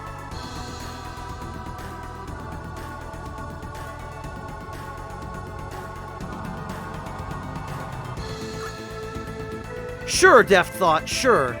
Oh, and then, of course, here's another fairly accurate design. This is what shrine maidens would wear. Like, if you go to any Shinto shrine in Japan, typically what they wear isn't this elaborate. Normally it's just a a pure white kimono with red trim. But this is not terribly different from what you would see on shrine maidens at Shinto shrines. And of course, yeah, let's shoehorn a samurai into our Norse game. Lucian is another kind of generic, oh look, dude in armor. His design isn't bad, but Lenneth's I really like.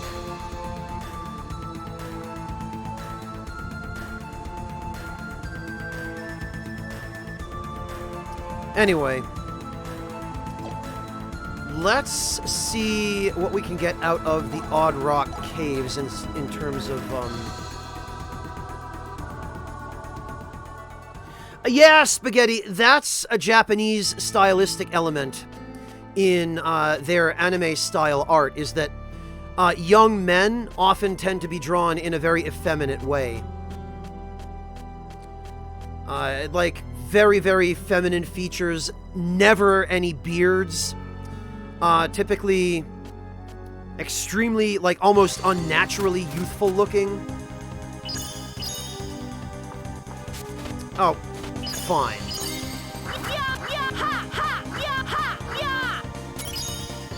You know what? Out of my way. Ha! Later, idiot.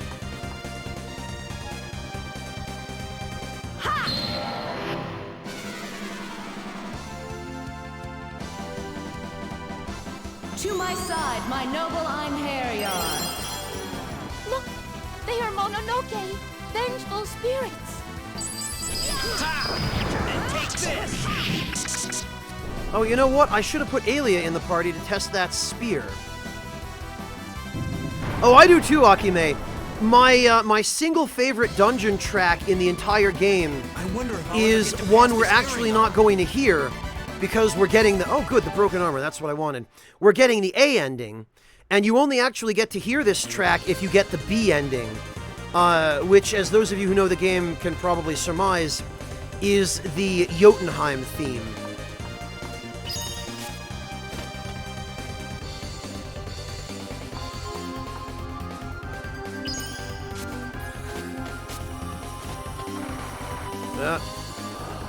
Okay, phew. Jotunheim is my single favorite track in the album.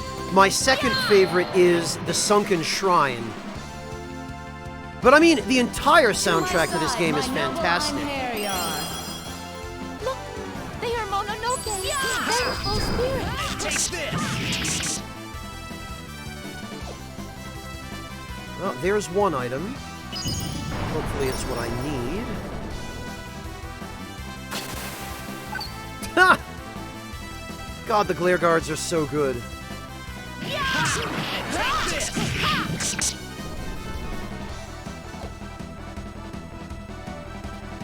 Yeah, he does, Akime. I wonder if I'll ever get to pass this earring on. Ah, damn it. Well, I got one broken spear. Because they have to kill Lenneth in order to have Hrist come back. Death thought all three Valkyries share the same physical body, supposedly. Like, they can't exist in Midgard at the same time, is the explanation that the game gives.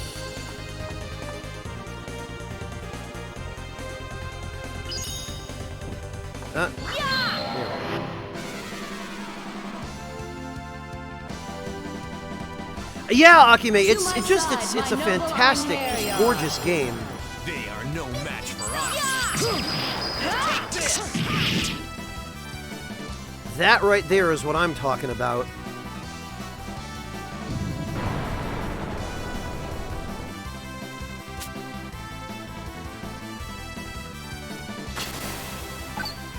Ha! Man, these glare guards.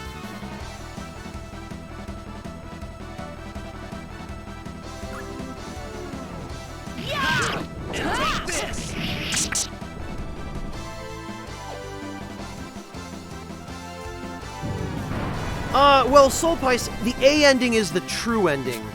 The B ending is the, oh, well, you did what you thought you were supposed to do, but what about those other characters you never heard from again? What happened to them?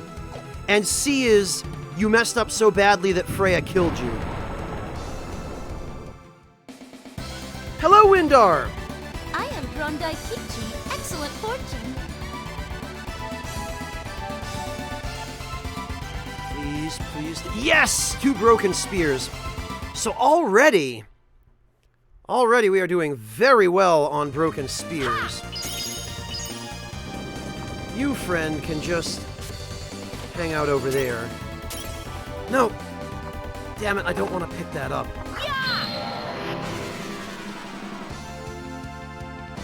To my side, my noble Einherjar. They are no match for us. Take this! Yeah, I'm beginning to think this this already may be better by far than the Sunken Shrine.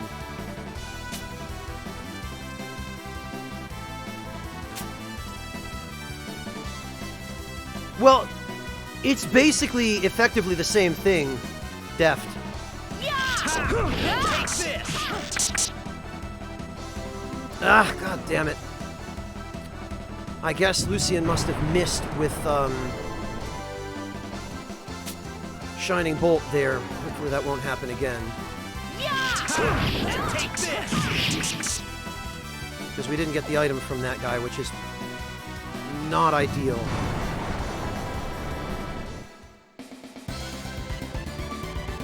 I don't want to cause any more painful memories. 2 broken spears, though. So we've already got more broken spears in a fraction of this dungeon than we got in the entirety of the Sunken Shrine. Because that's 5 broken spears. Let's see how many we can go for here.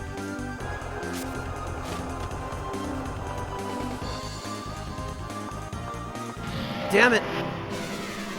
Tirnock, you transmutate them into a ridiculously valuable weapon that becomes 6,000 materialized points. Vengeful spirits. Take this! Like, it is stupid how many materialized points you can make from farming broken spears.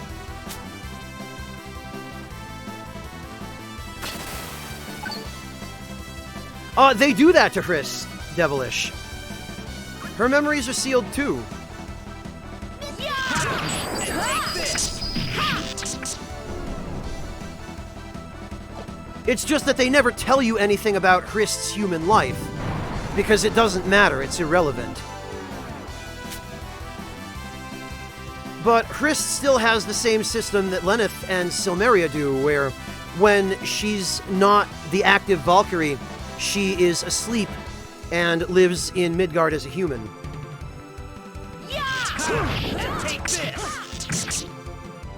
Oh, that was close. We almost missed out on that item.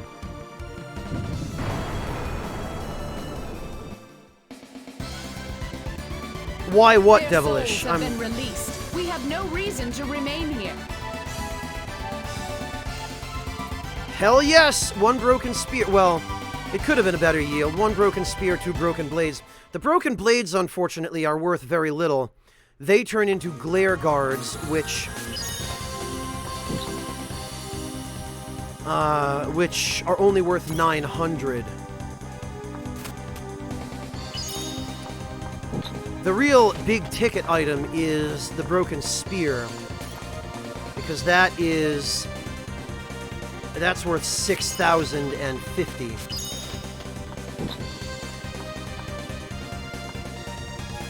Sokar, presumably the people who originally used them. Alright, now let's test.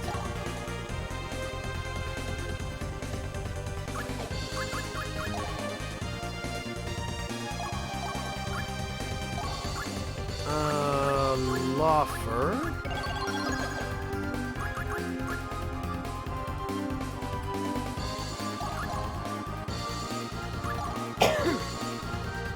Alright.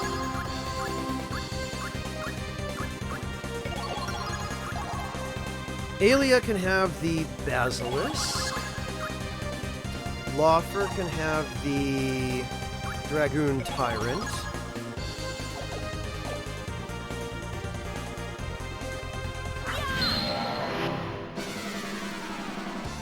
And let's see. To my side, my noble Einherjar. See if this spear actually does anything Vigilant, against my dragons. friends. It sure as hell does not! What do you mean this spear has power against dragons? What a load of shit.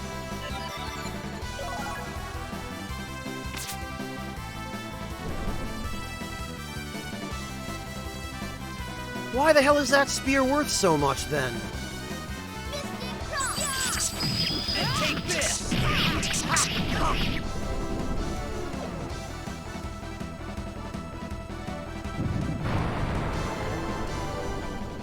Hello, Zeromaru, welcome! It might not go so well next time. Damn it, and we only got a necklace doll.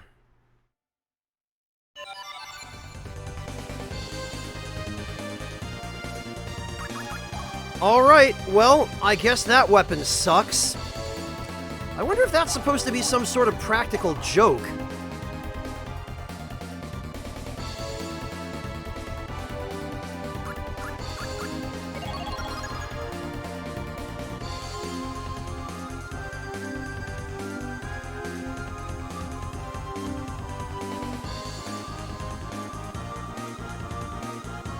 No, I had it on Aelia, but I removed it from her and gave it to Laufer. See, he's got the Dragoon Tyrant. It says it has special power against dragons. But I'll be damned if it did anything to that dragon.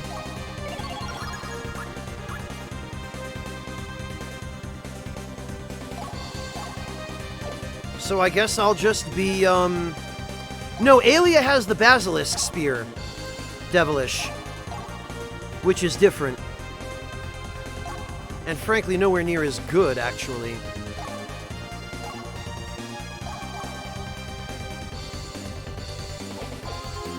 Yeah, Sokar, but saying it has a special power against dragons implies that at the very least it ought to do more than 1 damage against a dragon. Unless it has like a 5% chance of insta-killing them or something, but that sure as hell isn't apparent.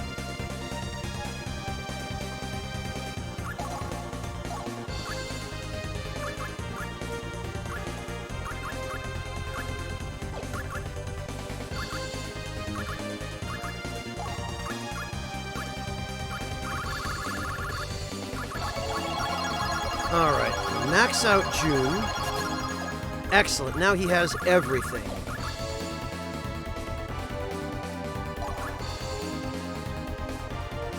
Hello, Azakuro, welcome! Daz, welcome as well, great to see you, thank you so much for stopping in.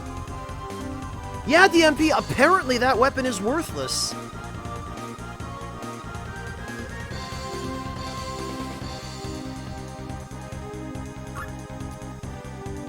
Yeah.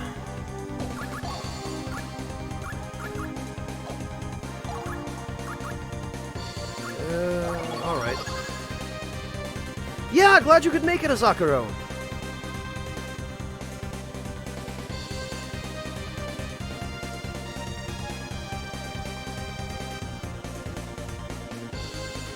Well, Akime, that's the point.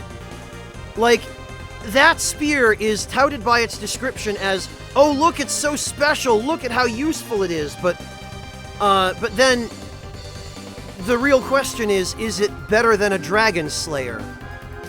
And the obvious answer after testing it out on a zombie dragon is hell no, it's not. Daz, we are working on farming up some broken spears so that we can get ourselves a third of the best sword in the game.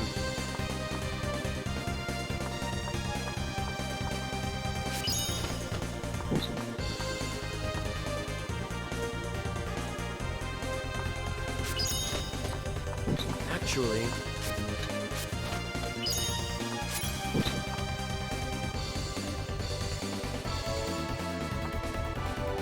right, okay. So now down here,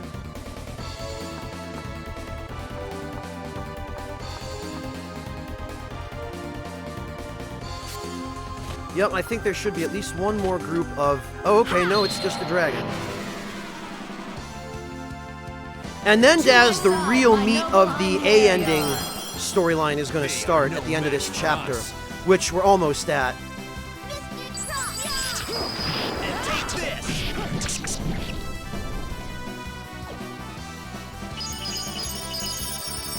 Please drop a broken armor. That's what I need. Get thee hence. Oblivion awaits thee. Aya, they are flat insta-kill. Like, the weapons that say poison death or ice death, one hit from those weapons will instantly... Yes, excellent, broken armor. One hit from those weapons will instantly kill an enemy that has that elemental weakness. Excellent, Daz. Well, I'm overjoyed to have you along. It's always great to have you. Azakuro, thank you so much for the resub, and a tier 3 resub at that. My god, man, you're just single-handedly keeping me in business over here, Azakuro. Thank you.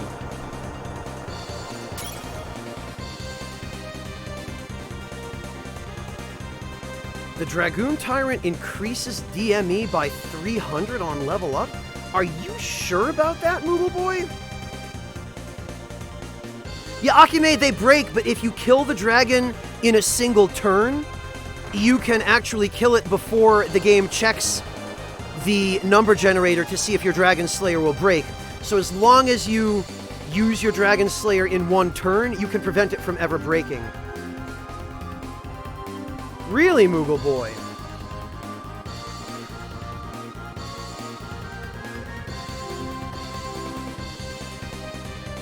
What sweet drop are you talking about, Izakuro? Are we talking about tea here? Sokar, you'll be glad you bought it. Well, Moogle Boy, if it really is true that the Dragoon Tyrant gives you an extra 300 HP on level up, that's actually really good. That means it's worth not leveling Laufer up on hard mode until you get the Dragoon Tyrant, which is easy enough not to do. You can just use other characters and then wait till you get the Dragoon Tyrant, give that to Laufer with 2 bracelets of Zoe, and that's 900 extra HP on a level up.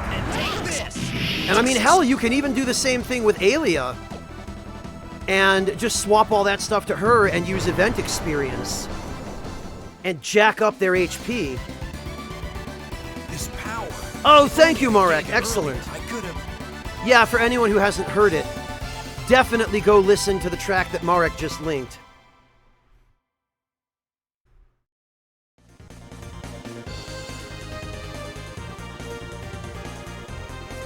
Well, Moogle Boy, unfortunately, spearmen in this game are only of limited use. Laufer is pretty good, but Aelia, her moveset is so terrible. Especially for chaining.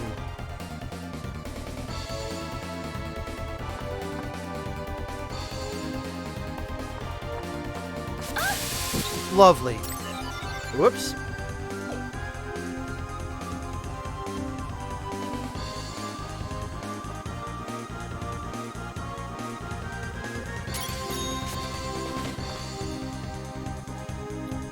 I don't know why they put a second save point over here, but it looks as though I have clearly explored everything in the dungeon, which is fine.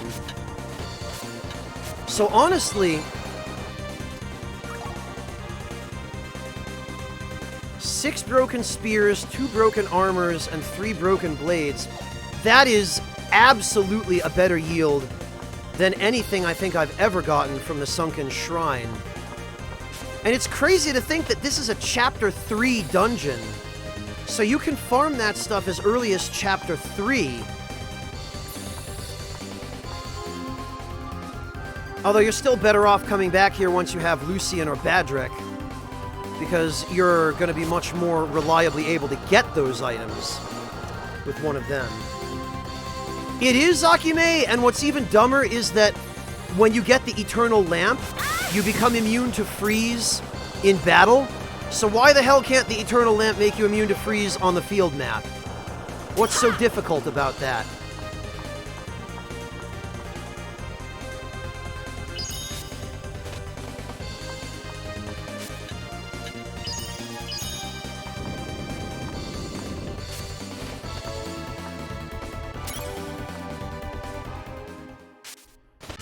All right. And actually, that dungeon is fortunately pretty short, with a team as powerful as mine.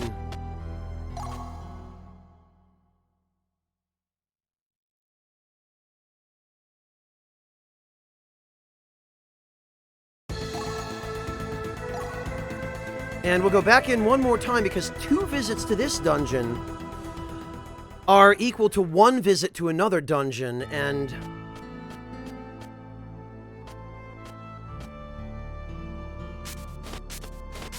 No, Akime, it's funny, isn't it, that in the only couple of dungeons where there are traps on the field map that freeze you, the enemies near those traps aren't aggressive, and they don't go out of their way to try to walk into you.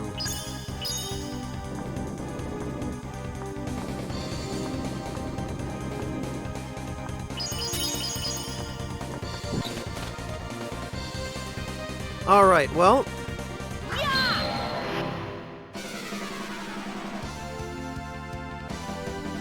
To my side, my noble Einherjar. Broken armor would be very good. They are no match for us. And take this!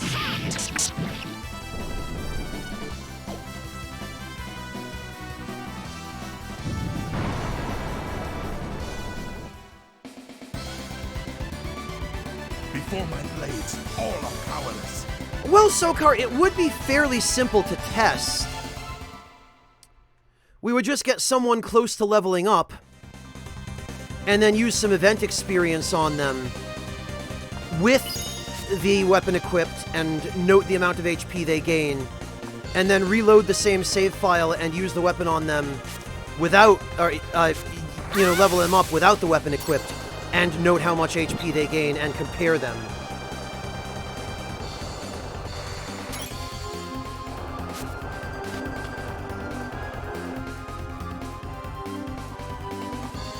Well, this is a Chapter 3 dungeon, Asherite, so the enemies in here are all really weak. To my side, my noble We're in Chapter 6 Einherjar. right now, so... Look, they are Mononoke's very high spirits.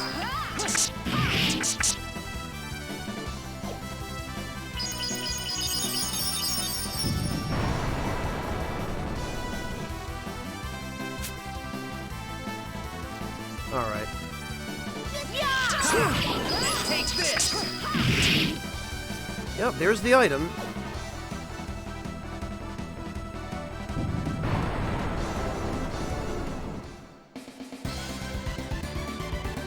I don't want to cause any more painful memories.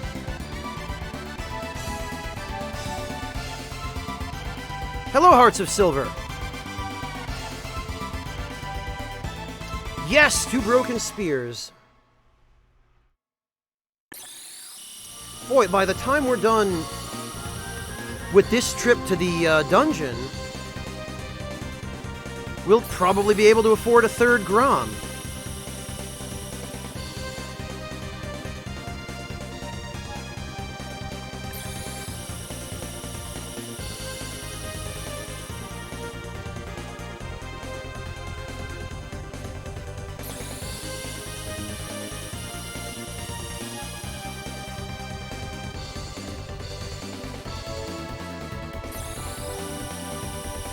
We actually have Hearts of Silver, it just isn't story progress.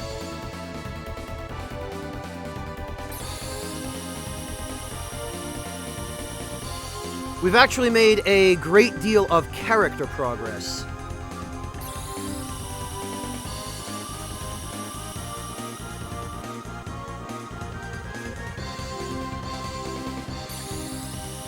And we're going to be making a great deal more as soon as we exit this dungeon.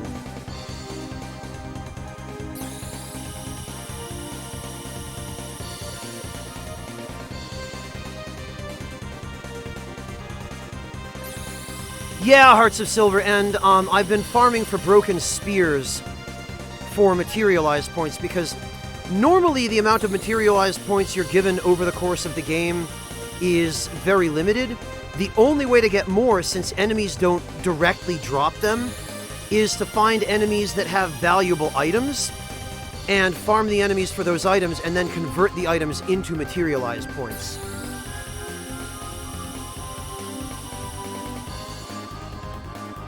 Oh, that's the worst, Akime, the one that kicks you out back to the world map. Yeah, I want to punch whoever came up with that. That's just such a huge troll.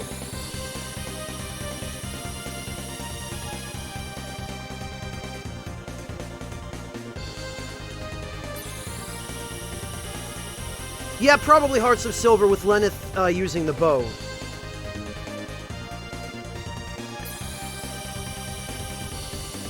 Yeah, Daz, what he's talking about is there's a dungeon that appears in Chapter 8, which is a floating castle, and on the underside of the castle there's a platforming section where if you fall into a pit, you're actually falling out into the sky.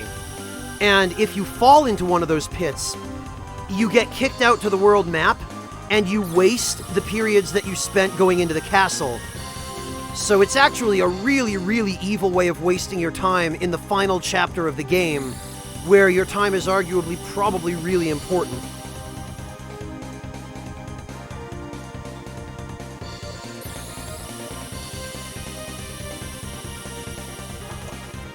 It's the only dungeon where there's anything like that. And I guess they must have figured that by that point in the game, you're good enough to not have that happen to you. But God, that dungeon is awful. Yeah, it's a real douche move, Daz, and it's very deliberate. And what Akime was talking about is, in the middle of that platforming section, there's a very small platform with a treasure chest in it that has a trap, which, if you get hit by the trap will send you flying, and it will knock you into one of the nearby pits and kick you out of the dungeon. And that was very, very deliberate. Hey, Inder, how you doing, man?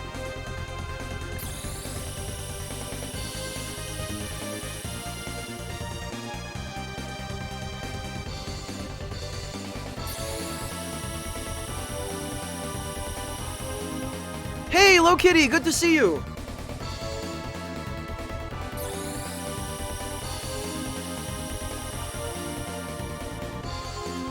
Honestly, Daz, it's almost worse than a Mimic, because the worst a Mimic is going to do is get in a few cheap hits on you. Or, you know, maybe insta-kill you, and then, oh, well, you start over, and then you go attack the Mimic. This actually is a time waster, when time in the game is a limited and very precious resource. So it's like even a Mimic can't do that much damage to you. Ah, very nice, Low Kitty. Pot roast is great. Okay, take it easy, Waltz Queen. Have a good one. Yeah, Sokar, sorry about that.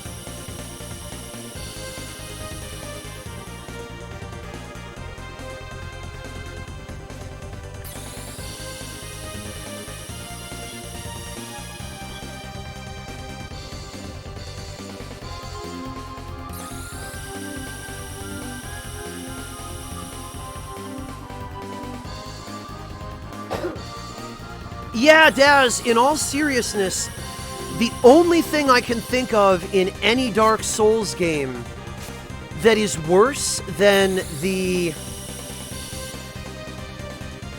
that little troll in the Celestial Castle in Valkyrie Profile is the approach to the keep in Anor Londo in Dark Souls 1 with the Silver Knight archers and the Bed of Chaos. Thank you, Waltz Queen. We're nowhere near getting the ending, though. This is going to be a stream tomorrow as well. Look, they are Mononoke. We've got 2 more chapters left after this.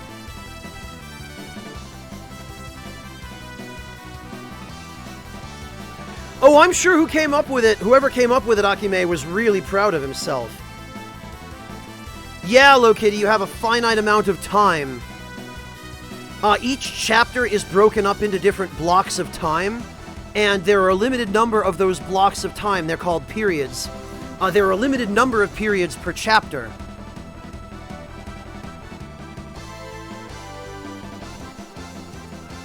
And if you waste them, and you can waste them, you pay the consequences. Alright, let's get some broken spears. All three of these guys can drop one. Take this!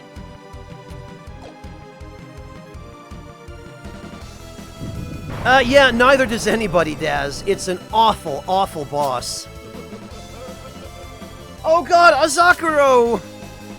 Azakuro! Thank you so much, Azakuro, for the $50 donation. Azakuro says, guess my previous drop was not that much interesting? Oh no, Azakuro, I missed another donation from you. I'm sorry. I probably was talking over it and didn't hear the notification. Azakuro, you don't have to donate more to get me to notice you. I'm sorry about that. Oh, that's what you meant by sweet drop. Okay. So Azakuro's first donation was $20. He says, here is some sweet drop, smiley face, enjoy. His second donation was $50, and he says, guess my previous drop was not that much interesting. Guess I have no other choice. Help me, guys, with flooding Franz with some more tea to provide us with a great content. Azakuro! I really appreciate that, Azakuro, but please don't feel obligated to donate more to get me to notice. I'll refund that for you if you want. Because, please, you know, don't,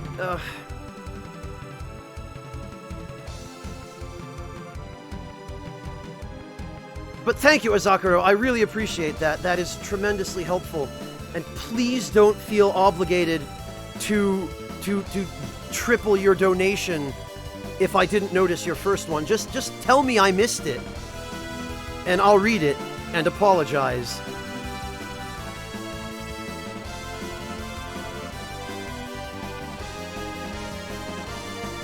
Oh god, Sokar. Honestly, if anything, I'm going to use a little bit of that for tea, only because Azakuro wanted me to, and the rest of it I'm going to save and put away toward the channel and upkeep so that I can continue streaming. I feel like, Sokar, when someone makes a donation like that, even if they tell me to use it for tea, I feel terrible using the whole amount of like $50 donations just for tea, especially going out and buying some ridiculously expensive kind of tea. Because I feel like I owe it to that person to put the money to better use and spend it more responsibly. You know, like putting it toward the upkeep of the channel, which is what most people seem to want anyway. So...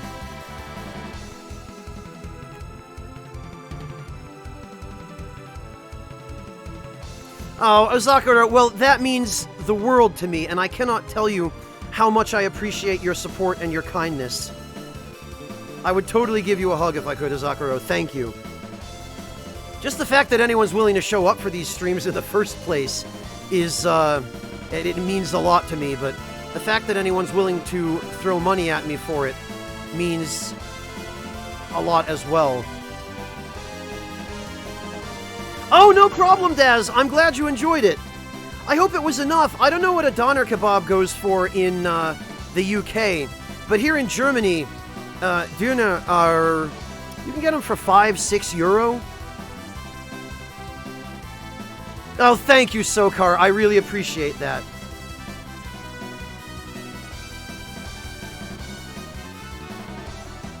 Oh, okay, Daz. Excellent.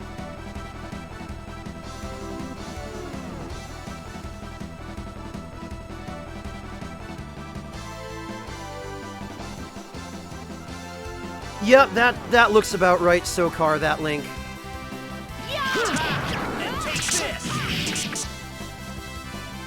Why does that guy never drop an item? What is his deal?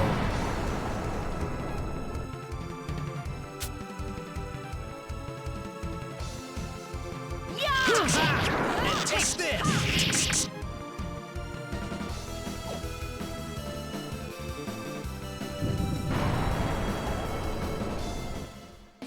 Oh dear. Well, I don't know about that I have drawn exactly. Chukichi. Good fortune. Well, one broken spear and a broken blade, which is not ideal, but...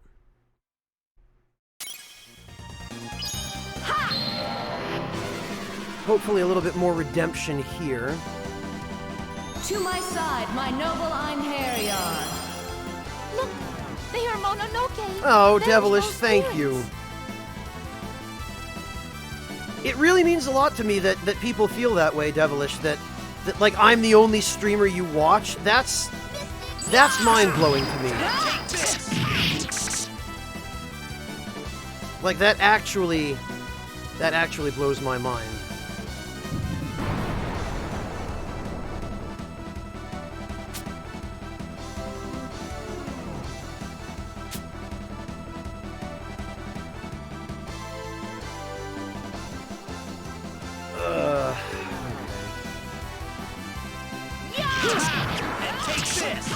Oh, Majora. Yeah, well, you're not the only one, Majora. A lot of people tell me that. Yeah, Spy, great podcast. These freaking glare guards.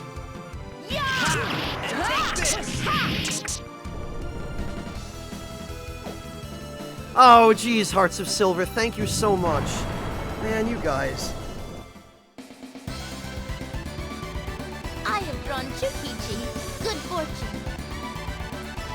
Yeah, I can understand where you're coming from, Asherite. Everyone has different preferences.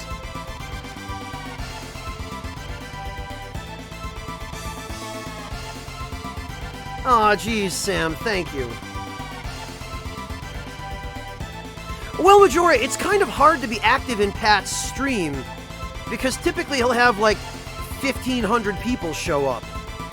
Yes, 2 broken spears, beautiful. No, we're still 2 chapters away from Ragnarok, Sage.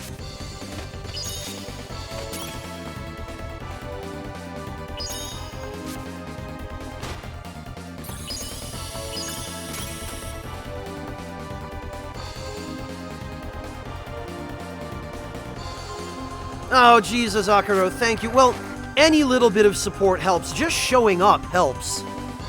You know, you don't even have to give me money. Just the fact that you're willing to be here is a tremendous help, but, To my side, you know, my even noble $1 Einherjar. means a lot to With me. a stronghold Any little you bit. shall receive no mercy. So, thank you, Azakaro. You can definitely take pride in being one of the people who help sustain the stream. I mean, all of you can, but... Well, Hearts of Silver, and it's a difficult habit to break, isn't it?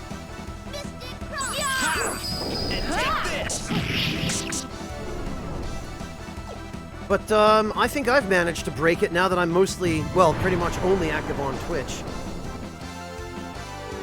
Oh, yeah, Nick's a good guy, too. Nick is very unique. He's a very entertaining guy. I, in many ways, wish I could be the kind of comedian that he is, but I just don't have the sense of humor he's got.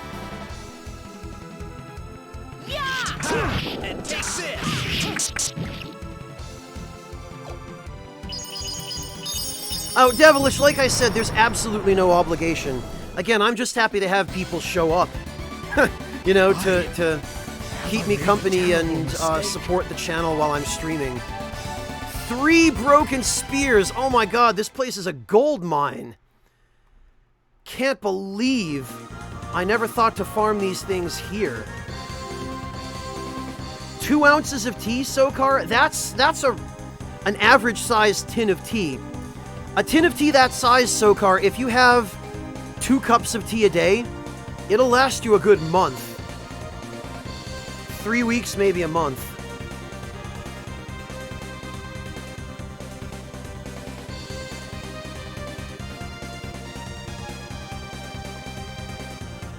Well, Skewer, Marcus and I have always loved a variety of games. It's just that Marcus and I both also had the misfortune of becoming known as the Souls guys in the beginning. And for a long time, and even to some extent today, we have, both of us, a lot of followers who will only show up to our streams if we're playing a Souls game. And neither of us wanted to be stuck doing that. We didn't want to build our entire careers just on Souls, because Souls isn't going to last forever. And we don't want to be stuck with audiences who will only support us if we play Souls, you know? But Marcus's audience and mine, most of the people who show up regularly to streams, anyway, and his audience and mine share a fair bit of overlap, because he and I have worked together and been friends for so long. Most of the people who show up to every stream are there for, you know, us more than what we're streaming. And that's really the kind of audience that he and I are trying to build, because that's a sustainable audience, right? That's an audience that will show up and support us whether we're playing Souls or not, for one thing, and if we decide to try something different or new, they'll still show up and hang out and be there with us. Yeah, Mihawk, that's about the best I can do when I'm with Nick, is be the straight arrow to his off-the-wall humor. And I like that about him a lot. I think in many ways opposites complement each other, but Nick is more than even I can handle sometimes. Yeah, we were, and then there were some others, Hearts of Silver. Rachel was, Vadi got in on that eventually. Silvermont was doing it for a long time. Rurikon was in on that for quite a while. Yeah, they are, Akime, and that's what happens. I'm going to borrow one of Nick's, a phrase that Nick coined, being pigeon-soled, as he likes to say, is not a fun position to be in. Yeah, I feel bad for Northern Lion, Akime. Well, exactly, Mark, and that's what I appreciate a lot, is people who are here for me, rather than only being willing to show up if I'm streaming something that they like. And even then, I can understand people like that. I don't blame them. But from the point of view of someone trying to make a living doing this, that kind of audience isn't sustainable, you know?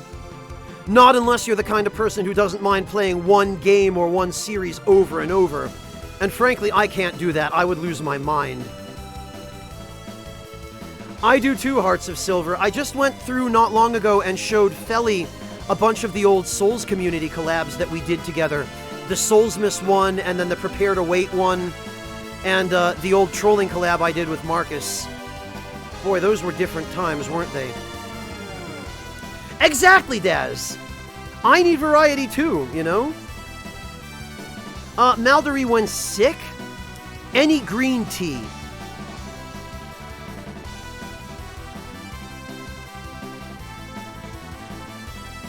Oh, the hell with that, Sam. That's another one I don't want to get pigeon-soled into. Although, with that audience, fortunately, and Wooly said it best on one of the old podcasts, the kinds of people who want to watch Fortnite streams or Fortnite content tend only to want to watch content on that subject. They tend not to be interested in anything else. So the only way I'm ever going to attract them is by actually playing Fortnite, and I have zero interest in Fortnite. Well, Mortiferra he is, but Ninja earns enough that... I mean, come on. Yeah, he's doomed to streaming Fortnite forever, but yeah, shut up, $500,000 a year?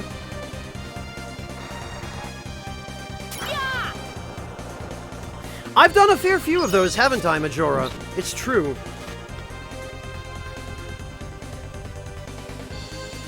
I think statistically they're definitely on the younger side, Sokar. I don't know the exact numbers, but I do believe they are younger.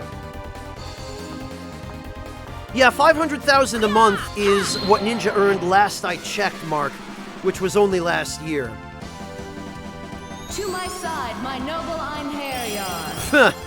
Oh, Sam. For us. Take this!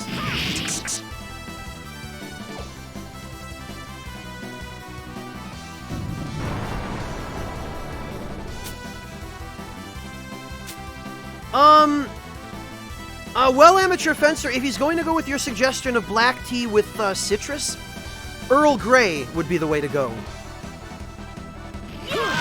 And take this! Especially the Harney and Sons Earl Grey Supreme.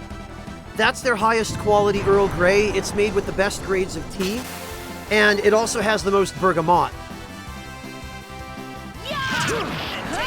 And in addition, if you cut a little bit of the their Earl Grey Supreme with a little bit of Lapsang Souchong, it adds this lovely smoky flavor to the Earl Grey that's just fantastic. I don't want to cause any more painful memories. It's if it makes you feel better, it'll be because of a placebo effect anyway, but you'll really enjoy it. It's a tasty placebo effect. Really, Daz? You would play nothing but Fortnite for $3,000 a month? I mean, I feel like I would need more than $3,000 a month to make it worth trading my sanity. You know?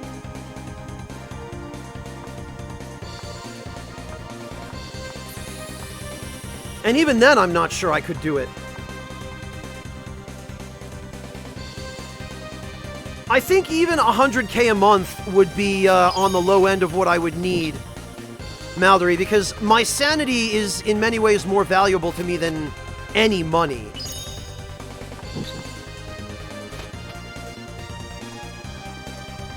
Oh, come on. There we go. To my side, my noble Einherjar. Mallory, I mean, if I could earn something like what Ninja earned to play nothing but Fortnite, I guess I would. Because even doing a soulless streaming gig like that and going insane is still a hell of a lot better than having to go into an office every day. Because at the very least, you can do that job from home.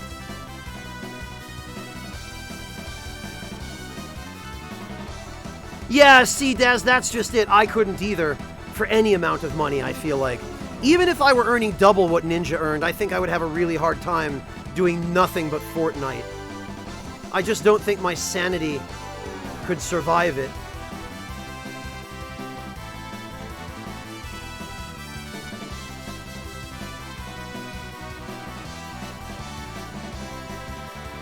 Well, Circular, if I could make that amount of money doing like a Fortnite stream 2 or 3 times a week, that'd be different.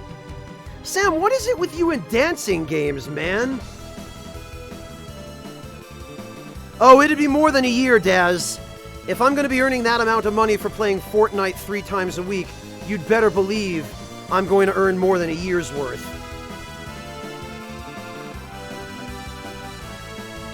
Oh God, Sam, no.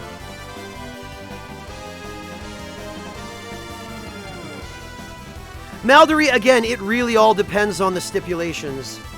Depends on the fine print. Moogle Boy, at minimum, with the cost of living where I am now,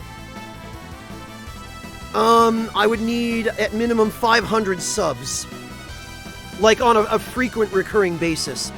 And 500 subs also puts me at the point where I can renegotiate my contract with Twitch. And if I could do that with 500 subs, I could get to renegotiate to the point where, rather than a 50-50 revenue split on Tier 1s, I might potentially be able to get up to a 90-10 revenue split. And if I could take home 4 out of every $5 of a Tier 1 sub, 500 subs would be enough for me to support myself on this full time. 500 is also the minimum that you have to maintain for at least 2 months as a partner before you become eligible to renegotiate. So I would need that many anyway.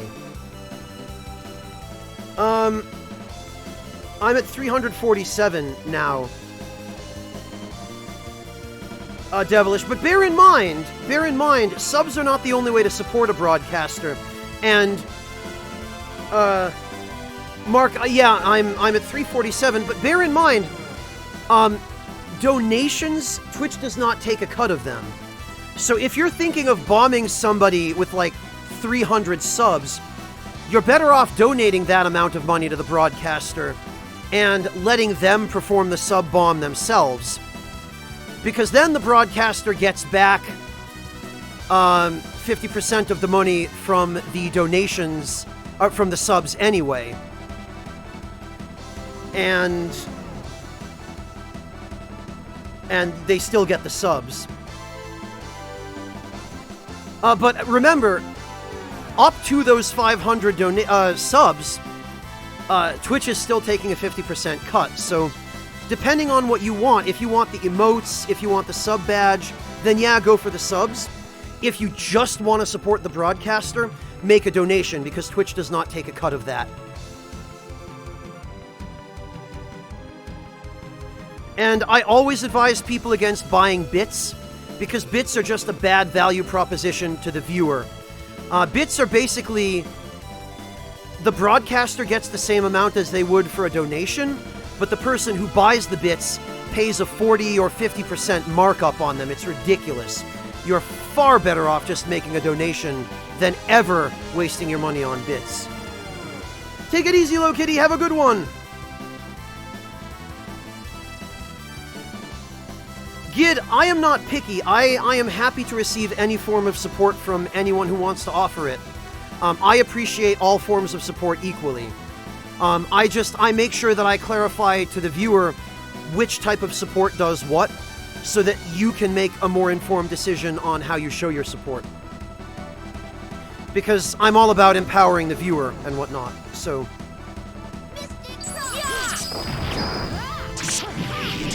Anyway, I've been sitting here talking for like half an hour doing nothing. This zombie dragon is staring at me, tapping its feet.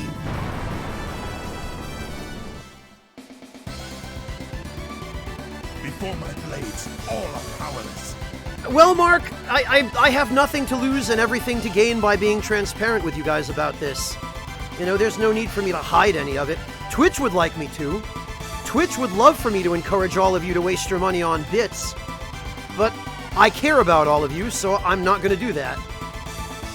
Ah, very nice, Akime. I'm jealous. Indian food is great. Ah, just a necklace doll. Bah. Yeah, no problem, Sargon. And if any of you ever have any questions about any of this stuff, you're always welcome to ask. There aren't too many things I'm good at, but one of the things I am good at is answering questions. So any knowledge that I possess, Sargon, I'm more than happy to share with all of you.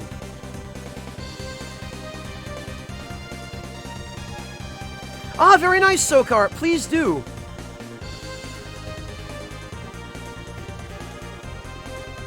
Well, I really appreciate that, Ahego. Like, yeah, Ahego, especially if you're considering making a large donation, and by large, I mean, I don't know, probably anything over $50 or so. If your concern primarily is for the largest amount of your money possible to go to the broadcaster, a donation would be the way to go rather than sub-bombs. Because if you bomb $50 worth of subs, then the broadcaster is only going to get half of that, assuming you're giving out Tier 1 subs. And I've never seen anyone use the sub shotgun with anything but Tier 1 subs.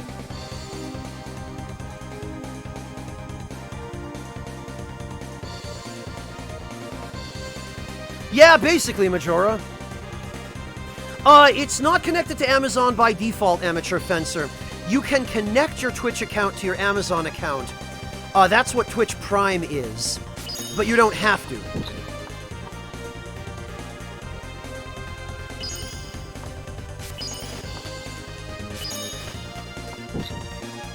Yeah, but that's a much bigger streamer, isn't it, Majora?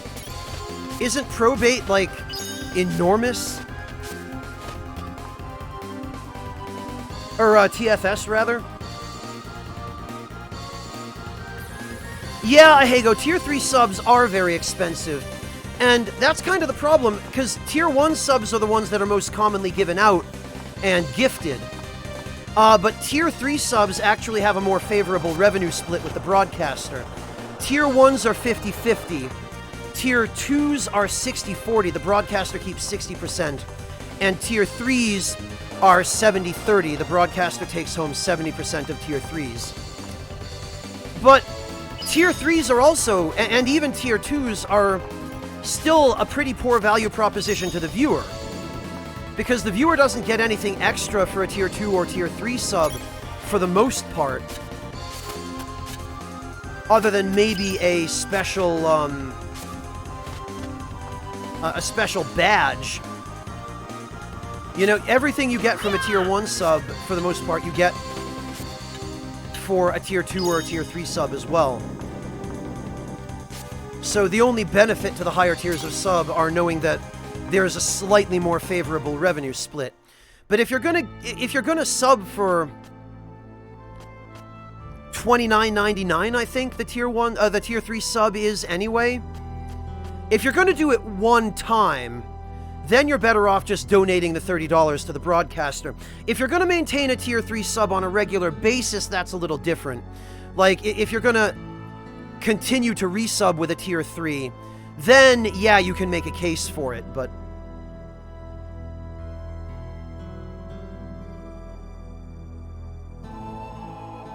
Gotcha, Majora. Okay.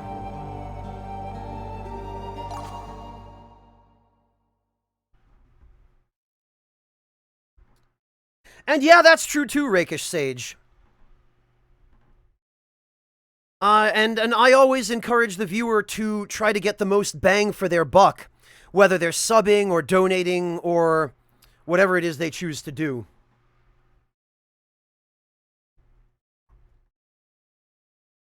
Well, yeah, that's kind of my point, is whatever gives you the most satisfaction is what you should do.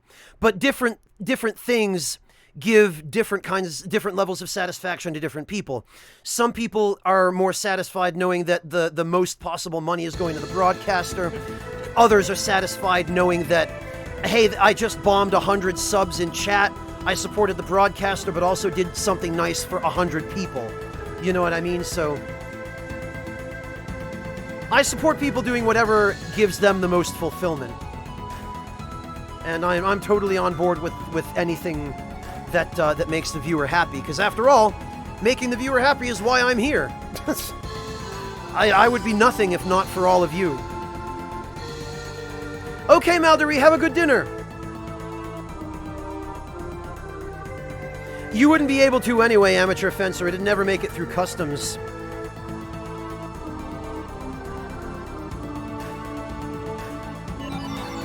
Alright, so after 2 trips to the Odd Rock Caves, we ended up with 14 broken spears, 4 broken blades, and 3 broken armors.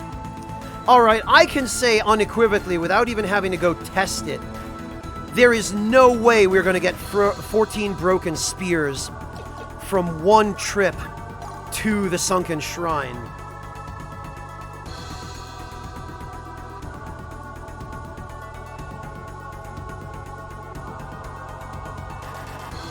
No, this is another playthrough among many that I've done, Sargon.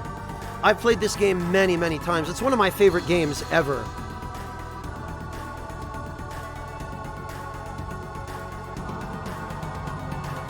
Oh, hang on, Marek, it looks like I missed a donation from you.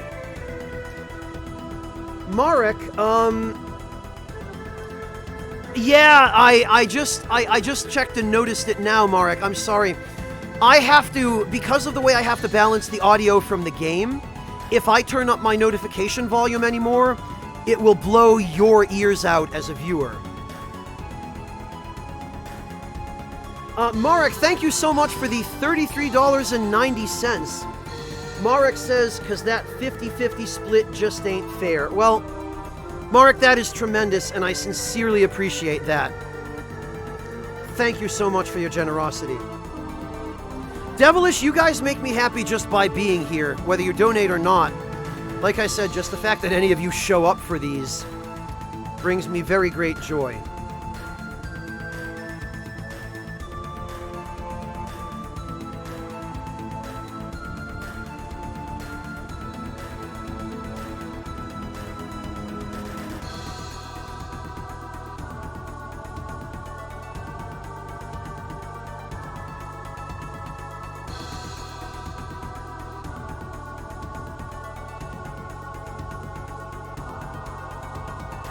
Oh yeah, working at assembly lines, amateur fencer, huh? Alright, well, let's see how much ridiculous cash we can make off of all of these delicious broken spears and broken armor and broken blades.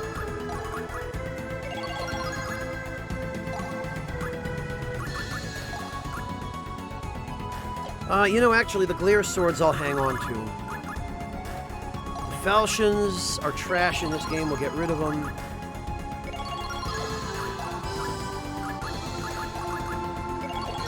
God, this is so stupid. I'm gonna have to change the stream title to Franz's Fast Money. Speaking of which, Azakuro! Thank you so much for the $25 donation, Azakuro. I really appreciate that. Azakuro says, well, me too. In your face, Twit. You know the rest. I do not want to get you in trouble. Azakuro, don't worry. You're not going to get me in trouble. I really appreciate that, Azakuro. Thank you so much. Franz's fat stacks.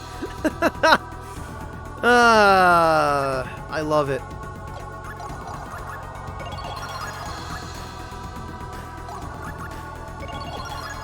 God, look at this. And I've got 4 more periods left in this chapter. I could go farm potentially 28 more of these things if I get the same yield.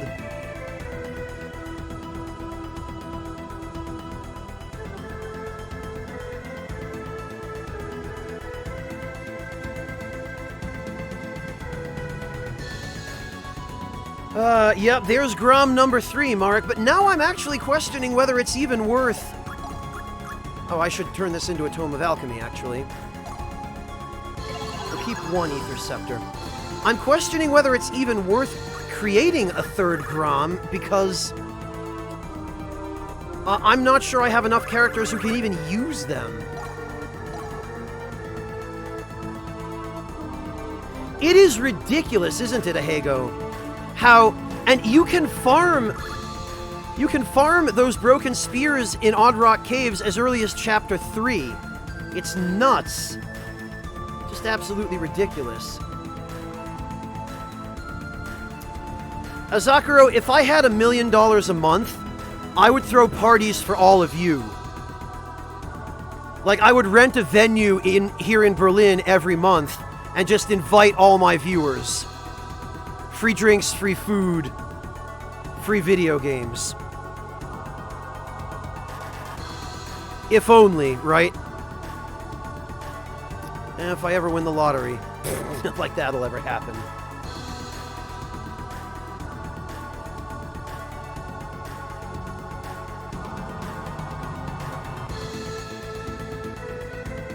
Oh, I could, Sokar. There are all manner of philanthropic things I can think of that I would use it for. Yeah, probably I would help with airfare as well.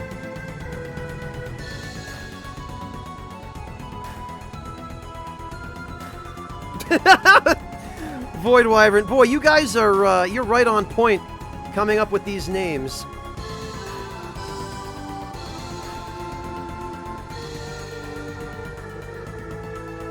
That's very considerate of you, Ahego.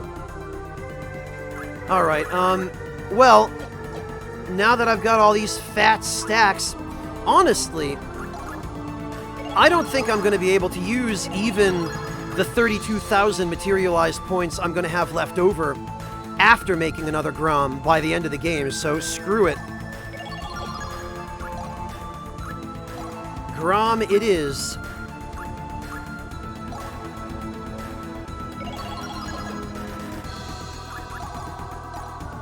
I guess now we'll have one for Lenneth if I decide to switch her over from bow to sword. Devilish, I'm not into challenging my viewers to do that. I feel like challenging people and kind of baiting them into making donations is disingenuous. I don't like doing that. If someone's going to donate, I want it to be of their own free will and not because they were tricked or coerced or manipulated into doing so, you know?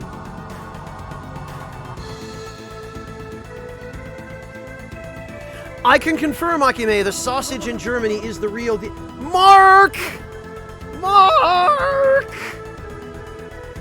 I know, Devilish, I know it was a joke. I chose to answer it seriously for the sake of clarity. Mark! Mark! I guess so, Daz. Mark, thank you so much for the $100 donation.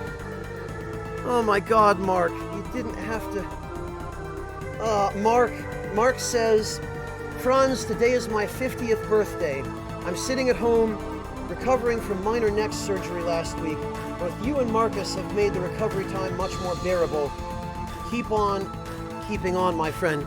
Mark, I will tell you what Marcus told you earlier today while you were watching his Nocturne stream. This isn't how birthdays work. This is not how birthdays work. On birthdays, you're supposed to get gifts. Mark, thank you so much. Seriously, I really appreciate that. I see all, Mark. You can't hide from me. I know when you are sleeping. I know when you're awake. I know when you're watching Play Marcus Nocturne game good. So good game for gameness sake. I give up. I'm done. Everyone's fired. I'm going home. Oh wait, I am home. This is what happens when you people throw money at me.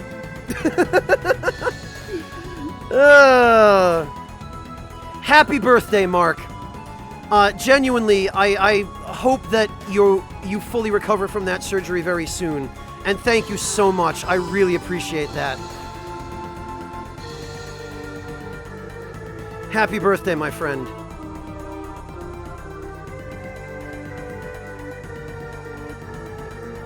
And yeah, speedy recovery to you, man.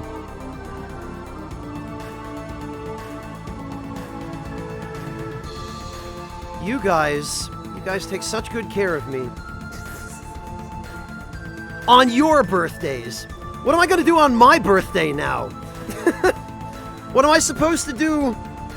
I'm going to have to start saving up for my birthday and then sub-bomb 100 of you. If that's the rule we're establishing.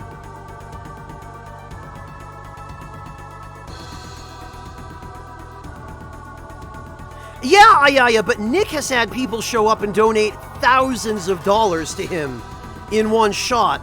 Of course he would scream. I would scream too. Florislava? Is that correct? Am I pronouncing that correctly? Hello, Florislava. Thank you so much for joining us. No, amateur fencer, there are no rules. Oh, Florislava. I don't know how I didn't see that. Thank you. Felly, welcome back. Well, Sokar, no, giving gifts on a birthday is the point, but if it's your birthday and you're the one giving the gifts, that's just sort of contrary to convention, isn't it?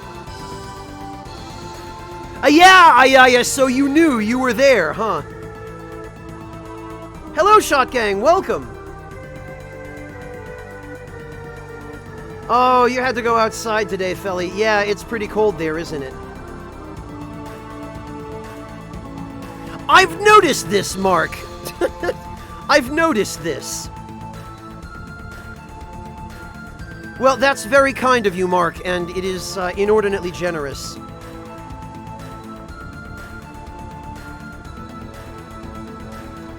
Oh, at least it stopped snowing, Felly. That's good.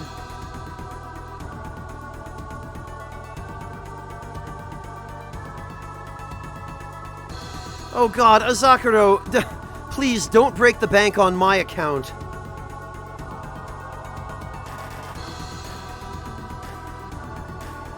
I'm not gonna argue with that, Ayaya. Coffee is a good guy. I like him a lot, but my god, I was not prepared to witness that.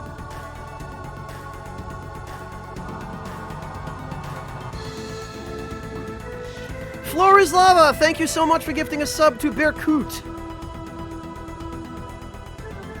That was very kind of you. I really appreciate that.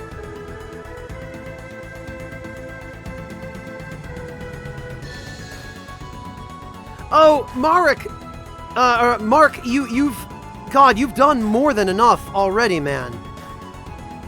You've done way more than enough.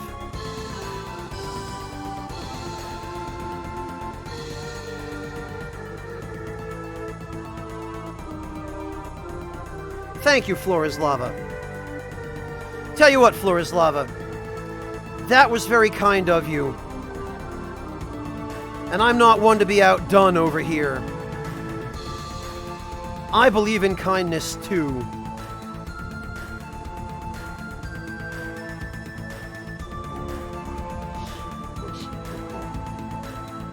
So there you go, Flora's Lava. Welcome to the Ragtime Lounge.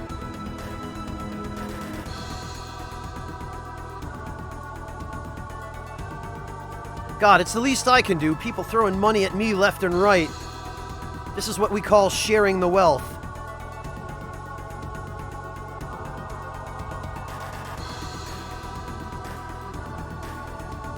Well, hopefully, Circular. Hopefully we'll get there. I'm well on the way. In all seriousness, I just need to stream more consistently. And now that I'm mostly done with the project I've been working on with Future Press, which now I can finally talk about because we've announced it, which was the Dark Souls Trilogy Compendium. Now that the only things I have left to do on that book are revisions and corrections, I actually have time to put back into streaming now. Yeah, it's great, isn't it, Stormy One?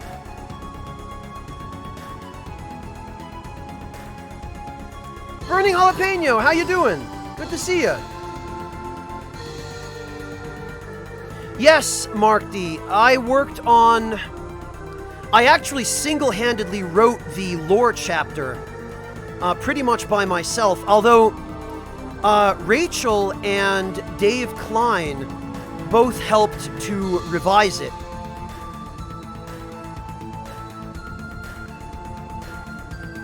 So it was a bit of a collaborative effort there. Ah, welcome home, Burning Jalapeno. I hope you had a good day at work. Yeah, Mark, it's available on Amazon for a massive, massive discount. I think it's normally like $40 or $50. Yes, Mihawk, that's correct. She's not really making any new content these days. She scored a job with a game developer. I'm not sure I'm even supposed to give more information than that, but she's working for a big game developer now, and she seems very happy there, and I'm very happy for her. But she took a little bit of time out of her busy schedule to proofread and check the contents of the lore chapter for me for the compendium, just to make sure everything was accurate and all the references were correct. Oh, thank you, Gid. I appreciate it. It's not just my book, Mark. The others are working on it, too. I didn't write the whole thing. I was just responsible for the lore chapter. And for a little bit of text here and there in other places. Oh, excellent, Burning Jalapeno. I'm glad to hear that they were well behaved. Because being a substitute teacher is one of the most thankless jobs on the planet. Ayaya! Thank you so much for the $20 donation. Oh, jeez. Ayaya says, we throwing money now. And I love how you spelled money like the currency in Kingdom Hearts. Thank you so much for that, Ayaya. I really appreciate that.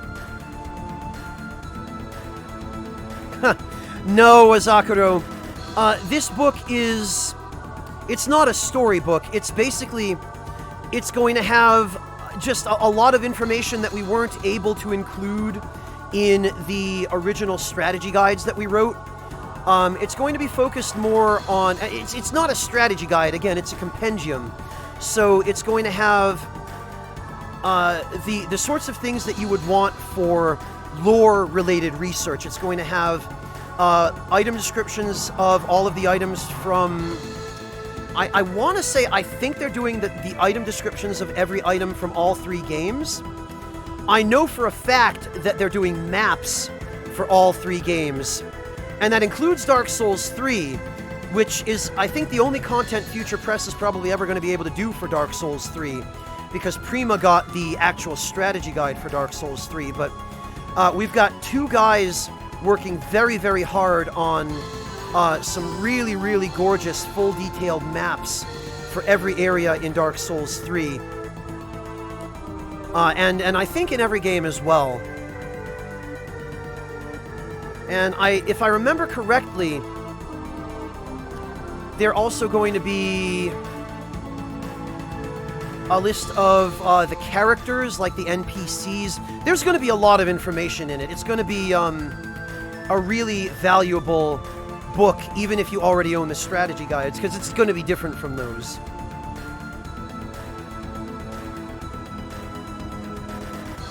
Oh. Oh, it is, Ayaya? It's the currency in Momodora, too? I didn't know that.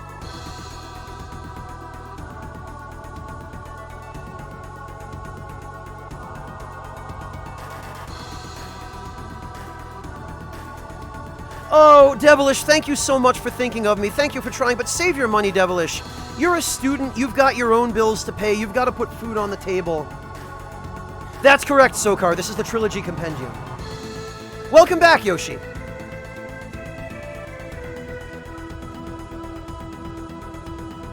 Oh, Felly, did you find a fellow Coloradoite? Coloradian? I don't... What's the name for a resident of Colorado? Money Stars. Okay, yeah.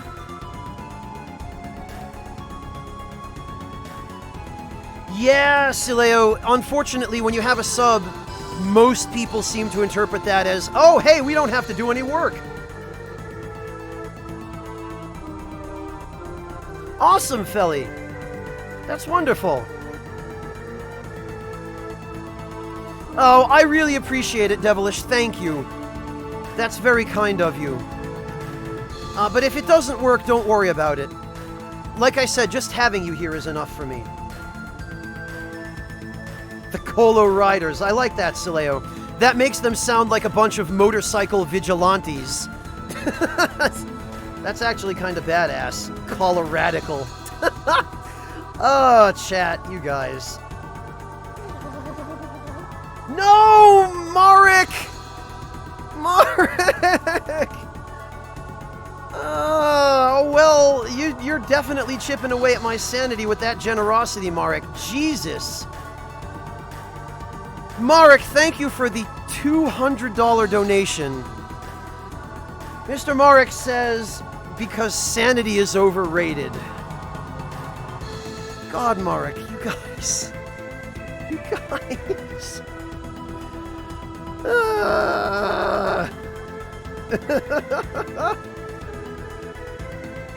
No, Sileo, I wasn't. This is what happens to me. Every stream, something like this happens. You guys get me talking about some subject or another that I'm passionate about, or that there's just a lot to talk about. And then someone throws money at me and it all falls apart. Marek, thank you so much. I truly, truly appreciate that. Rakish Sage, I was born broken. At this point, I don't suffer from insanity. I enjoy every moment of it.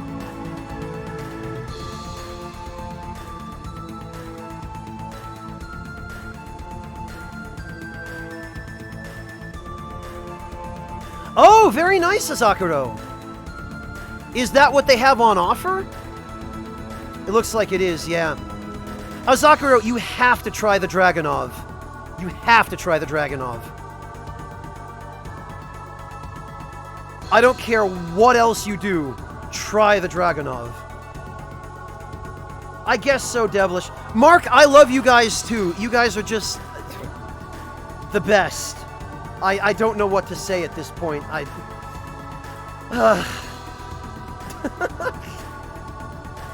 This is the only stream on Twitch where people will sit here and watch me on the inventory screen of a 20-year-old JRPG and still donate. I think in some ways I've already achieved the pinnacle of success in life. Oh, thank you, Felly. Yeah, that'll probably be in there in some capacity, Majora. Okay, Marek, as long as you're not overextending yourself, as long as it's okay with you. And I mean, I trust your judgment. I'm not in a position to second-guess you.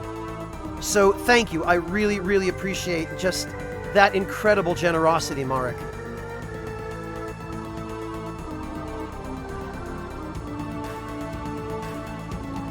What did Hearts of Silver? Oh, Felly! Felly, thank you so much for gifting that sub to Sam.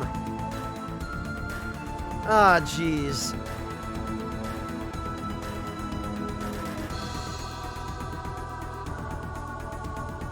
Finish a stream now? Yeah, good luck, Jin.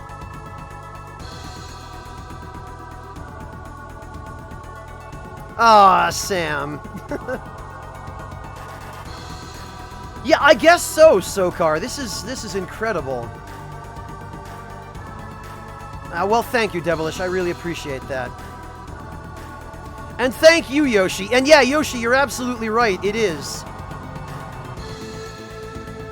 Well, Sam, welcome back.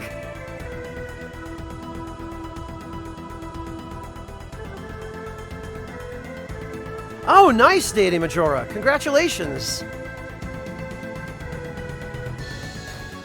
Oh, really, Marek? It sounds like there's probably a pretty long story there.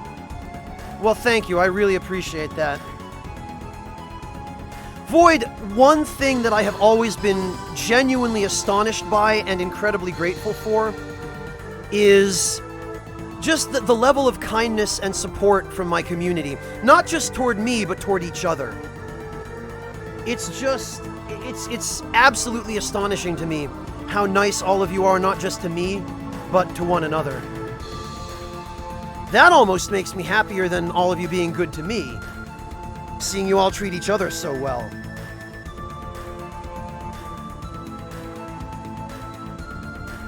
Oh, about being born broken, Hearts of Silver. No, that was mostly a joke.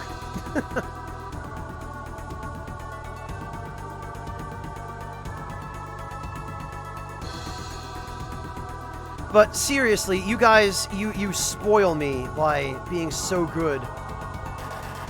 Not only to one another, but to me. Well, Burning Jalapeno, are we ever truly born whole? Or do we not complete ourselves over the course of our journeys through life? Yeah, sit there and chew on that for a while, Jalapeno. Come back to me when you've figured out the meaning of your own existence.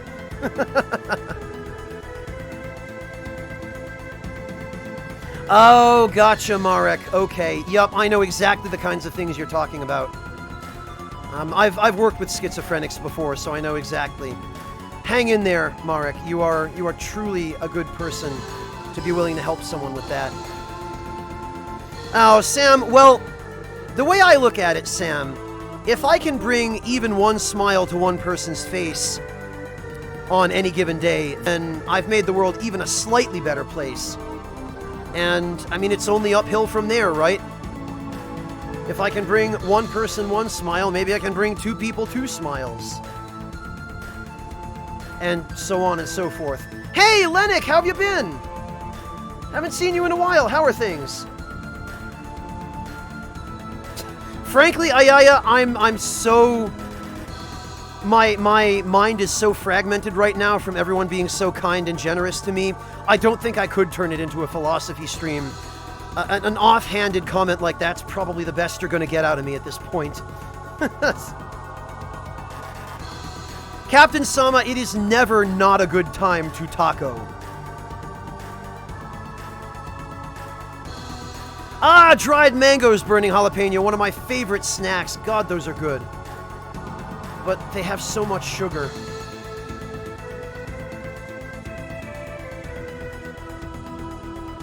Yeah, so am I, Sokar. You think you're smiling from all the generosity. Dried mangoes, Felly. Although mango does work really well in salsa, fresh mango, and jalapenos. Yeah, it's funny, isn't it, Sage, how that happens?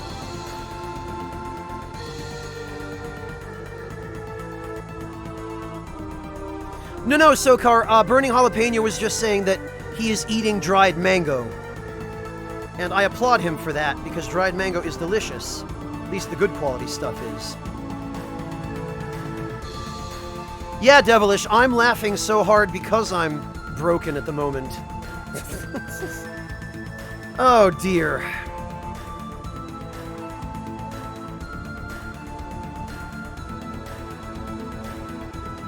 Did I say dried jalapeno, Soulpice? Maybe I did. Maybe I'm so broken I'm mixing up mangoes with jalapenos at this point.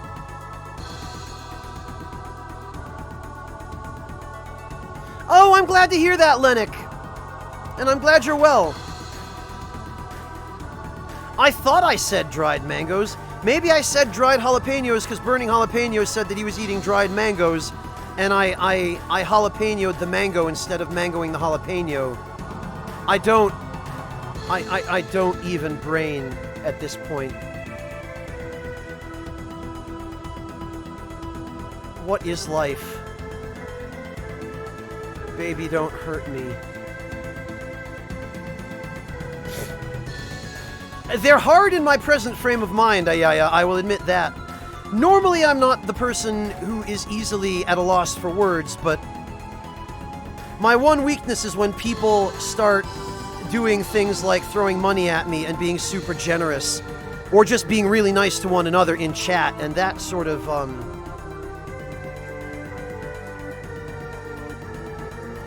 Honestly, Sokar, I can't complain all that much. I have all of you here. I'm playing one of my favorite games ever. I mean, I was playing it about an hour ago. I don't know what happened after that. We somehow ended up here. Still trying to dig myself out from under this pile of money people threw at me. Thank you all. Well, Sileo, I use the term very liberally, playing. Sitting in front of and talking at this point. I might as well just pull up the fireplace. Oh, I did say dried mango. Okay, Felly. Thank you. Okay, well, now I don't feel quite so distraught over the deterioration of my mind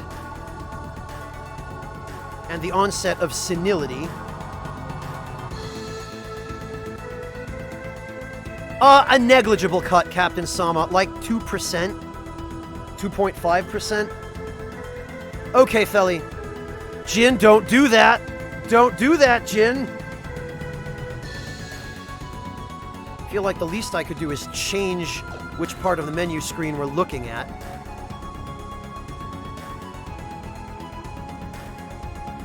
Natusake, no problem. It's great to see you. Even if you don't have time to chat, I'm happy to have you lurking. You're always welcome regardless of how much or how little you participate. And that goes for everyone. So thank you so much for stopping in, Natusake. It's always a pleasure.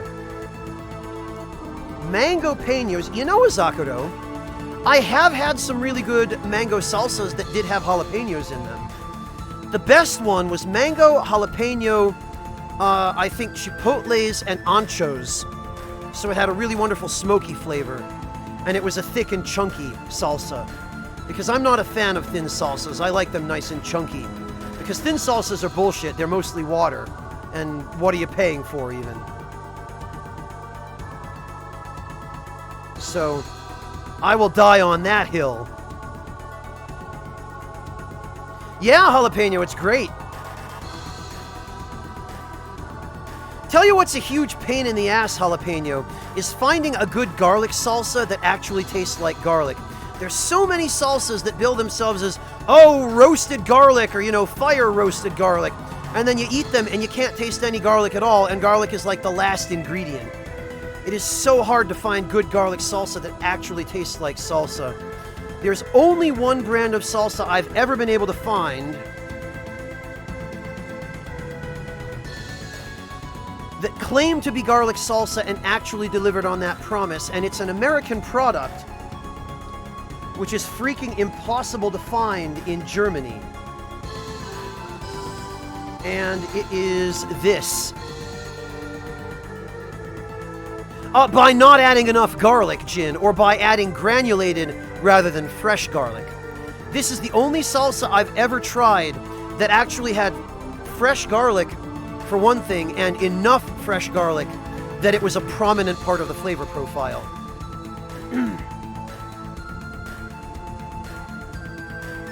Oh, I'm glad someone understands jalapeno.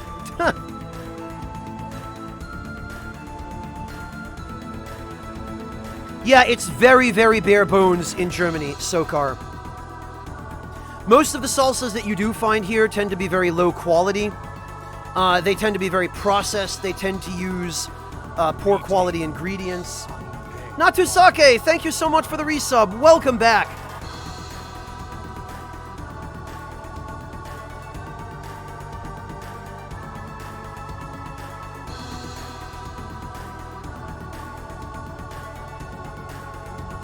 It's really hard to find salsa here that's not made with tomato paste. Or some other kind of, yeah, pretty much, Yoshi, exactly. Which we kind of stole from Hungary, I think. Oh, wow, 12 hectares of garlic. That's a lot of garlic, Mihawk. Well, yeah, you have to, Zeister, in Germany. You have to make your own salsa. But even finding the ingredients to make good salsa in Germany is a pain in the ass. Ancho and chipotle chilies are especially hard to find here. You have to go to generally high-end stores to get them. And even then, you'll be lucky. Like, Al Natura sometimes has chipotles and anchos. I've maybe seen them at Reva once, but most of the lower-end grocery stores, you'll never see anything like that. Welcome back, Top End Buzz. Oh, that's awful, Sokar. Yeah, Japan does not generally understand how to do pizza. Then again, not too many countries do.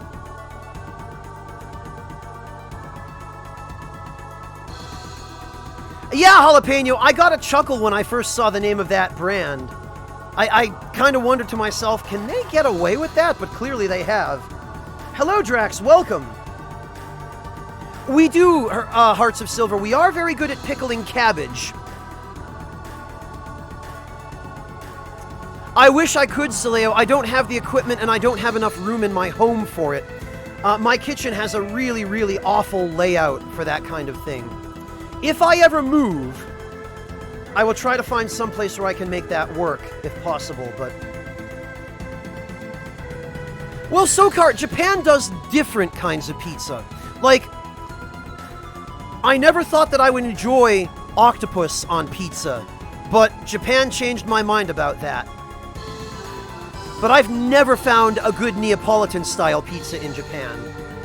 Granted, I was only there for about 2 weeks, but...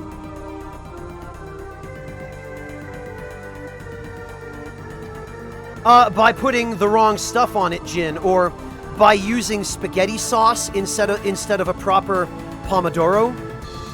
I don't know if you've ever been to Iceland, Jin, but in Iceland they use ketchup on their pizza. And I kind of think anyone who does that just needs to be taken out back and shot.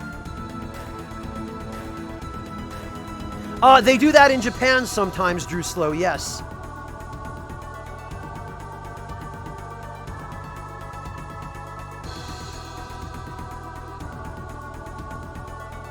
Oh, I do too, Burning Jalapeno. I just can't eat any if I plan on going into work for the next few days. My American side? Data Majora? What? Shooting people or ketchup on pizza? Oh, it's horrible, Sileo. It's horrible.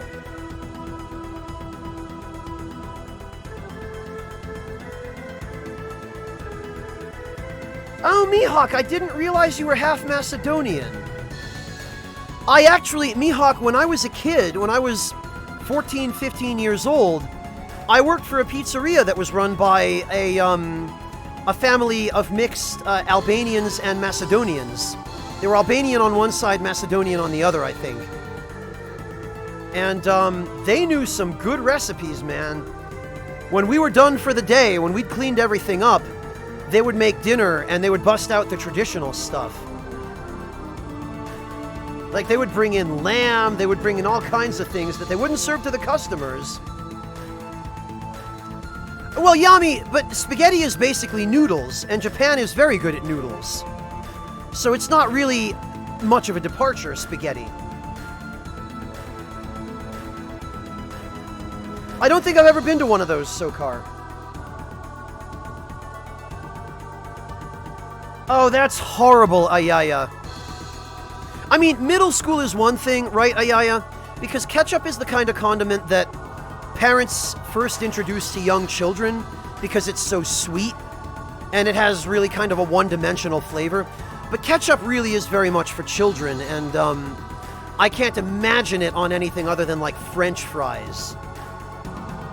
Yeah, me too, Waltz Queen.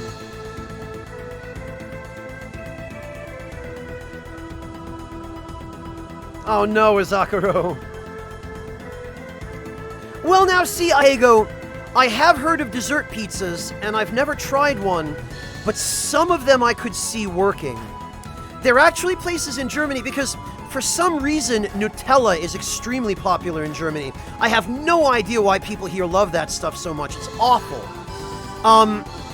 But it's actually not unheard of here for some restaurants to serve dessert pizzas with Nutella, bananas, and strawberries.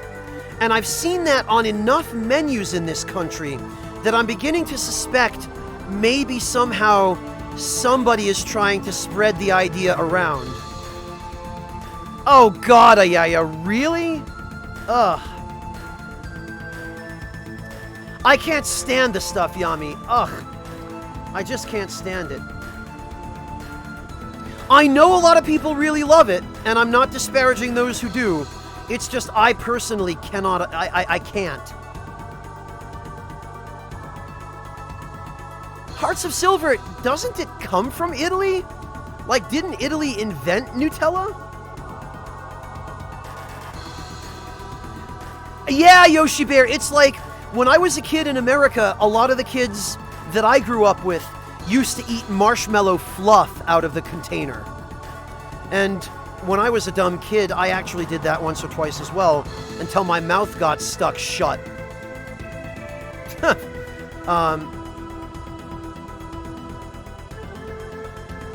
Yeah, Yoshi Bear, isn't Ferrero an Italian company? I'm pretty sure they are.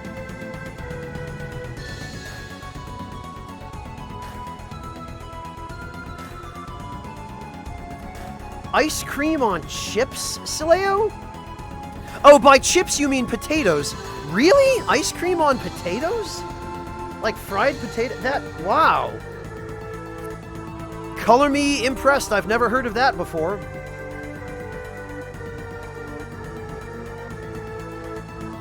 Yeah, Jalapeno, I can't stand either of them now. I used to like fluff when I was a kid, like a young kid, and didn't know any better. Well, Yoshi Bear, Nutella is highly processed, though. It has a lot of additives in it.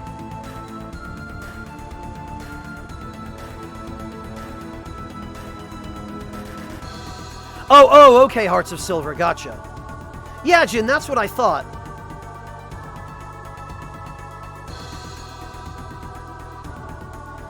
Yeah, Captain Sama, there are all kinds of things that seem to have originated in the modern era that I don't think I could bring myself to try.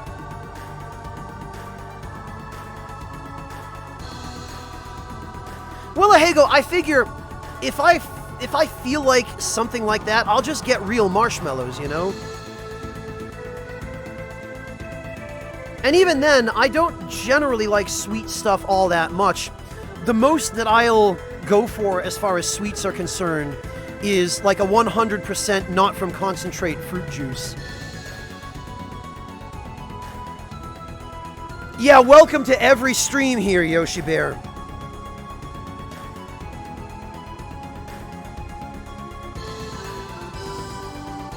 Oh, we'll get there, Sleepy Marabo. We'll get there.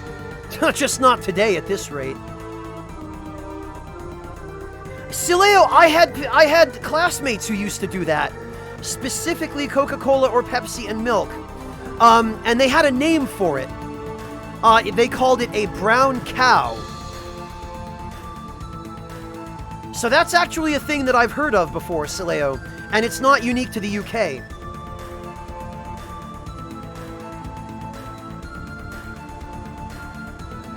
Yeah, I'm not fond of the idea either, Sileo, but they used to do it.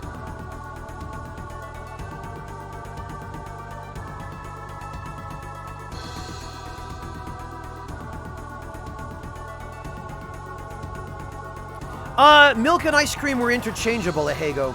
I think the way it originated was in the 80s when the parents of my generation, like my generation's parents, were busy succumbing to all the sensationalism about dieting and health food, because that was huge in the 80s, especially among stay-at-home moms.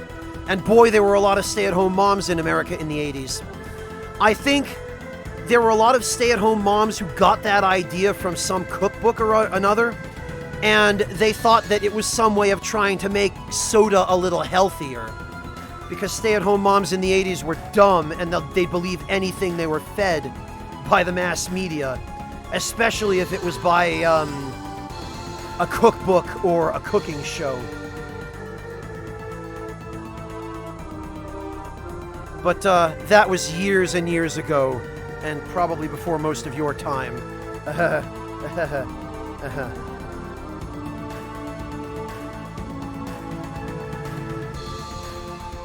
I still love carrot juice, Waltz Queen, but it has to be unprocessed carrot juice. It has to be a not from concentrate carrot juice, and the only brand I've ever found that makes that kind of product is Bolthouse, which again is an American brand, and you can't find it here in Germany. Well, Ahego, I think it was just the excuse they made for themselves that they added milk to the cola. Because milk is healthy, right? So if you add something healthy to something unhealthy, the unhealthy thing becomes less unhealthy. Oh, that hasn't changed, huh? Jalapeno? Okay. Guess I'm not surprised. Oh God, Maribo. I don't even want to imagine what that might be.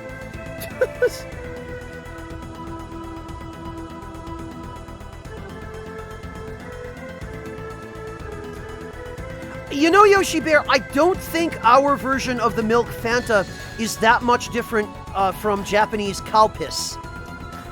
C-A-L-P-I-S, by the way, Karupisu, which is like a sports drink, I think. Well, Sokar, because it contains a lot of calcium, and the conventional wisdom in the 80s and the 90s when I was growing up, and it was particularly pushed on young girls, was that, oh, you need lots of calcium so you'll grow up and your bones will get strong. And milk is the best and cheapest source of calcium.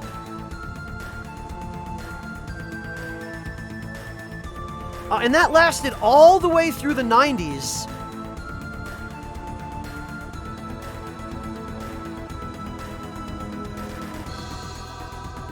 I know, Devilish. I knew someone would hear it that way.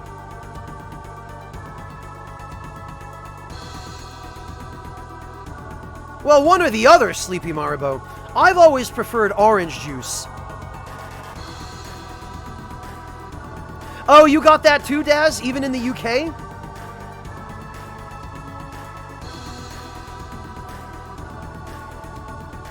Yeah, Ahego, I'm gonna have to post a Wikipedia link to it now so that people understand.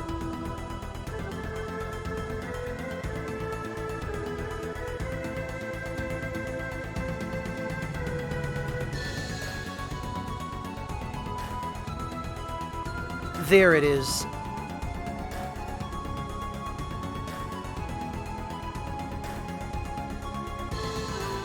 You know, I'm actually really comforted to see so many people in chat describing the different crazy combinations of beverages they used to mix.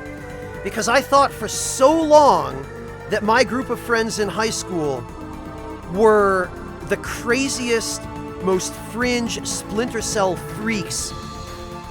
Because whenever I would go out to pizzerias with them, they would take a large soda cup and they would go to the soda fountain and they would just go down the line of sodas and mix every soda that was offered at the soda fountain in the same cup. And I used to look at that and think, what the hell are you guys doing? And I thought they were the only people in the world who did that, and now I know otherwise. So thank you all.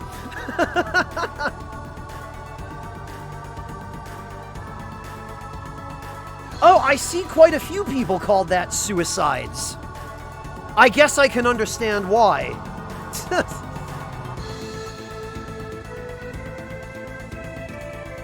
Boza, Mihawk. I don't think I've heard of this one.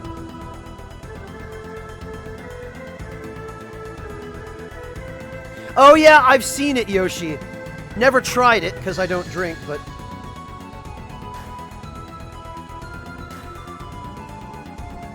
Yeah, Azakaro! When my friends and I, back in America, my high school friends, I introduced them to sushi. And one of them in particular, he and I would go out to eat whenever we could afford to at sushi restaurants, where we used to live, there were fairly cheap sushi restaurants. And his favorite beverage was the Japanese soda that had the marble, the marble top, where you'd push the marble in and the top part of the bottle would catch the marble and you would drink the soda. Those were his favorite. He loved them.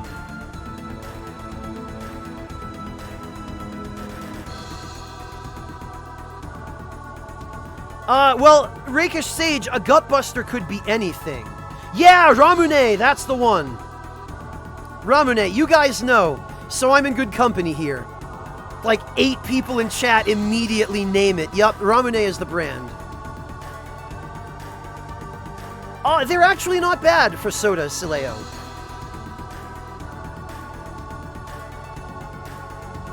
You should try them if you ever have the chance. You have one in your fridge, Sargon. That's awesome. Yeah, Waltz Queen, the cost of importing them has gone up. We can get them occasionally here in Germany as well. Sushi restaurants, like upscale ones in Germany, carry them. But they always overcharge for them. There's always a huge markup.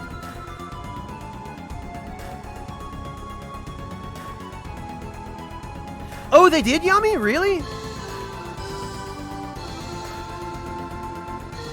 You just drink grounded rice? Hello, Sugar Crow, welcome! I want sushi too, Sugar Crow. I don't remember the last time I had sushi.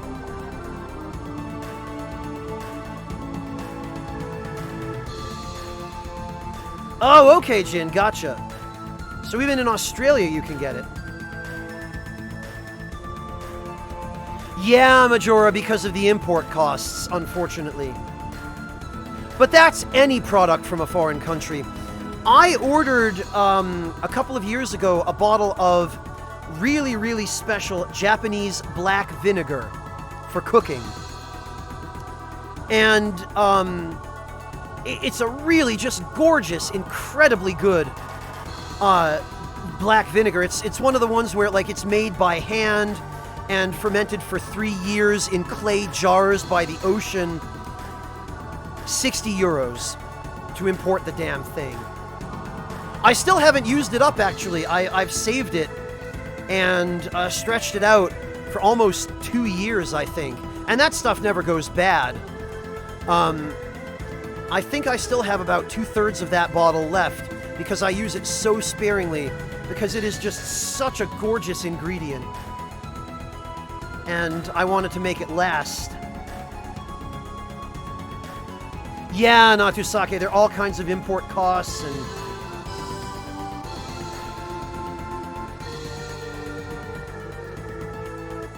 Yeah, Yeah, but Sugar Crow, didn't you just get a really beautiful new, was it an Italian restaurant in your town?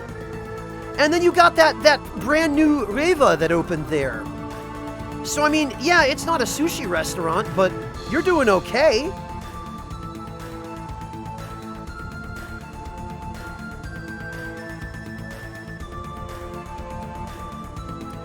Oh, Devilish. Don't worry about it, man. Really, it's okay. It really is okay.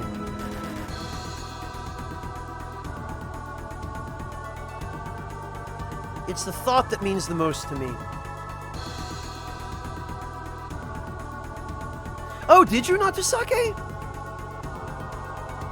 Is sushi really big in Russia, Natusake? Because I know that there are all kinds of diverse regional cuisine in Russia, but I didn't realize that sushi was big there.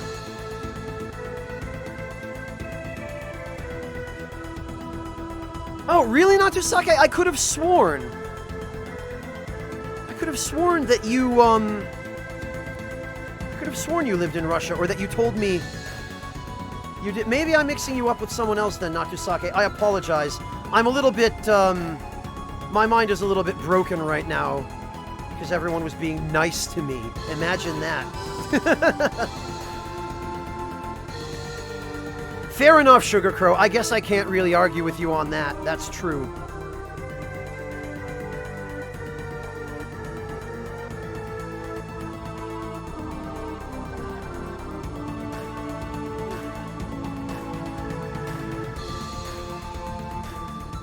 You know how it goes, Ayaya. These guys get me talking about food. And this shit is what happens.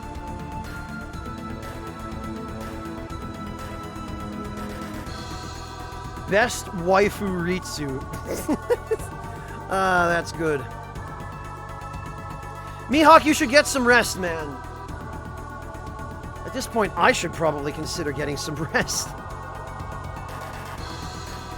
I'm really glad to hear that, Ayaya. Thank you. I really appreciate that.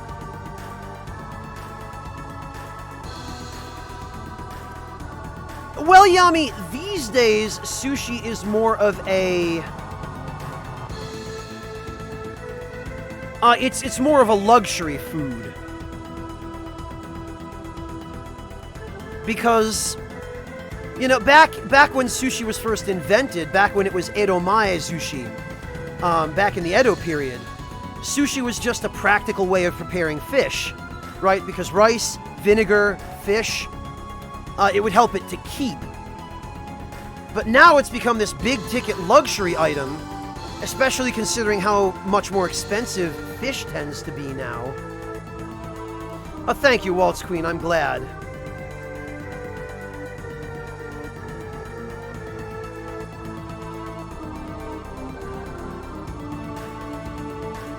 So, that's the...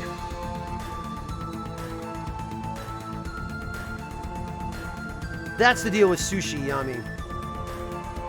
Yeah, Sugar Crow, as long as you had a rolling mat, like the bamboo rolling mat, I'm sure you could do it yourself. I bet the Reva that just opened in your town carries the nori that you would need, the dried seaweed, in order to roll it.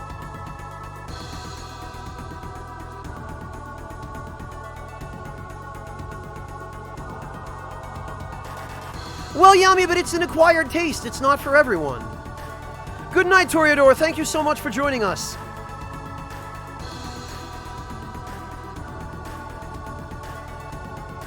And Yami, it's not just the fish that gives sushi its flavor. You want to know why white people like sushi so much, Yami? It's because white people put all kinds of ridiculous stuff in our sushi. People put, like... I've seen sushi that had mango. I've seen sushi that had spicy remoulade. There are all kinds of things that people get creative about putting in their sushi. No, Yami. The California roll is for the other kind of white people who can't stand anything that has flavor, and they just want it to be as bland and safe as possible. The California roll, Yami, is the embodiment of American bastardization of foreign cuisine. I mean, I don't know what you mean by the real white people, Yami, but the white people I grew up around, I mean, I don't know. I'm one of those white people who actually like their food to taste like something. So, I don't know if how far are we going to go with that stereotype, Yami? I leave that up to you. Yeah, I hate mayonnaise too, Sileo. I can't stand it.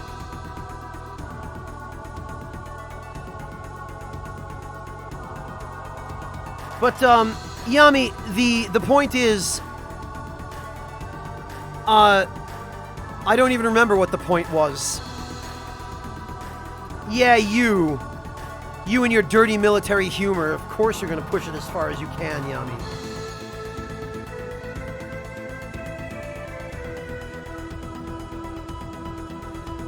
They don't, Sokar, because you can't.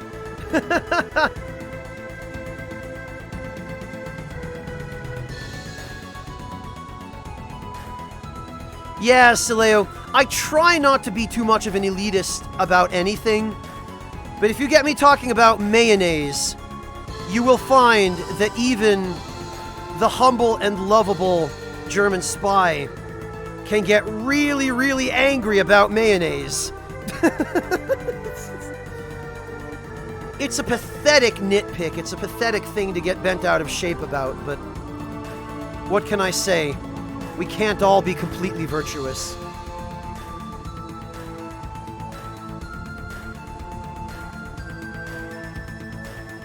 Oh, Piggy Pig, no you're not!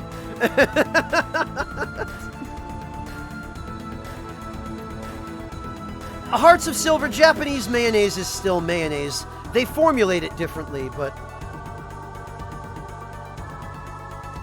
I still can't stand it.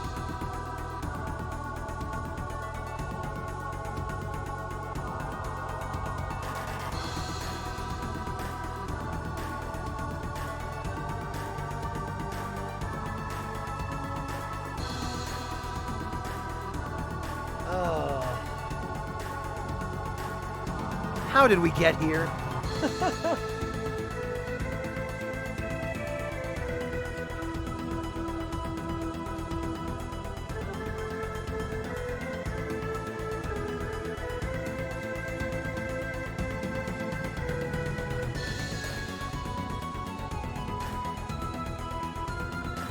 Yeah, I guess, Yami.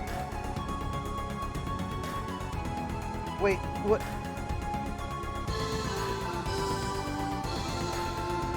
Oh yeah, Stormy One, I guess you're right. I guess that is what happened. Cyanide, no, I'm not being elitist about food. I just hate mayonnaise. That makes me an elitist?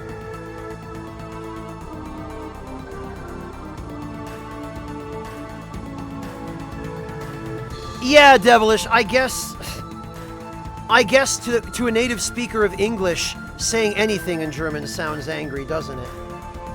Okay, Void Wyvern, thank you so much for stopping in. Always a pleasure to have you. We'll catch you next time.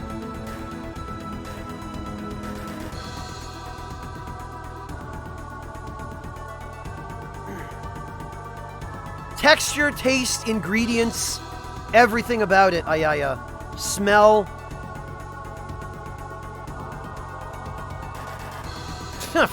Right, Mikers. Me, the wealthy 1%er. That'd be the day.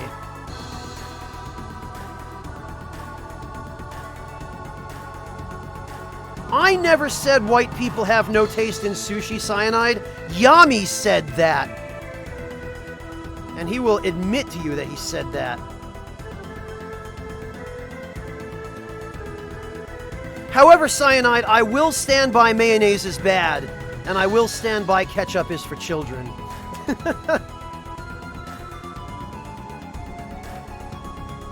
Yeah, and it's pronounced differently, Ahego. It's D, not die. Although, Ahego, I do have a story you'll appreciate if that's the case. So, Ahego, in order to tell you this story, I'll have to tell you a little bit about me, which is that I come from a Jewish family. I myself am, I'm not a practicing Jew, but ethnically I'm Jewish. Hello, Musti, welcome! And on the Jewish holiday of Passover, there's a particular song that we sing during the Seder called Dayenu. And let me see if I can find a link to it, because...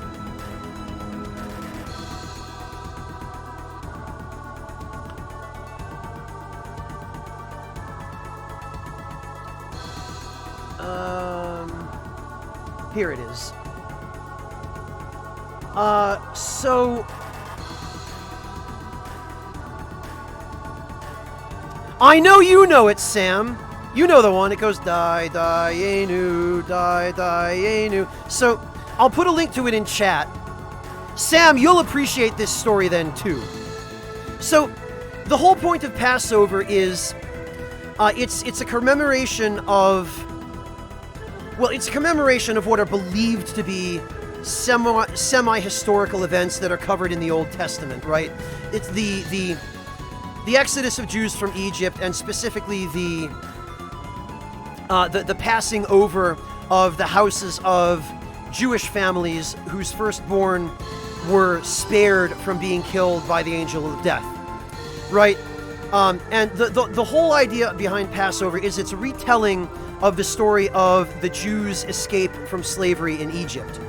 So... Oh no, Jalapeno, I hope he's okay. So one year, we're all together for Passover. We're sitting down to the Seder ceremony, which is like a ceremonial dinner. And one of my cousins brought a friend of hers who was not Jewish. And this friend had never experienced a Seder before. They had never experienced any of the customs or any of that stuff. And we came to the part of the Seder where everyone sang Dayenu, except me, because I don't sing. I just sit there looking like an idiot, because my throat is typically very sore by that point in the evening. And so my cousin's friend had learned a little bit about the point of Passover over the course of the evening, and we got to the song Dayenu, which is what I just linked in chat, and in case anyone missed it, I will link it again. And everybody sang Dayenu, and after the song, my cousin's friend raises her hand and says, Enu means Egyptians, right? You guys are singing Die Egyptians, aren't you? And we had to explain that no, Dayenu is Hebrew. Enu does not mean Egyptians. It was a bit of an awkward moment. Sam, I knew you'd appreciate that.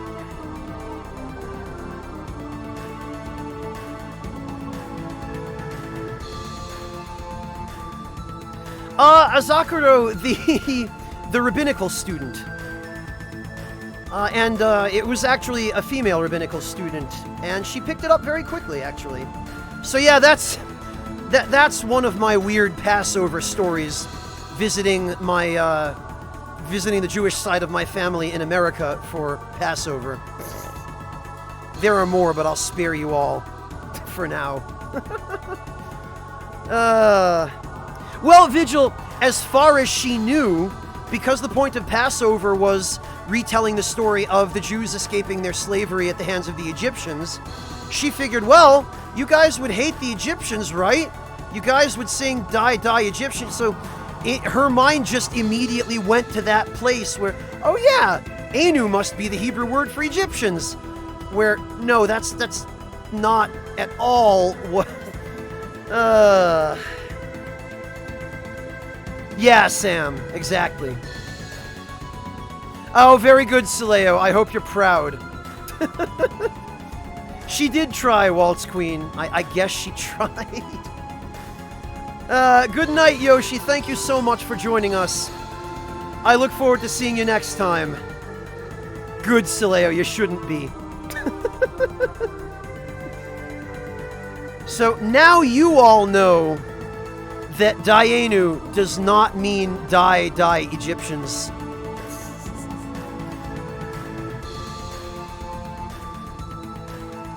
Oh god, Ayaya. Please, no. Yeah, Yami, you guys have some really interesting traditions as well. Yeah, Ahego, I don't know how I ended up deciding that that story would be at all enriching for you, but I hope it was, even a little. But Yami, you guys, at the very least, you've got fireworks. You guys don't mess around. Not at this point in the evening, Asakura. My voice is pretty well shot. I'm glad you appreciated it, Devilish. Hello, Shermo. Yeah, Hearts of Silver and weird personal stories that I never in a million years imagined I'd be sharing on stream.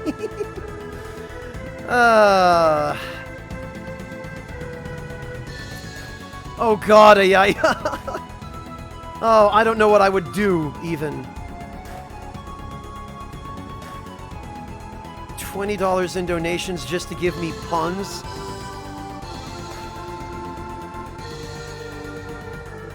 Oh, okay, Ahego. I actually kind of forgot the point of why I told you that story.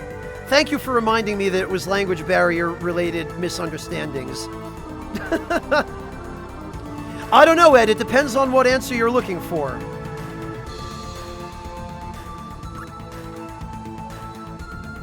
Oh god, Sokar. If you want to do that remix, I'd better remember to save the game before anything else.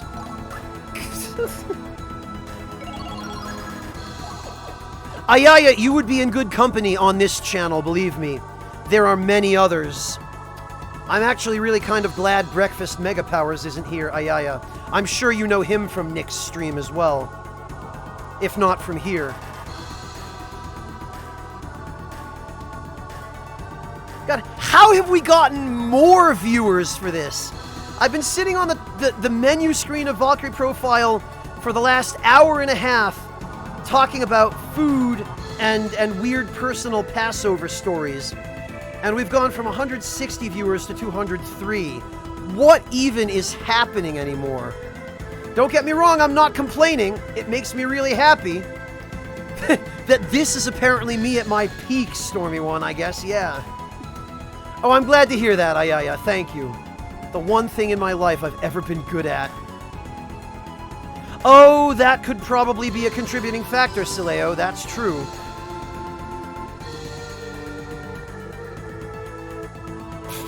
Right, Sokar. I should have just gotten a radio show from the very beginning.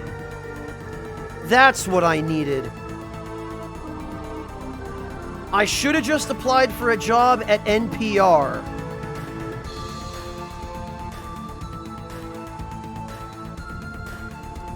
That's what I should have done.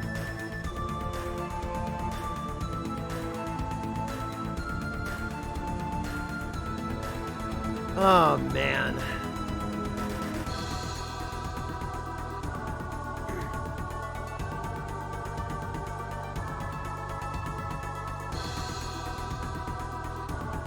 Well, it probably would have paid better than a local radio station, Hearts of Silver. Really, Sugar Crow? I mean, I've done a little bit of work. I've done a couple of, well, it's a long story, but I've done stuff at radio stations before, earlier in life. And it really isn't substantially different from streaming on Twitch, except that you're dealing with much more expensive equipment. And sometimes not even that much more expensive. Some radio stations that I've seen, they were operating on setups that aren't all that different from mine. It's a fun job, Sugar Crow. Not really that much of a departure from Twitch, or I should say, Twitch isn't really a departure from radio.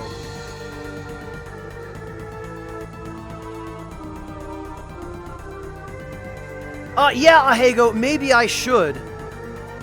Maybe I could take over for that guy who got sacked from the Lake Wobegon show on NPR for sexual harassment. We could just...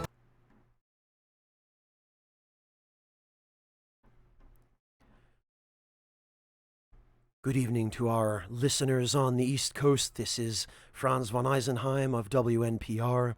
It's time for Lake Woebegone. I don't know, does that work?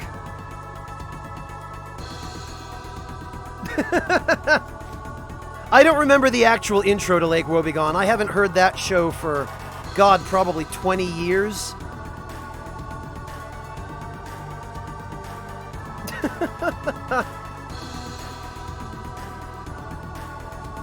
Well, good. I'm glad to hear that. Thank you all.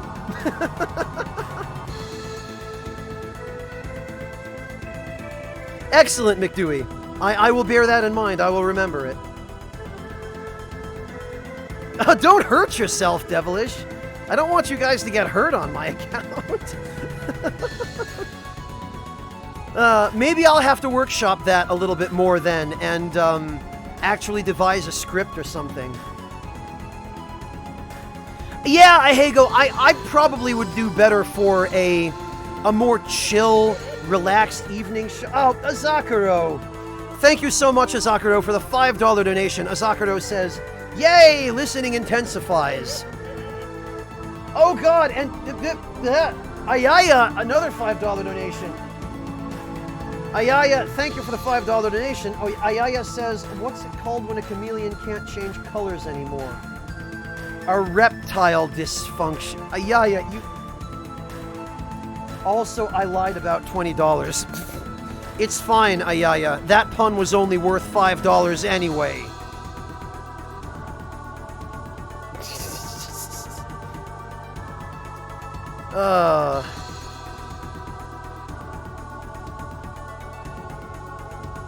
Oh God, Ahego. Well, we've done collabs on Twitch before. Maybe, Dandy Wizard. Oh, well, I'm glad you're having fun, Devilish. Oh, thanks for that, Sam. I'm afraid to ask, Soul Piece.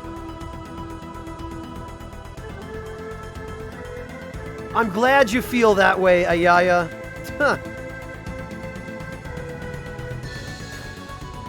Yeah, Sileo, exactly. I kind of feel like I've already become that show for everybody here in Europe. Because look at me, look what time it is. It's almost midnight. It is midnight, actually.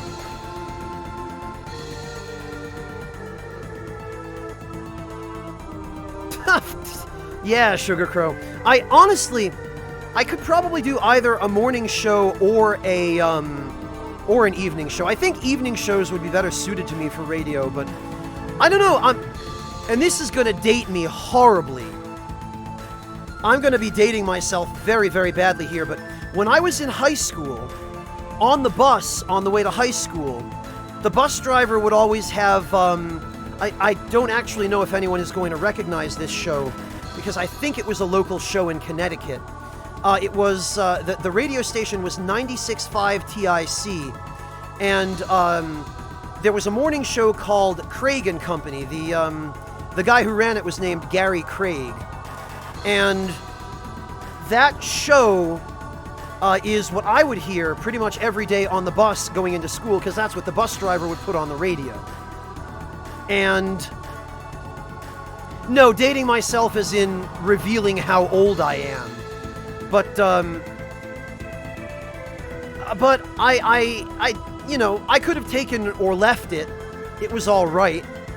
They actually, they did some sort of funny, toilet humored kind of comedy segments that me at 15 years old, I loved. But, yeah, I do, Majora, don't I?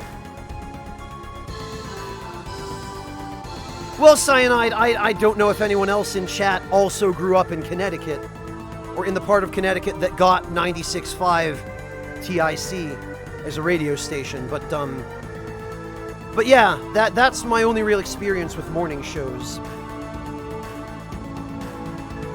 Mortiferu, your voice is perfectly fine.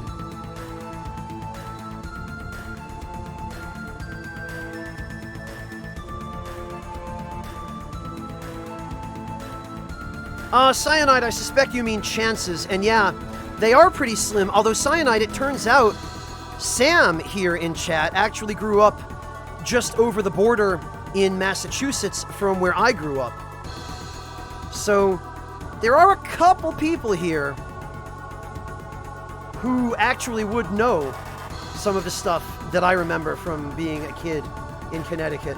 Ah, Sugar Crow. Yeah, cats do that, don't they?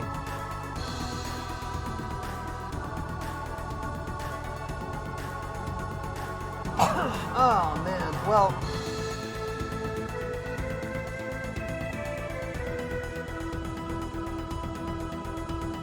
Oh, they both do? Neko's doing it now too, Sugar Crow? Of course he is.